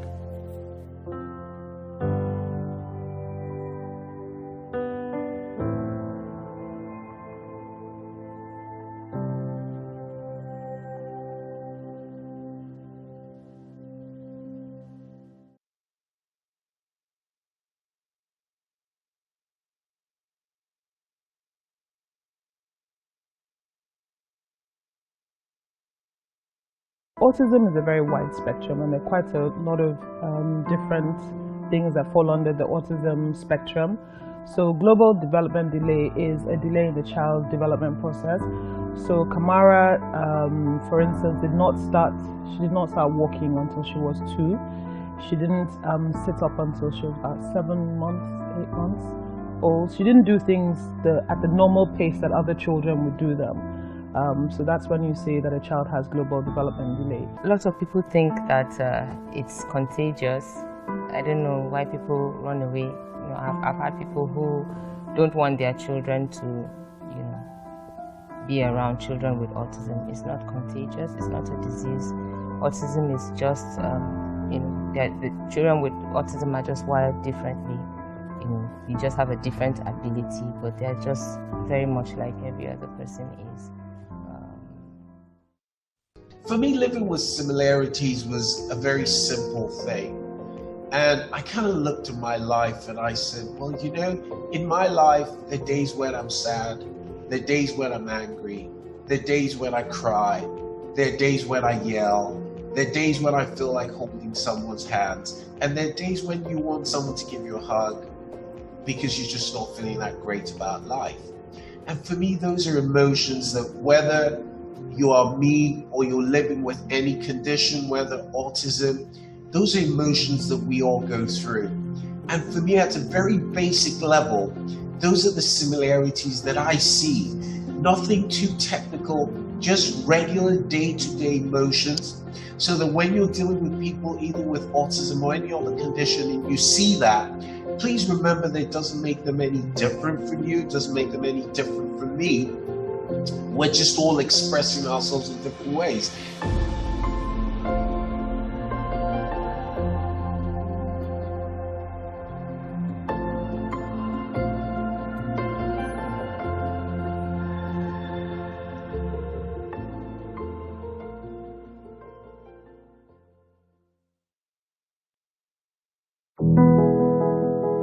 At this very most difficult time for the country and the world, your bank is committed really to making sure that we give back to the society that has made us. So in collaboration with the Lagos State government, and I'll try to anticipate some of the comments that we have heard, we have built and delivered a 110-bed isolation center at Onikon Stadium.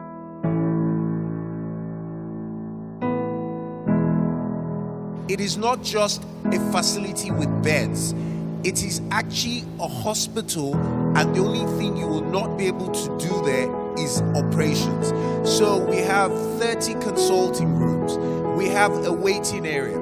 We have a pharmacy. We have a testing lab. We have an outside ward. We have doctor's quarters, female and male. We have showers. We have toilets. We have full facilities for feeding. Then in the main ward, we have a 10-bed ICU that has 10 ventilators, which means, contrary to a lot of hospitals or centers which you will go to today, if you're a chronic patient with respiratory problems, there is a ventilator. We have 10 of those. Then we have another 100 beds for people who are showing milder symptoms. A training started yesterday of all the personnel, because this disease, contrary to what people think, it's very sensitive. You cannot run a hospital the way a normal hospital is run. So all the people who are going to work on that site are going through a 2-day program training, up to the cleaners, the caterers, the doctors, on the entire process as to how you move in there. Another comment I heard is the why Lagos? We must start somewhere. And it is who invites you to do this kind of thing that you do it with. So if the Lagos State government invited us and was willing to do this, that is where we have started.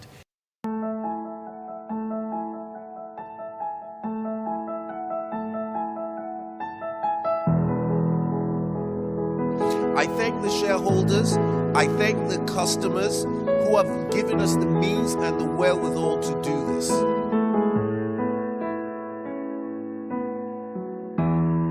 When we delivered the site, we prayed that maybe it will never be used and hope it will never be used. But what we have done is that if it is ever needed, then we have provided 110 first-class beds that will hopefully save the lives of people. I thank you very much.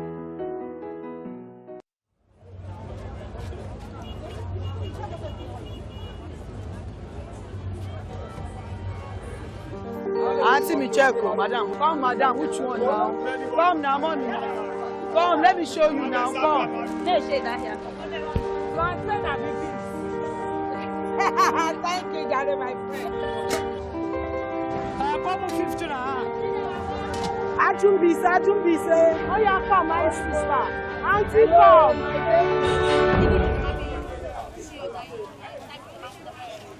I might take the ọjà as early as possible. We be 7 o'clock. Torí àwọn tó bá fẹ́ ra osis. Nígbà tí ẹ̀ ń jẹ́ kó ní ètò àlẹ́ ni pé àwọn kọ̀ọ̀kan tó bá close ní ọjà, wọ́n máa fẹ́ rajà lọ sílé. Time wey you go take go house. Before you know it, money don't reach. You don't stand up from bed again. The struggle. Iṣẹ́ fashion design kò ń ṣe iṣẹ́ kan tó lágbára lọ títí. Apart from àwọn challenges I máa ń face níbẹ̀, maybe lọ́dọ̀ àwọn customers, oríṣiríṣi customer ló wà. Your money is remaining 500. Me, I can't sell you. I can't sell you. want me to pay, let's say. If not there, in 5,000 you go buy out. When a person buys plenty, so we gain a lot. But if you're buying one, 200, how you start buying there like that? Ìjọba bá wà nípa 15 yọ̀ọ̀dù tí ó bá dẹ̀ sọ́jà ní tábà pàmò àdúpẹ́ fún náà. Tábà dẹ̀ pa àwọn ọmọ lọ sí skul nínú ẹ̀. Àwọn tó wà ní secondary school, àwọn tó wà ní iléèwé gíga, iṣẹ́ ìnáwó làbí náà wọn lọ. Àníṣe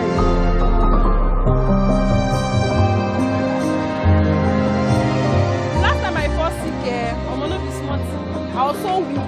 Mo lọ sí hospital lóṣù, mo lọ lóṣù tó ń bọ̀. Tí bá ní kàtà lẹ́nu, o lè lọ lọ́la.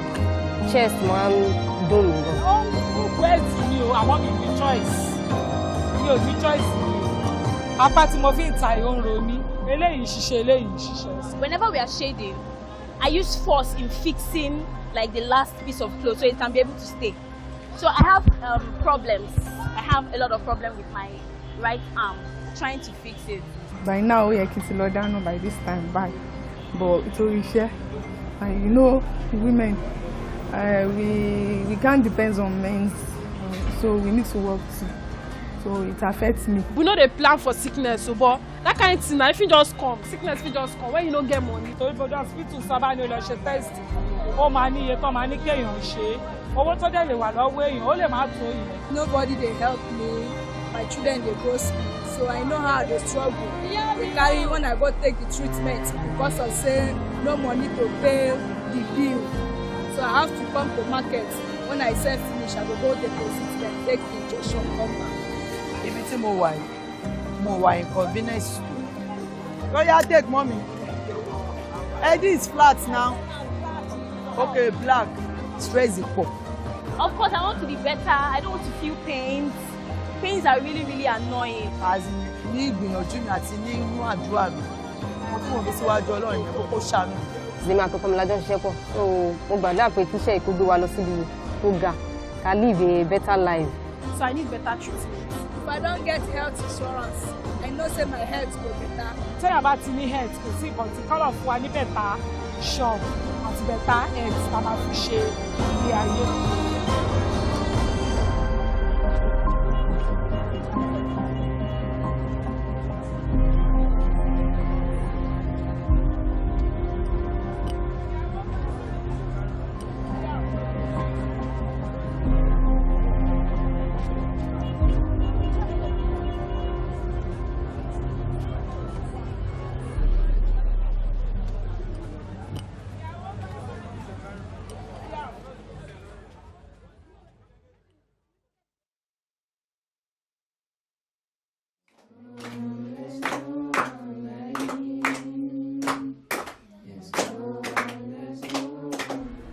When I wake up in the morning every day, I do go to the river to water my mom's garden.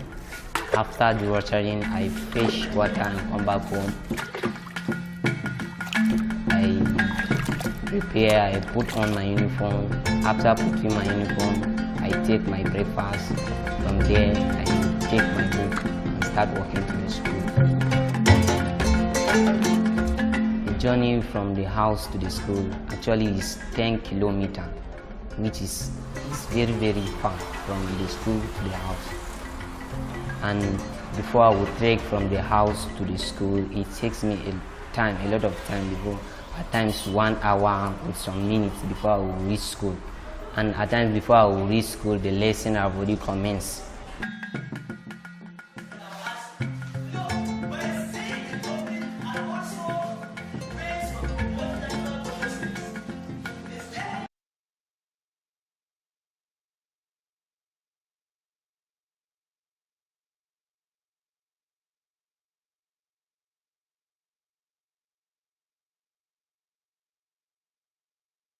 Myself, some of you would have heard this before, some of you would have seen this before. So I have a form of anxiety, social anxiety. So getting in front of people like you is extremely hard for me. My hands shake, my voice shakes, I get nervous, I think about the AC, I'm hearing something else. So I want you to understand that I'm so grateful to have this opportunity to share with you, because I think it puts a face on what it means to be neurodiverse. So I want you to pay attention. So can we do some grounding, some exercises, because we all ate, we're all feeling a bit sleepy. So I'll ask if you're capable, if you can stand up, please. Stand up with me.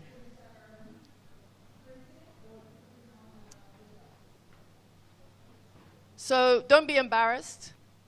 This grounding I use to, first of all, make you feel as uncomfortable as I do, but also to wake the senses up to the information that we're going to get. So first off, we're just going to stamp our feet 10 times. 4, 5, 6, 7, 8, 9, 10. Then you're going to just shake all around. Up, down. Yeah, you can make noise, you can do whatever you feel like. Just shake it out. That lunch must go.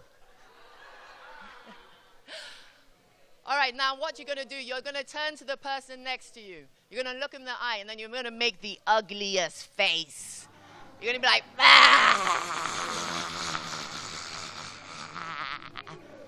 good. Some of you still look fine now. It's not fair. So then what we'll do now is you're just going to close your eyes, and you're just going to take a few breaths. So shut your eyes. Trust me. You're in good company. Take a deep breath in. Close your eyes. Breathe in. All the way into your lungs. And breathe out. Breathe in. And breathe out. One more time. Breathe in. Your biggest breath in yet. And let it all out. Ah! All right, take a seat. Now, I believe everybody's a bit ready for this now. So I do that because it helps me find my comfort zone, but it also helps you kind of put your place with me. So, I don't know if the slides are coming. Can you put up the slides, please?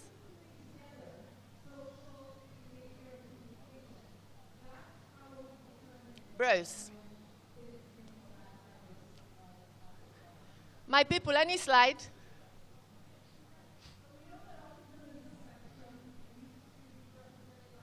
All right, while they're figuring things out. So like I said, I'm a parent of a child with special needs. The brain functions differently. She has Down syndrome with traits of autism. Now, what a lot of people don't know is that Down syndrome and autism often go together, hand in hand.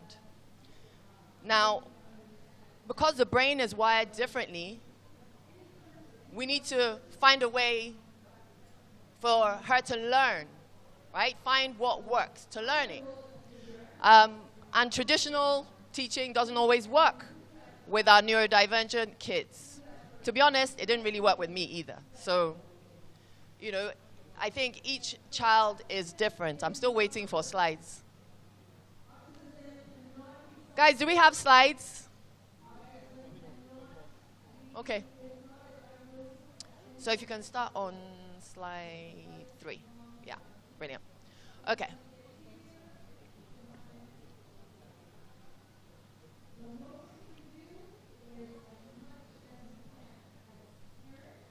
So I'm just going to go ahead. Yeah.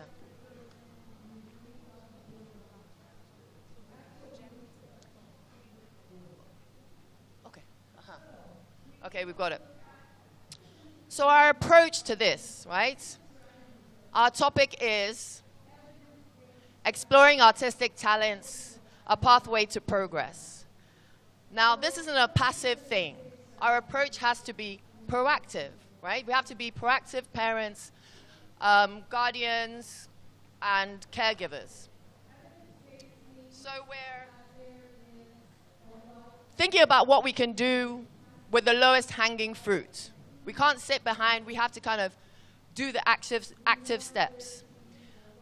And I think it's important to think that everybody's situation is different. You might be a single parent. You might have 2 jobs. You may not have the support of your family members. They might be rejecting you because of this child that you have. And so I think it's just, it isn't a perfect situation. Nobody's situation is perfect, but I think in everybody's situation, You can be proactive and work with things in the climate, in the environment that you find yourself, whatever that may be. Because you're looking for a key, you're looking for an in, right? To which you can explore and make progress with your child. That's the whole point of this. You want this child to reach their fullest potential, whatever that may be. I always like to say that, you know, not every child is a rocket scientist. We're all good at certain things and bad at certain things. Like, I'm terrible at math, and I can't draw at all. But there's other things that I'm good at, and it's good, and that's the same thing for our children as well. So, can you go to the next slide, slide 4?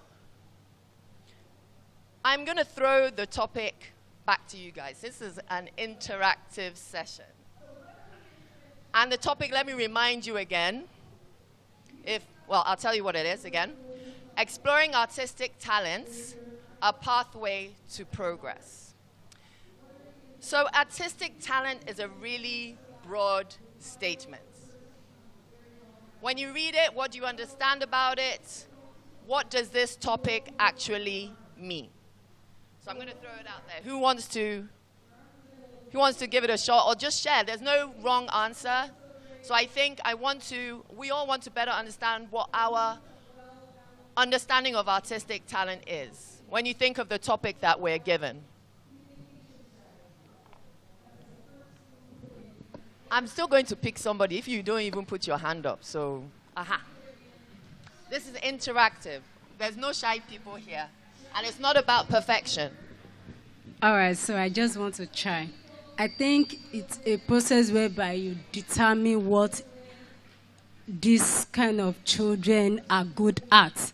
And when you discover, then you'll be able to help them. So that is the progress, then the progress comes. Exactly. Now, what do you think? No, you're still with me. Artistic talent, what does that mean? Think about what is a creative tool? What is art? What does that mean, artistic talent? It's the process of helping a child to discover what the child is good at, probably e.g., probably drawing or something else. So drawing, that's an artistic talent. Does anybody want to give me another example? Thank you.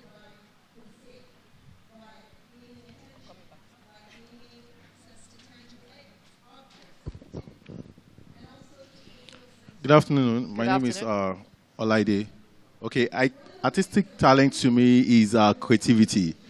Creativity could be in terms of drawing, and it could be in terms of you imagining something and just figure it out and just draw it out to express yourself. And it could be in terms of music too. In terms of music. So that's so fantastic. So we've got drawing, right? We've got music. And he said a key thing there, imagination. Imagination is so important in everything we do. We need to use our minds. We can imagine if we can see something in our mind's eye. It's a tool that helps us to learn. Whatever our ability or disability, our imagination is what allows us to dream. I think I'll take one more. I think there was a lady here. This one. Don't worry, we'll come back to it. Okay, art is, it's an expression, I think, a way of communication. So it's like communication from one person to a lot of people or a single person, but communicating in a way they can, maybe through drawing, music, acting, or it could be crocheting, as my daughter said. So you guys are a really bright group because you've hit on drawing, you've hit on music, you've hit on some key tools, imagination, and then something that the young lady just said here, as a form of communication. So some of our children don't have the ability to speak, but that doesn't mean they don't have the ability to communicate. So the artistic talent now becomes a method to imagine and to communicate. So this is where I think some of the immense value comes in, because now someone is able to express themselves in a different way. They might not be talking, but we can receive that communication through whatever artistic medium that is being used. If we go to the next slide.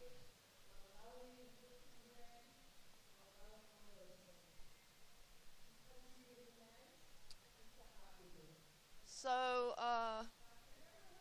okay, don't worry, I guess we're not sliding. So let's do the boring stuff, right? So let me give you the traditional breakdown of artistic talent, right? So traditionally, we can see artistic talents as two categories. First is visual arts. You're transforming a material in a physical way. You're drawing, you're painting, you're sculpting, you're crocheting, like the young lady said there. Design, jewelry, fabric, pottery. Then you've got photography, video, film, NFTs. All those are visual arts.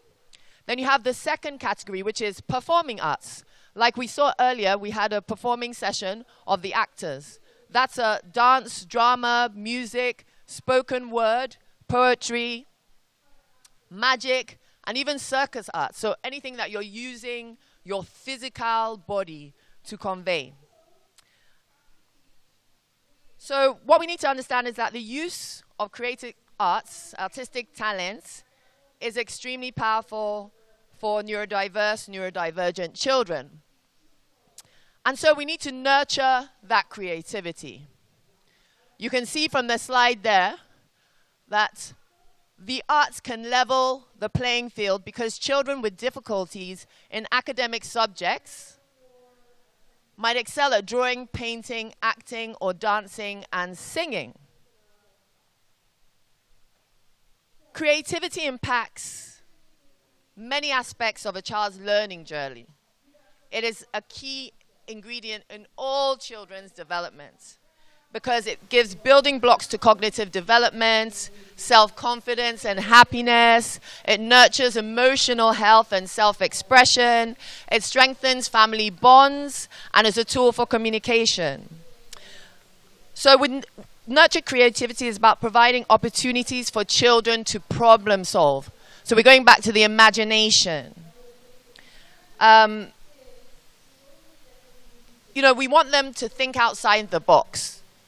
When we create, we want creators that think about things that don't exist, right? We want to create, we want to think outside the box. And with that, you need a certain amount of freedom. And that comes with the creative arts. You learn through trial and error. You're allowed to make mistakes. You can paint all crazy colors. You can draw all crazy lines. You don't have to follow the norm. And that's why it's a great avenue for the neurodivergent child. So I'm going to give two examples. I'll use my daughter as an example. And they happened at different times, which is a reminder for us that the needs of our children change. These things are not always static, and what works for them at one age may not work for them later on, that we always need to be proactive, adopting, and adapting. So the next slide. The first example is music. So from about the age of 2, that's Sim. From the age of 2, I started to realize that she responded really well to music if we were giving her directions. So we started just literally singing everything we did in the house. So we'd be getting dressed and we were like, Simone, where are your leggings? Simone, where are your leggings? Go pick up your leggings, Simone. Go pick up your... And you look like a crazy person. You really do. And if someone from the outside is in your house and looked in, they'll be like, what's this weary woman doing? But that's literally it. We say, okay, it's time to bath. It's time to bath. It's time to bath. Everybody have your bath. And stuff like that. And she'd do it. But if I just said, Simone, It's time to bath. Come on, let's go. She won't do it. She just sit there looking at me. So there's an element of tapping into what interests them that you can use as a vehicle to do what you need them to do. So during lockdown, for example, I was homeschooling both my children. Even after lockdown, I was still homeschooling them. And I think someone, a lady in the previous session said she's her child therapist. And really, you know, you may be able to afford to have a therapist for your child, and you may not be able to. It's very few people that can afford it. But regardless of that, even when the child has a therapist, you as the parents are the therapist. They're just a top-up. So with that understanding, you're learning to work with your child at home. You learn from the therapist. You go on internet, learn whatever you can learn. But your child is not doing what you need them to do. So again, you're tapping into these creative arts. I tapped into her love for music to get her to do things she hated doing, such as pegging and using the tongs. So I was working at home with her for her fine motor skills, right? Her hand strength, her dexterity. But I found that, okay, if I told her, okay, we're working now on this, I used the visual aids, and then I put a picture after that showed music, she knew that if she does this, she's going to get a song after.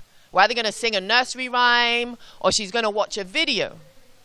So again, I'm working with her interest. I'm using that creativity, that music she loves, to get her to learn and get her the skills that she needs, as Dr. Brian said earlier, executive functioning. So we're using all the tools that are available to us, the lowest hanging fruits, to help our children reach their fullest potential. So that was the first example, those music. Can we go to the next slide?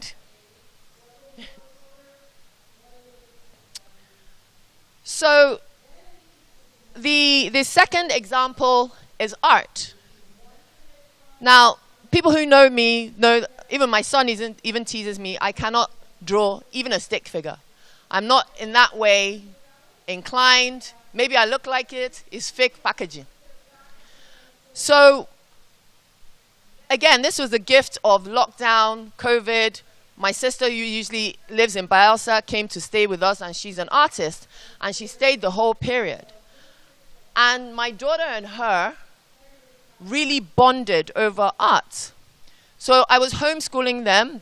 We did art section. When it was just me, it's like, okay, is there coloring book and crayon? Okay, go and color. That's art class. My sister was like, what is this?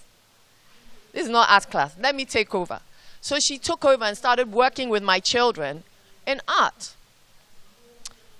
And I noticed that when they were doing these art sessions, this girl who is running around, destroying everything, can't sit down in one place, sat down in one place, was focused. Not only that, she was smiling. She was enjoying herself. She was interested. And so that made me sit up and say, hey, what's this? This girl that I've been begging to sit down for 5 minutes is sitting down for 1 hour. So I then realized, wait, there's something in this art. Let me go and read. So I now read up and saw that there's something called art therapy. That art is used with the neurodivergent in many different ways. And so I said, okay, let's see what I can do. But it took time because there's a financial aspect to this. My niece had her first birthday, and there was a painting section. And she went straight there. My daughter went straight there. And I didn't see her again that whole party. She wasn't interested in anything, no candy floss. She was there with that teacher. And it's like she bonded with Mr. Henry. So I spoke to him. I said, do you have experience with these children? He said, yes, I do. I don't. He said, I'm not a professional, but I seem to be able to do well with these children. He had other clients that have special needs. So I told him, okay, please, can you do art therapy with her? How much? I heard the price. I said, wait, I'm coming. So I said, okay, let's just manage what we're doing. Let me build up some finances and let's try it. And it's almost a year later where we do a weekly art therapy session with him. I had to save, ask for some people for some money, because I just don't have that talent. So what amazes me about art, and if you can sit down with your child or your student or have someone who can do that, most of you are going to be more gifted than I am to be able to do it. You just need, a few supplies. But it has so many cross-functional purposes. It's not that you're just sitting down and painting. Number one, it's fun for her. She enjoys it. And once she enjoys it, she's focused. Now I can teach. Now she's open to learning. So we sit down. Mr. Henry starts, give him a choice of what we're working on today. So for, again, that executive functioning, she's choosing.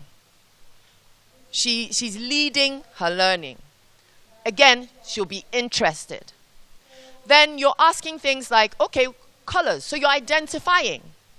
You're teaching. Okay, there's colors. There's you're identifying objects. So it could be that she's painting, a butterfly. So in that butterfly, we'll discuss, okay, what's this color? Yellow. Okay, what's your next color? Red. She's learning French. So in that, I tell her en français, she'll now tell me in French. So again, it's languages, whether it's Igbo, Yoruba, whatever, Hausa, whatever your language is. It's a great vehicle for learning. Then you're thinking about the skills, the motor skills, right? She has to be able to hold a brush, right? You can start with big paint brushes and slowly over time reduce the size. This helps with writing. You want them to be able to write. Art does this. So many cross-functional purposes. And then for those who are learning to be verbal or learning about receptive language, because before you spit out that language, right? Before you hear mommy, daddy, the receptive language has to come first. So that Dr. Tommy, or speech language therapist Tommy, she gave you a language pyramid. And in that pyramid, you must be able to understand first before you spit out. And again, art is a great vehicle for learning that. It's that social skills, right? You're not working in isolation. If you're working with the parents, a teacher, or art teacher, there's a communication that's happening. You're going back and forth. You're negotiating. You're asking why. No, they want that color. Okay. If they have the capability, maybe you ask them why they want that color. So again, you're building that learning of social interaction so that when they go outside as they grow, they're able to function in society. And this is all through what? This is all through art. So again, it shows just how much value the creative arts can be for our children.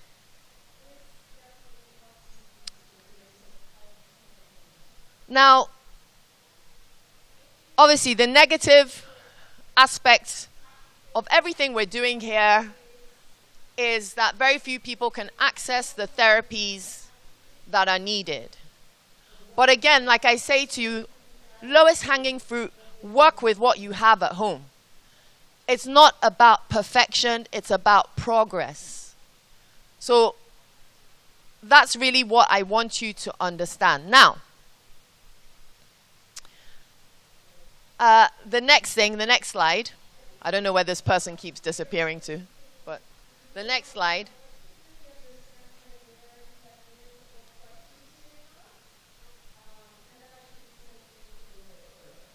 Hello. Aha, there we go. It's a bit slow. There's traffic going to the screen. Excuse my language, there's nothing sexy about this at all. It's persistence and consistency and repetition.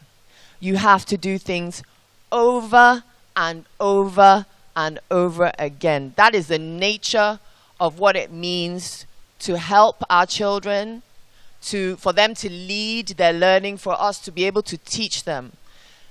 There are times that you don't want to do this, but you just do it because you understand the importance of it, and you just have to keep grinding. You have to keep going. So that's why when you find something that they really like, you go with that. It's going to help you, and it's going to help you want to continue. So persistence and consistency. Then in that, joining that persistence and consistency is fun. Because you get tired, it becomes a grind. You want to have fun. And I think that is the secret sauce of anything that you're doing. Even if you're doing something that's a bit monotonous, break it up and do something fun, so that you have that energy to go back and do that monotonous thing. If you're blessed to be able to find something that you can do that's completely fun, even better, but you must laugh, you must have joy, you must have fun, so that you'll keep coming back to do this. And so I'm going to throw some stuff back to you again, because, you know, artistic talents, like we said before, can be so many different things. Like I said, I cannot draw a stick man for anything, not even a stick man, nothing. But I have kind of an imagination, right? I have a wild imagination, which is why I tell children's stories. For some children, it can be through cooking and food, and that is an art in itself. I don't like being in the kitchen myself, but I can do it. But I don't have that joy. For some people, there's a whole creativity that happens in the kitchen, and that might be your child. It might be building stuff, Legos, right? It might be dance. So I want to ask you if you have either any ideas for nurturing artistic talent, or have you had any experience already at home? And if you do, please share with us here. Who's going? Where's our mic?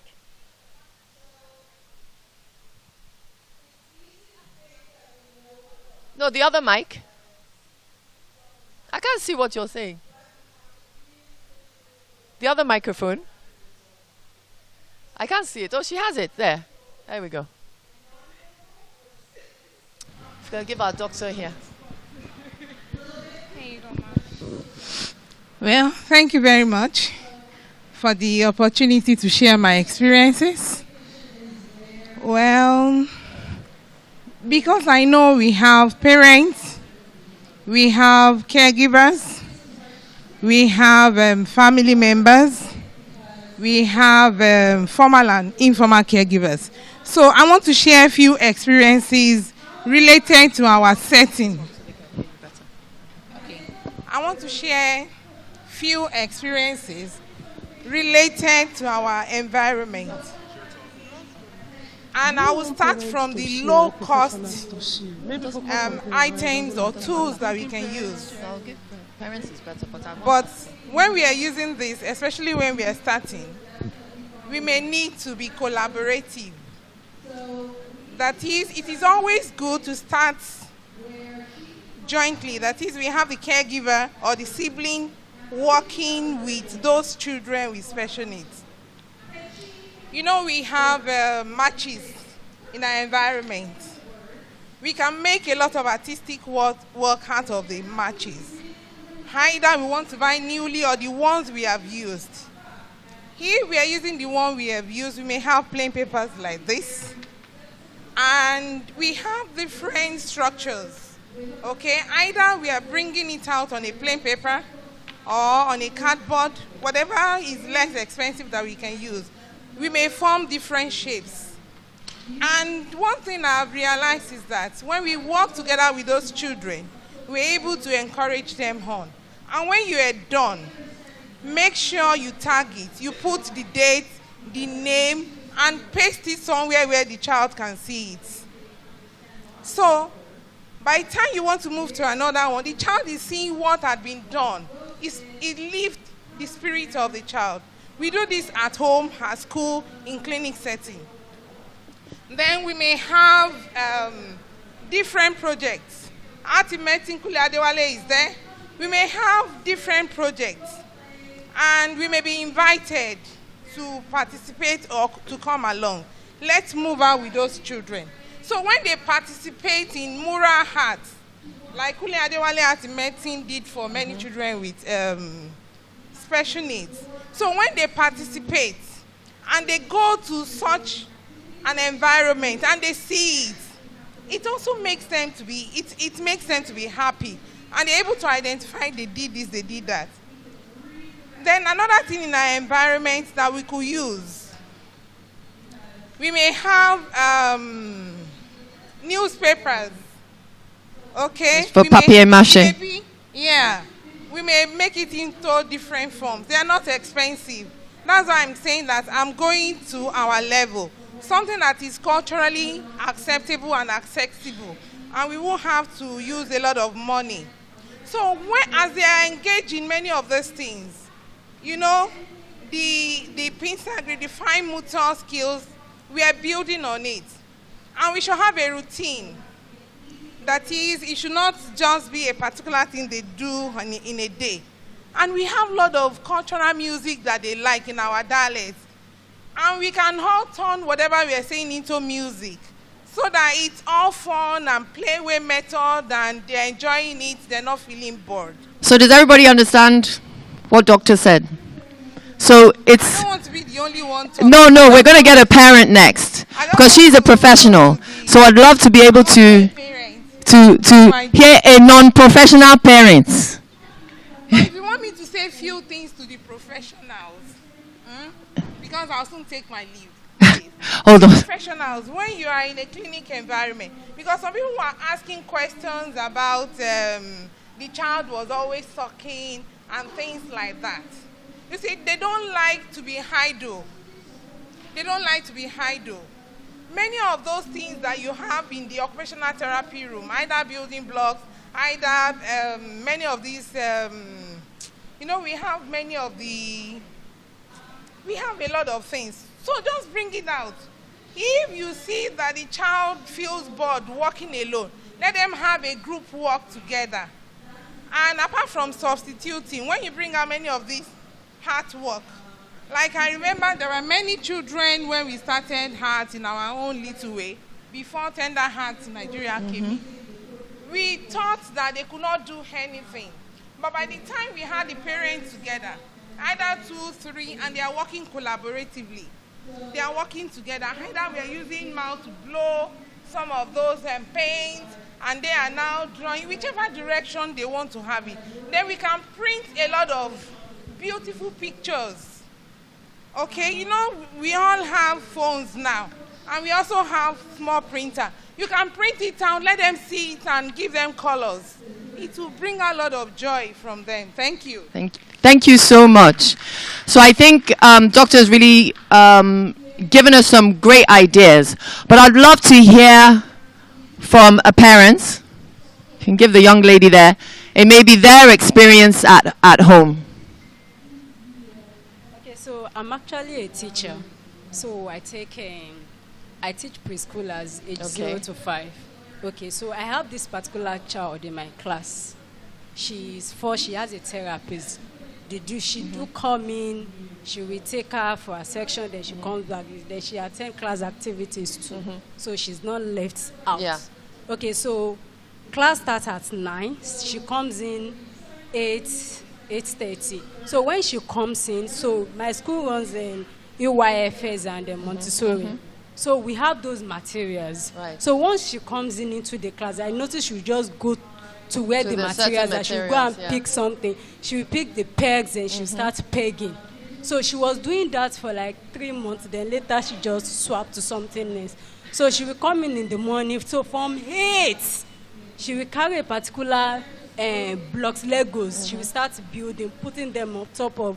It's trying to build something. So when it's time for class, she doesn't want to leave it. So I will go there to, at some point I was dragging it. She will scream. Then at some point I just left her. So she started, so she enjoys, she go there, she take puzzles. She pick up puzzles, scattered everything, then we arrange it. Frogs, we have trees, we have so many animals. So I noticed that she enjoys doing that. So when the therapist comes, just tell the therapist, she enjoys doing this. The therapist will continue to build on what she likes building, and up to now she builds a lot. So that she's using that building, Yes. that love for building, on which to use to teach, Of course. for her to learn. Yes. And they will cry when you want to take them from what they're doing. Please, madam, in the white shirt, just there. Okay, thank you. So, I'm not a parent yet, but what I do, I notice that whenever I carry children, I'm a bead maker, and I wear a lot of my stuffs, a lot.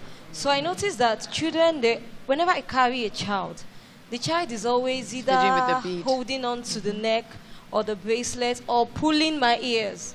So after a while, I decided to string beads and into different numbers. You know, beads are colorful and they are attractive to children.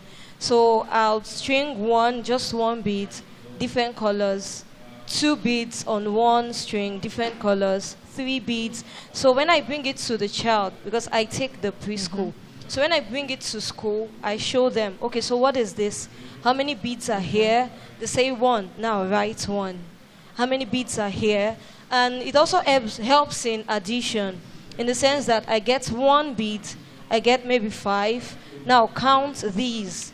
Also colors, because I did a lot of colors. So it helps them to know this is pink, this is not pink, this is red. So I used beads a lot, and I see it's very... So that's a great example. If you're a parent at home and you want to engage your neurodivergent child, and you can see that they have an interest in this beads, it's shiny, it's nice, right? So the ability, for example, to thread, right? That's a developmental milestone, to be able to like thread your lace or thread something. So you can help them with that. You can get big beads, giant ones, and then you work your way down to the tiny ones. And like she said, you can write numbers on those beads. Those beads can have colors. Then you're helping them learn those things through this creative process. And I think that was just an excellent example. Please, I'd like to get a man say something. So I saw you put your hand up. Okay, hello everyone. Thank you for your time. I don't want to say I'm asking a question, but at the same time, I'm also a parent. Yes. So I discovered that my son,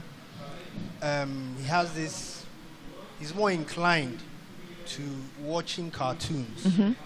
But then again, I'm a bit apprehensive, because what I discovered that as a result of watching cartoons, he's been able to ignite, or better yet, stir up some level of artistry in him. So he wants to watch Mario, he wants to get drawing books and paint Luigi and Mario and Donkey Kong and all that. But then it's working for him because his creativity and his attention is moving in that direction. But then what I wanted to ask is, excessive, I don't want to use the word excessive. You can use excessive. I know where you're going. Yeah, you can use excessive. Is there a possibility that screen time, as it were, could, let's say, trigger, or better yet, does it actually worsen, or does it actually make it any better? Okay, so I'm not a doctor, but I'll speak from my own experience. Just as a parent like you, right? We are all figuring this out as we go along. There are things we can read, but there's no set handbook for life. We're all making our way. Children on the spectrum, or with neurodivergent children, tend to do very well with technology. My daughter does. She's teaching me things. So there's that fine line with, too much screen time that the whole population is telling us about. And our kids, for me, I give more screen time to my special needs child than I do to my neurotypical child, just because it's a tool for me to get her to learn some things, right? So we do mirroring videos, where she's watching stuff and she's mirroring the language. Or I'll create a social story using an app where I'll take pictures of family members and I do a voiceover with the story, right? Because I want her to understand certain sequences, right? Like, what's the process for getting up in the morning? What do I do when I wake up? So there's a morning routine social story. I get up, I go and wee-wee, I wash my hands, I have my bath, you know, I brush my teeth, I put on my clothes, I go down for breakfast. And all that is there, but I make it a bit fun, more fun than I just told you. But in what you're saying about your son, that's a vehicle for his creativity that you're using to help him learn. And I think as he gets older, what you do, at least this is what I've done, in certain things I know pique her interest, is I still allow her to watch it, but I reduce that watching time. But I extend the time where we're taking the work from that. So from that, okay, this was the story. Let's talk about the story. What character did you like? Okay, let's draw that character. Okay, what color is that? And you end up spending more time working on the what you watched than actually the thing you watched. So that's how I would approach it. If it's working for you, you know, it's working. It might not work for somebody else, but if it's working for you, it's a fine line you have to. But I would just say, you know, as he gets older, it's just turn it around so you're reducing the screen time and increasing the time outside of that. And you would know. You're the one that is with him every day. Nobody can tell you. You know. But I walk with it. Walk with it. Please. Let me just say, in addition to what you just said, I have a child that is also a special needs child. Like you were talking about getting the child to sit in one place, not jumping around and all that, bumping over the whole place. I discovered earlier in age that my daughter, that there are certain kind of food you give to them. I discovered that sugary things make them hyper. When you feed them with minerals, chocolates, and all those sugary things, it makes them, they get hyperactive. They become hyper. They start jumping around the whole place. It just sets them on extra strength, like steroid things. It just turns them around. So when I discovered that, I had to cut down. And I told the mother, no, anything that has to do with sugar, it's because she's come of age now, I had to try and stop all those sugary things being given to her. Then secondly, I also discovered that in terms of getting into gadgets, I found out that my telephone, the things they know on the phone, I don't even have an idea. And the kind of things they do when they handle these things, I don't. When I lock my phone, I get surprised. She opens my phone. She gets to areas. She even teaches the mother things that they don't even have an idea. So they are wonderful. And we could just allow them use that strength. Thank you. So I like what you said about the food. And earlier I had said food is a creative artist. It's an artistic talent. And we also, as parents, have to bring them into that understanding of their nutrition, because they will be adults one day. Yeah. So it's important for us to teach that. Now, how do you teach that? You don't say, no junk. Junk is bad for you. Like, that's going to go in one ear, out the other. They're going to ask you for that Ribena. They're going to ask you for that chocolate, you know. So how do you use the creative tool, again, to teach them, you can say, to teach them about nutrition? And food is creative. So you can get them safely into the kitchen, right? And you can look at foods. So you don't want them to eat that chocolate. You say, let's go to the kitchen, let's prepare something. As you're preparing, they've forgotten that sugary thing, right? So you're cutting up this food. Say you want to give them cucumber. You cut up cucumber. In that, you're talking about the color. You might find a fancy way to cut it. You might say, okay, let's put it on our eyes. Let's go to the spa. Whatever, it makes it fun. But you're also using that food as something creative. So again, you're looking at whatever that lowest hanging fruit you have in your house. It's just to take that time with them. And I know a lot of the time we're rushed, we're walking, there's chores to do around the house. But we can include them creatively within this space to help teach them a better understanding of how to take care of themselves. So I think those were really, really good, I think, examples to show how it can work in real life. And so I just want to make a caveat. and say what we're talking about today is not about ableism, okay? It's not about getting your child to do normal things because that's better, or getting your child to be a superstar because that's where our society, where the value says, you know, that's where their value is. That's not what this is about. It's about understanding and accepting our children as they are. Not everybody's going to be Picasso. You know, not everybody's going to be a special Olympian. So what we're doing is just using the tools to get them to their fullest potential, whatever that may be. So I think it's also important for us to meet them at their point of need, and most importantly, to just love them as they are. So I just wanted to just hone that in so that you don't go away thinking, oh, I'm a failure because my child can't do that. That is not the case. So I want to go to the next slide. The how.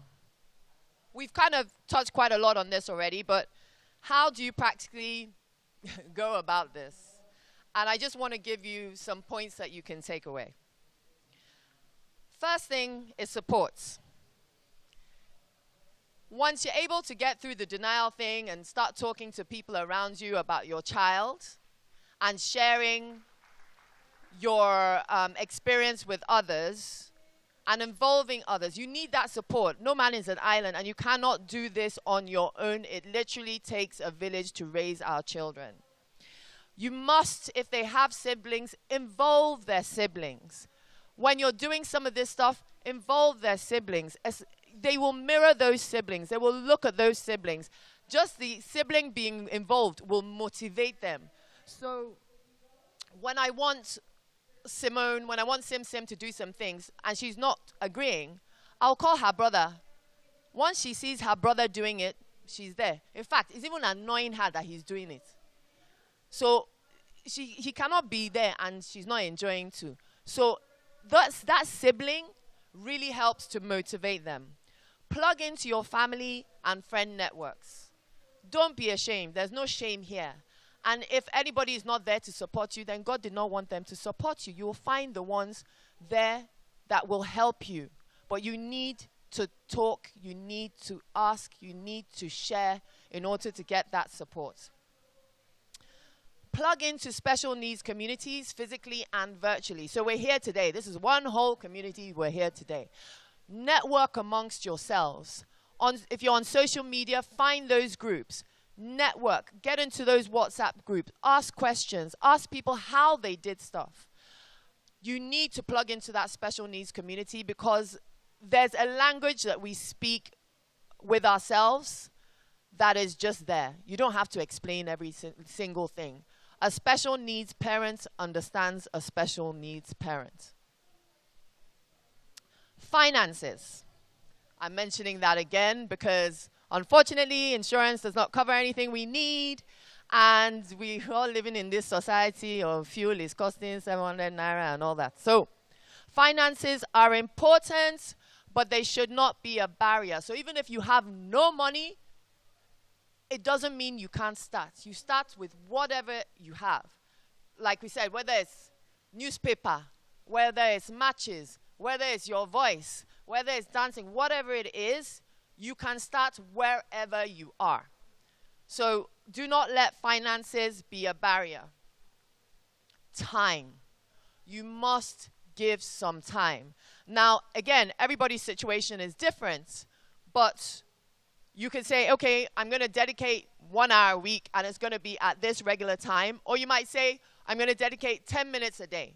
Whatever it is, you stick to it, and that's that dedicated time. Your child will understand with a regularity that that's the time for the creative arts. Observe. Our children grow so fast, right? 1 minute they're wearing a nappy, the next minute they're telling you, Mommy, why are you here? You know, so at every point in their life we need to observe. We need to find, as I said, that key, that in, what works for them, what keeps their interest. Because it's that's going to help us, help them to progress. And start small. It doesn't have to be a grand gesture. It doesn't have to be a big thing. Like Dr. Lanre said earlier, you start small, especially when introducing new things. And then it's not overwhelming for you and it's not overwhelming for the child. And lastly, well, not second to last, be realistic. Do not set yourself up for failure. Start with achievable things. Therefore, you will be encouraged to continue, because it isn't an easy road, but it's a very rewarding road. So I think realism, pragmatism will help you. And lastly, that environment of love is key. If the child does not feel safe, if the child does not feel nurtured, if the child does not feel loved, it's really an uphill battle. So that most essential ingredient in all of this is love. Love that child. Let them know they're loved. Empower them. And it will really amaze you what will happen.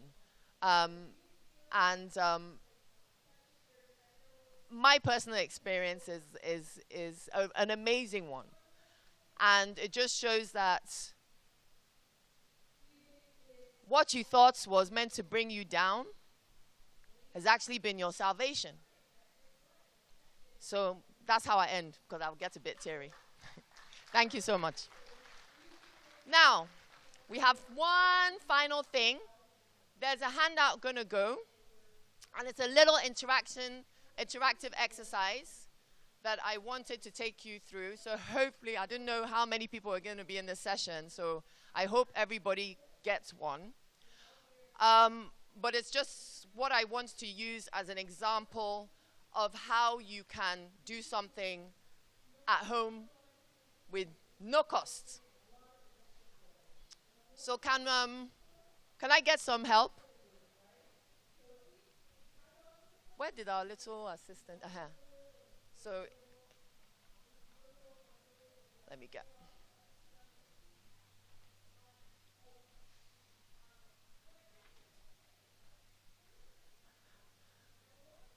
So, oh, please, if you can grab and help.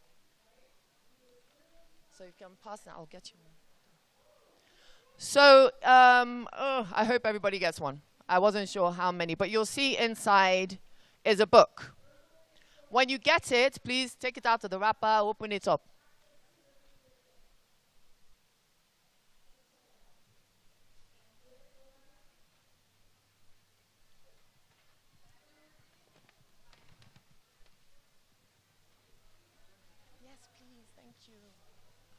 See, everybody's so kind. This is group effort here. This is a group effort.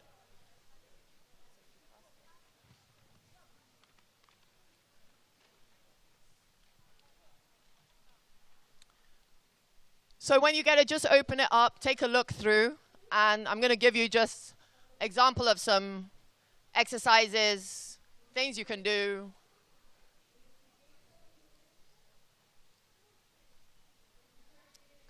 Can we go over there?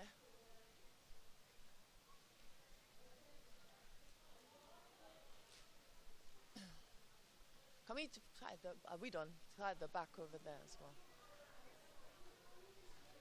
So some of you may have to share. I didn't know how many people are going to be here. Solape, I have to give you one. Let's pass back. Yeah. Everybody get one here. Yes. To the gentleman there, right? Okay, so if you have the book, open it up. And most of you are either teachers, parents, carers. You have books in your house, right? And you have small children. We're all about early intervention. So you've got small children. They might not be at creche. They might not be at school. That doesn't matter. You're at home. Home is where the action happens. You have picture books or books with pictures. You might have a magazine. Whatever it is that's visual. Now, you want to involve the creative arts. You want to get them interested. You take a look through the book. To begin with, they might be so small, they might not say anything, But you're initially just going through, you're talking about the fruits, you're talking about the vegetables. You say, okay, let's go to the kitchen. Let's pick out some things in the kitchen. Because they've seen it in the book, you're now transferring that to the kitchen. Okay, great. Your child might like to color, might like to draw. Okay. You pick a picture. Oh, you like the banana. Okay, let's get paper and pencil. Let's draw banana. After that, let's eat banana. So, in that way, you're engaging them. There are things like, okay, you might want to tell them where some of this stuff comes from. So you say there's coconut there. Maybe down the road there's a coconut tree. You take them out for a stroll. Let's go and see the real coconuts in the tree. This is where coconut comes from. If you're able to get one, cut one open, they get an understanding of that. So I believe in very hands-on, tactile learning. And everybody has an ability to do that. Creatively, you can create a book with them at home. Put their drawings, create a book, create a story. None of this took money. It just took time. So this is what I want you to leave here knowing that you are capable to help your child. You have all the tools to help your child. It is up to you to find that time and say, this is what I'm going to do. It's a proactive thing.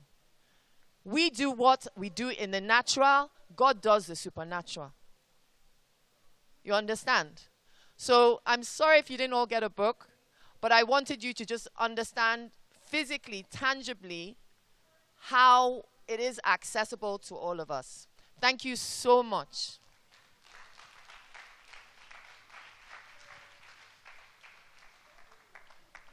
I suppose, are we meant to take questions? I don't know. If anybody.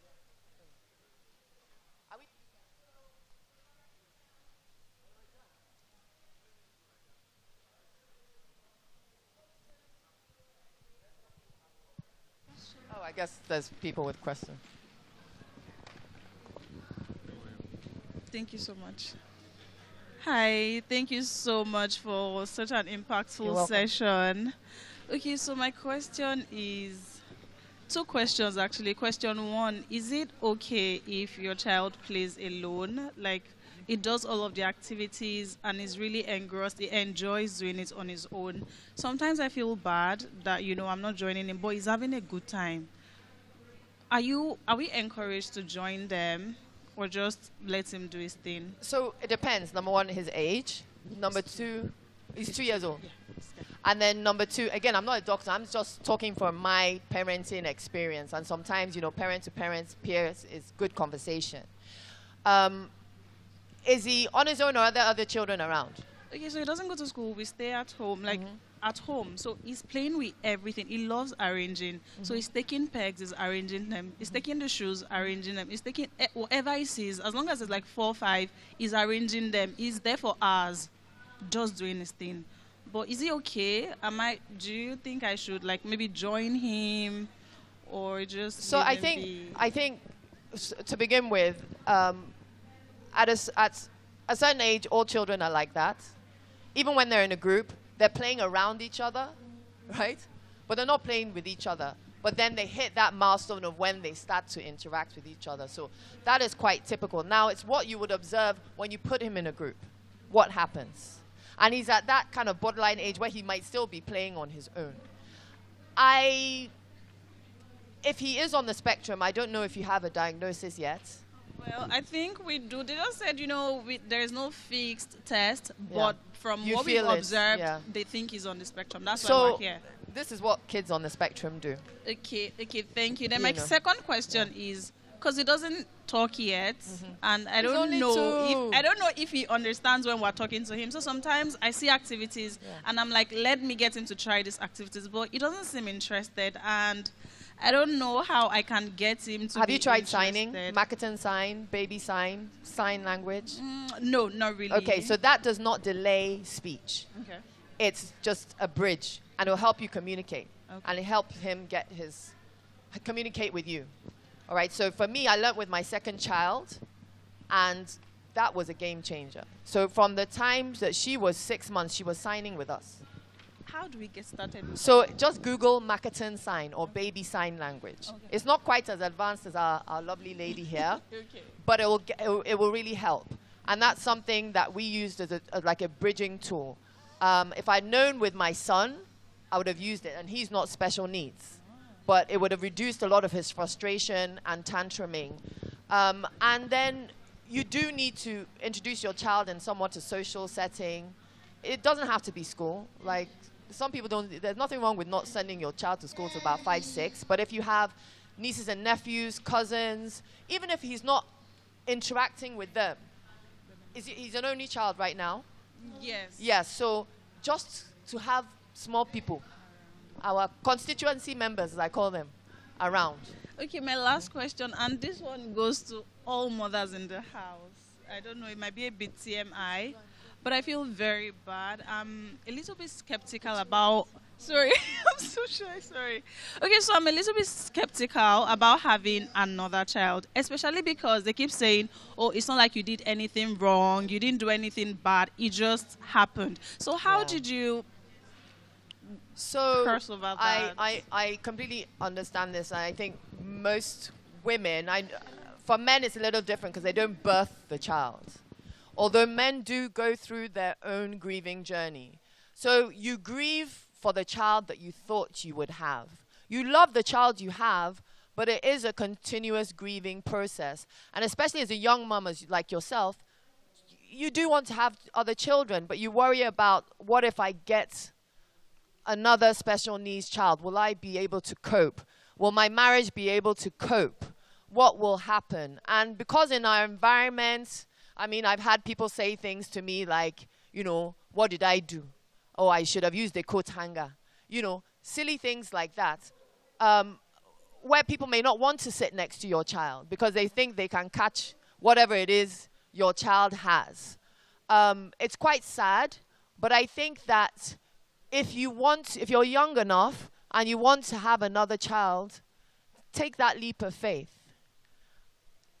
We never know what it is God is going to give us.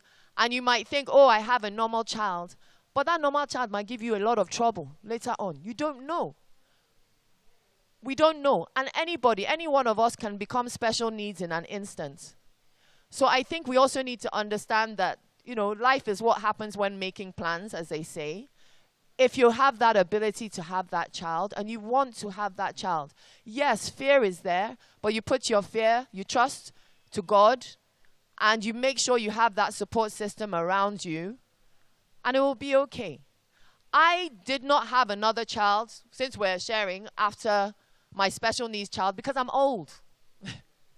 Okay, I married late. I had my son, and then I had my daughter who is special needs. But I didn't want to have another child because pregnancy was extremely hard for me both times. Extremely difficult. And for me, I had to weigh up, did I want to go through that again? And that's okay. My brother has a beautiful baby boy. That's my next child.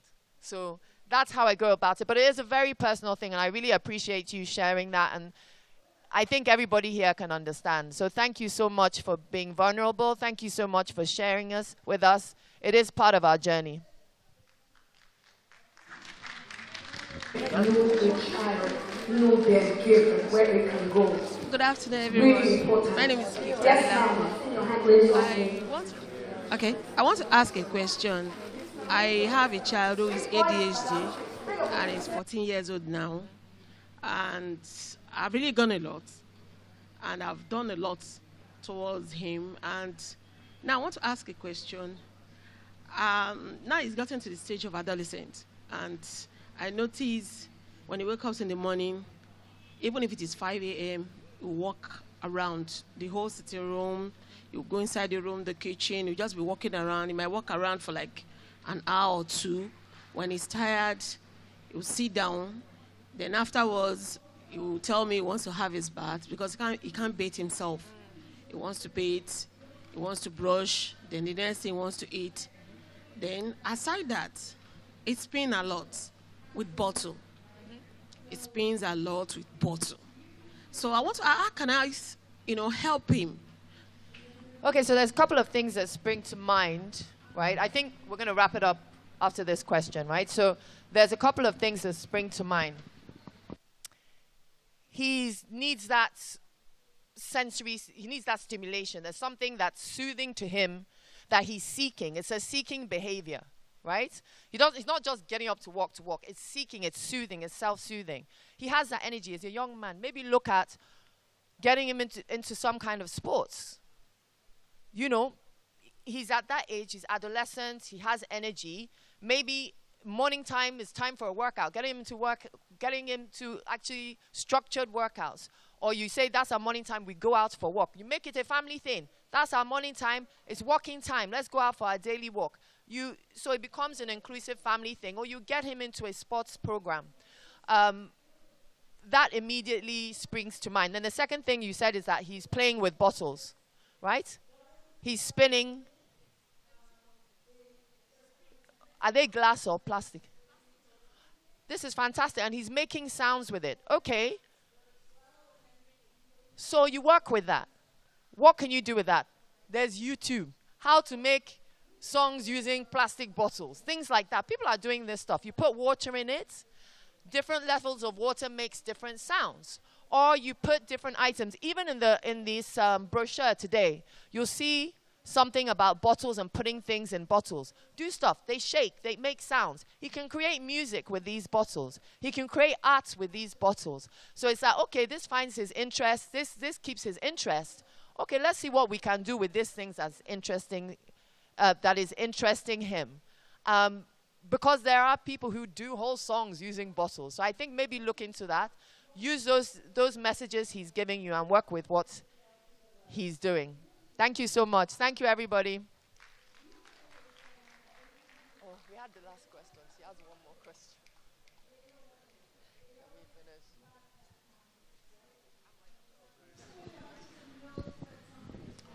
Thank you. Okay, quickly, last. Thank you, GTB. I'm a parent. I'm worried. Me and my husband, we have done what we, as a human being, what we can do. But up till now, I don't know. My child is above 20, and speech has not come. We put him in a special school. We are paying heavily. They said they will do this, do that, do that. We are paying. Up till now, he's in school. And now, nothing. So, I don't know. We put him in to learn something. They say, how can he learn? There's no speech and coordination and all these things. So there's a lot of I'm confused. I don't know. Thank you, ma'am. What to do. Okay, one thing I'll say is that in this environment we are, there's a lot of people that will tell you they can do miracles and they're charlatans. So number one, your son is 20, he's not speaking. I'm going to tell you the honest truth, he may not speak. If nobody has told you that, I will tell you that. There are realities to what we go through, and I think it's important sometimes for us to accept that. Then you look at what he can do, and you build on what he can do. If anybody is telling you that your child will speak, run away. This is not something, God does the miracles, fine. But nobody should be selling you a cure. They are lying to you. So what you have to do is be brutally honest with yourself and your situation. Look at, do not dwell on he's not. Look at he's doing. From what he is doing is what you build on. Because if you get caught up in the negative, you're always going down the negative. And it is excruciatingly painful. Accept him where he is. Work with what he's got. And you will see some kind of progress. And you will get some peace. That's my advice to you. Thank you. Thank you so much, everybody. Thank you.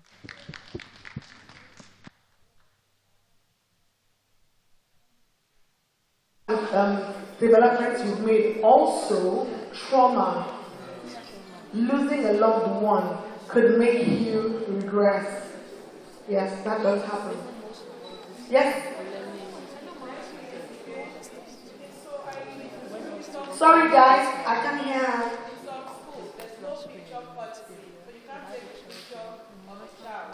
How do you manage and show the child story? And we know that children like this, they don't need so much words in making sentences with them. So how do you create a social story to make the child understand what you want the child to do? Then secondly, I have a friend who has a 2-year-old and she didn't get concerned because God bad, he has all these things to talk about and it just and I'm telling her that I think she's too young to concentrate.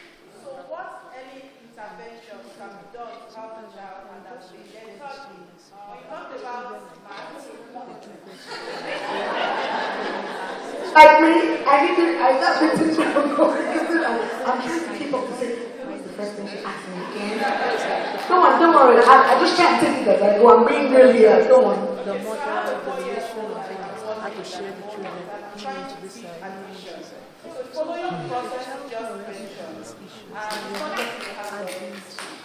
He's not. Hello. Okay. I've done the objects, hello. And you bring those things, you just push everything aside. Otherwise, why does it need to know? You can do it right away. And I didn't teach him how to read. When you tell me a 4-year-old can read like that, I always go, because those are usually one of the signs they can do things. Okay, so the first question was about...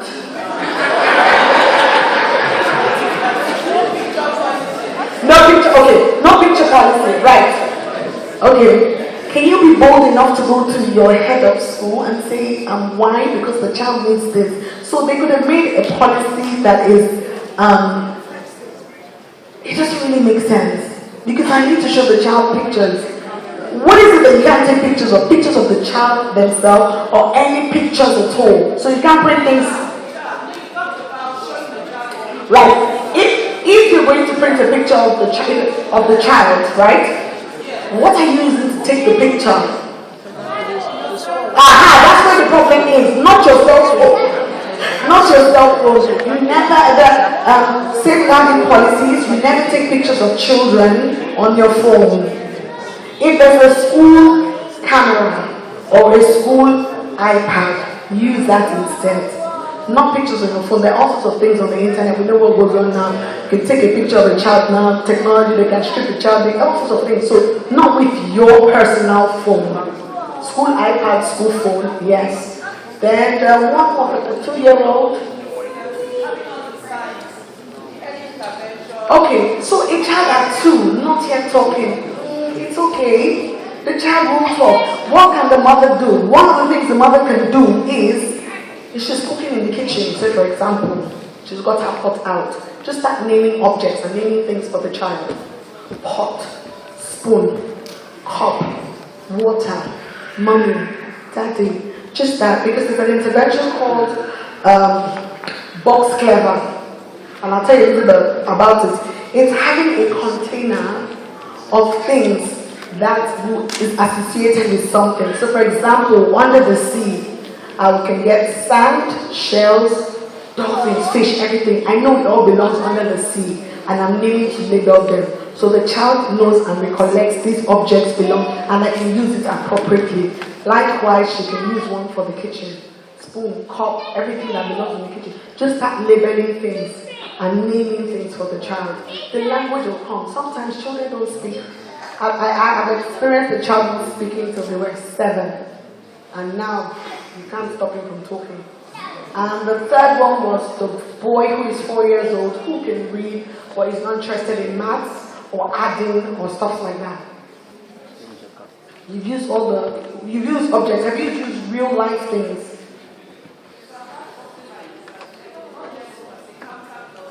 Yeah. Does he like food? Food. F-O-O-D, food. Okay, try counting and teaching him addition with biscuits and cookies and sweets and toppings and see what he does, because he's going to know, if I get this concept, she's probably going to give this to me. Use things of interest for him. Grapes, chin-chin. You can get lots of numbers on chin-chin and things. and separating from children. But if he can add and he can't pass that form, what difference does it really make?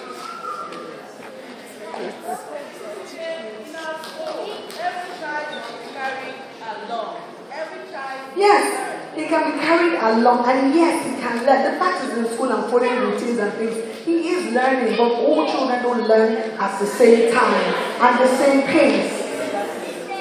It's time that we change the narrative and we're bold enough to speak up and say, my 8-year-old child is not doing any formal exams. No, he's not doing it.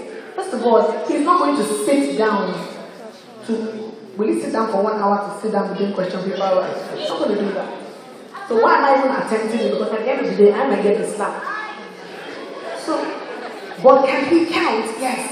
He can count in 100. He can put this and this together. He will not tell me one less, but he can tell me if I say I have 5 and I take 2 oranges away, what I left, he can tell me what it is. We have to think about being practical. Yes, it's good to teach addition and subtraction, but in the real day of life, money is more important to teach the children how to add, subtract, get change, because that's what we use to get goods and to get things. Just have to come out. One of my big dreams is to write the curriculum for children, a non-academic one for children. What help you?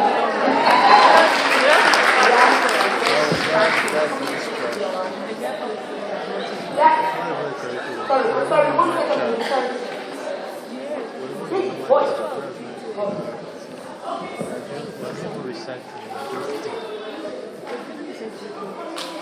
Okay. The question I want to ask is this. I just want a little bit clarity on this particular question. I've seen a couple of times, I've seen teachers who smack, sometimes they tap, sometimes they beat, most especially children with autism. How far can you go? Is this right? And if it's not, what are the measures? What are those little, apart from the naughty corner, what are those things you actually do? So first of all, you shouldn't be smacking children in schools. I'm sure there's a policy like that. Secondly, if that was my child that you smacked in school, I will beat you up. I will, if I get a whiff of it. Because that child can't speak for themselves. So what are you doing? No. Smacking is not it. Because you know what? Even with neurotypical children, when you smack them, what are you teaching them? You teach them that in school, if your playmate has the dolly and doesn't give it to you, what do? You smack it, the playmate. And then you start to see things like that. No, there are other ways, there are other measures. You need to find out if it's even reducing their playtime. Children hate it when you take away their playtime. They don't like it. Take away some of their playtime. Take away some of their tablet time. Yeah? Don't ever deny them food, please. Never deny children with food. I don't agree to that. And also, no smacking. Or even things like PE. Okay, you're not going to have all your PE time. You're not going to have all your gym time. Things like that, but not smacking. But again, another thing I will say, if you're going to take some of their playtime for whatever reason, you need to be consistent with it. Don't say, I'm going to take 10 minutes of your playtime, and when playtime comes, you've forgotten, and they've gone out to play. I don't understand. What is she telling me? To go out and play or not to go out and play? Because she hasn't stopped me. We need to be consistent. When it comes to things of behavior, you need to be consistent with it. If you're not consistent, don't do it. Because it's not going to work. Because you're sending 2 different messages, and it often gets the child confused. Yes, you had your hand up patiently.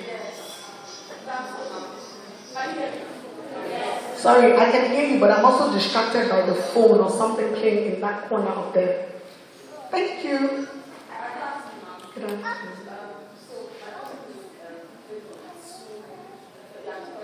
Yes. Okay. Okay. Yes.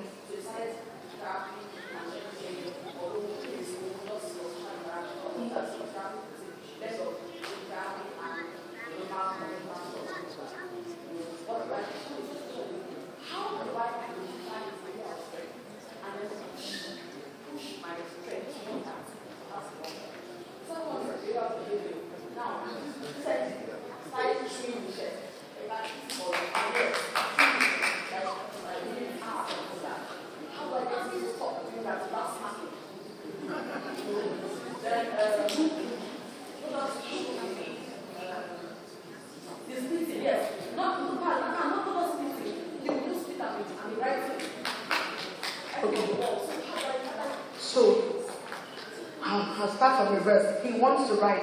Give him paper and paint. So he can use finger painting. You show him, you do it, let him watch you, model it for him. So he sees the speed. No, don't use the speed. Use the paint and do that, okay?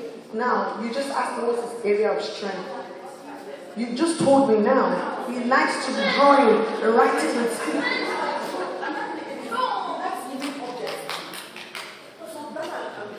He likes to arrange things. Oh, moving objects, yeah. Motion things. Yes. Yeah, okay. So, okay, audience, help me out here. So he likes moving things. So does he like cause and effect things? So if I press the button, remote control, the thing moves. So cars.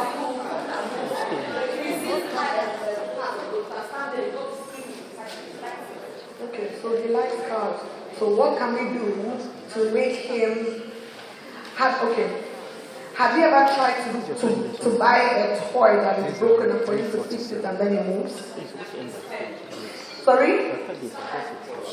Yeah. Even if it's put it back together and fix it. He wants to scatter. Okay, just getting motion things that move. Tires. Does it play with tires?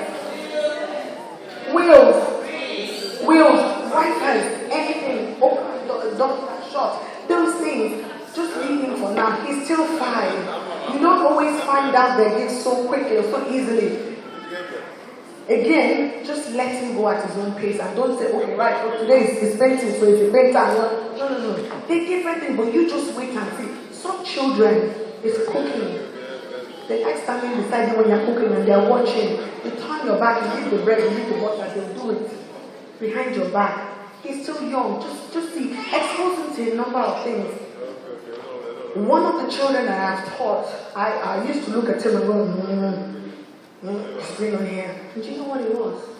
Because he was a runner, we tried to teach him to now run in between the lanes. So we put cones on the left and on the right and say and arrows to show him the direction to run. Who knows where I'm going to with that? Exactly. So become an athlete. Why can't you run the Paralympics? Why? That was where we were going because you will run everywhere. Yes, and I will know you can run and very fast too. But why not try and go there? Because he couldn't do that. He couldn't run within the lane. So that's what we tried to teach him. Now that didn't have anything to do with anything, but we just like that. So they're different events. You just stop and parents are the best. You're the best advocates for your children. You're the one who will know what they can do and what they can't do. Because you see them all the time. You see them more than the teachers, and you will pick and you realize. I've got a 17-year-old, I've got a 19-year-old and a 17-year-old. They're neurotypical children. But my first son, very academic, blah, blah, blah. Lots of traits of autism. I could see that straight away. My daughter, every scattered. I kiss my son. I'll say, oh, this is what is excelling in. Is this academic? My daughter, look here. She'll do something too. I don't want to do it again, mommy. I don't like it. Oh, mommy, I don't want to do this again. And because of what I do for a living, I'm like, why is it my own child I cannot? And then one day, I always used to say this to her, your gifts will make a way for you, your gifts will make a way for you. I didn't know what the gift was. And then I realized that I always used to say to her, oh, leave me alone, you talk too much, go. And it was her speaking. And I'll tell you, my daughter has won awards from her speaking. Her oracy is out of this world. She can talk to anybody about anything because it's engraved in her. And of course, as soon as that was happening, quick, straight speech and language lessons straight away. And then she's excelling at that. So academically, tell her to sit and do math. You stand up, go to the toilet, come here, look at me. You want this? Come on, sit down, do the one you asked you to do. So it's different children, different needs, different things. Yes, who wanted to ask a question? Yes. Yes. This way. This way. You're next.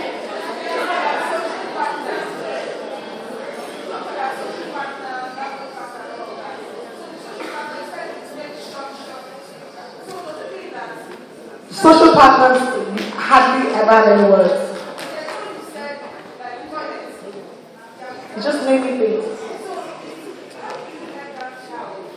Okay?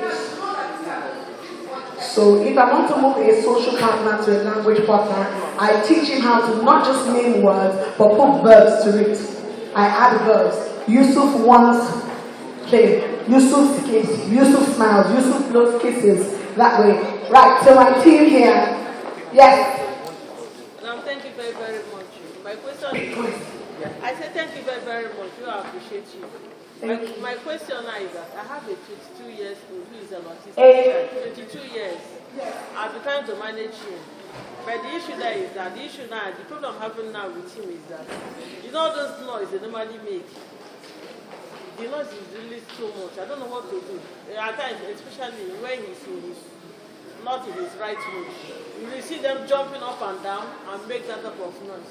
So how do I work on that? So that means he's dysregulated. He's telling you he doesn't like something from that.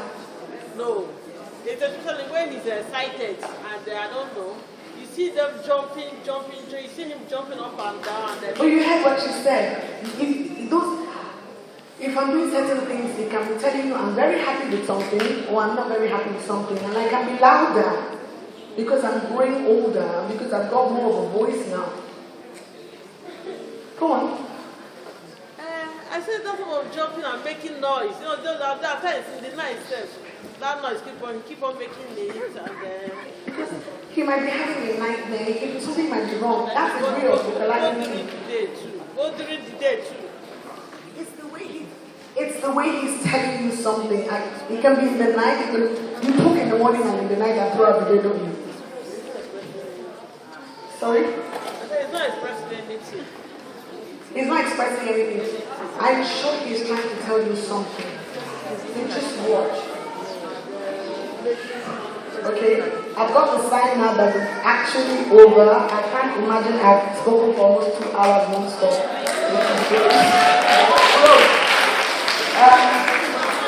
What do you need to do? I just have to close it. Yeah? Okay. Alright. Thank you for listening and being an interactive audience. Thank you.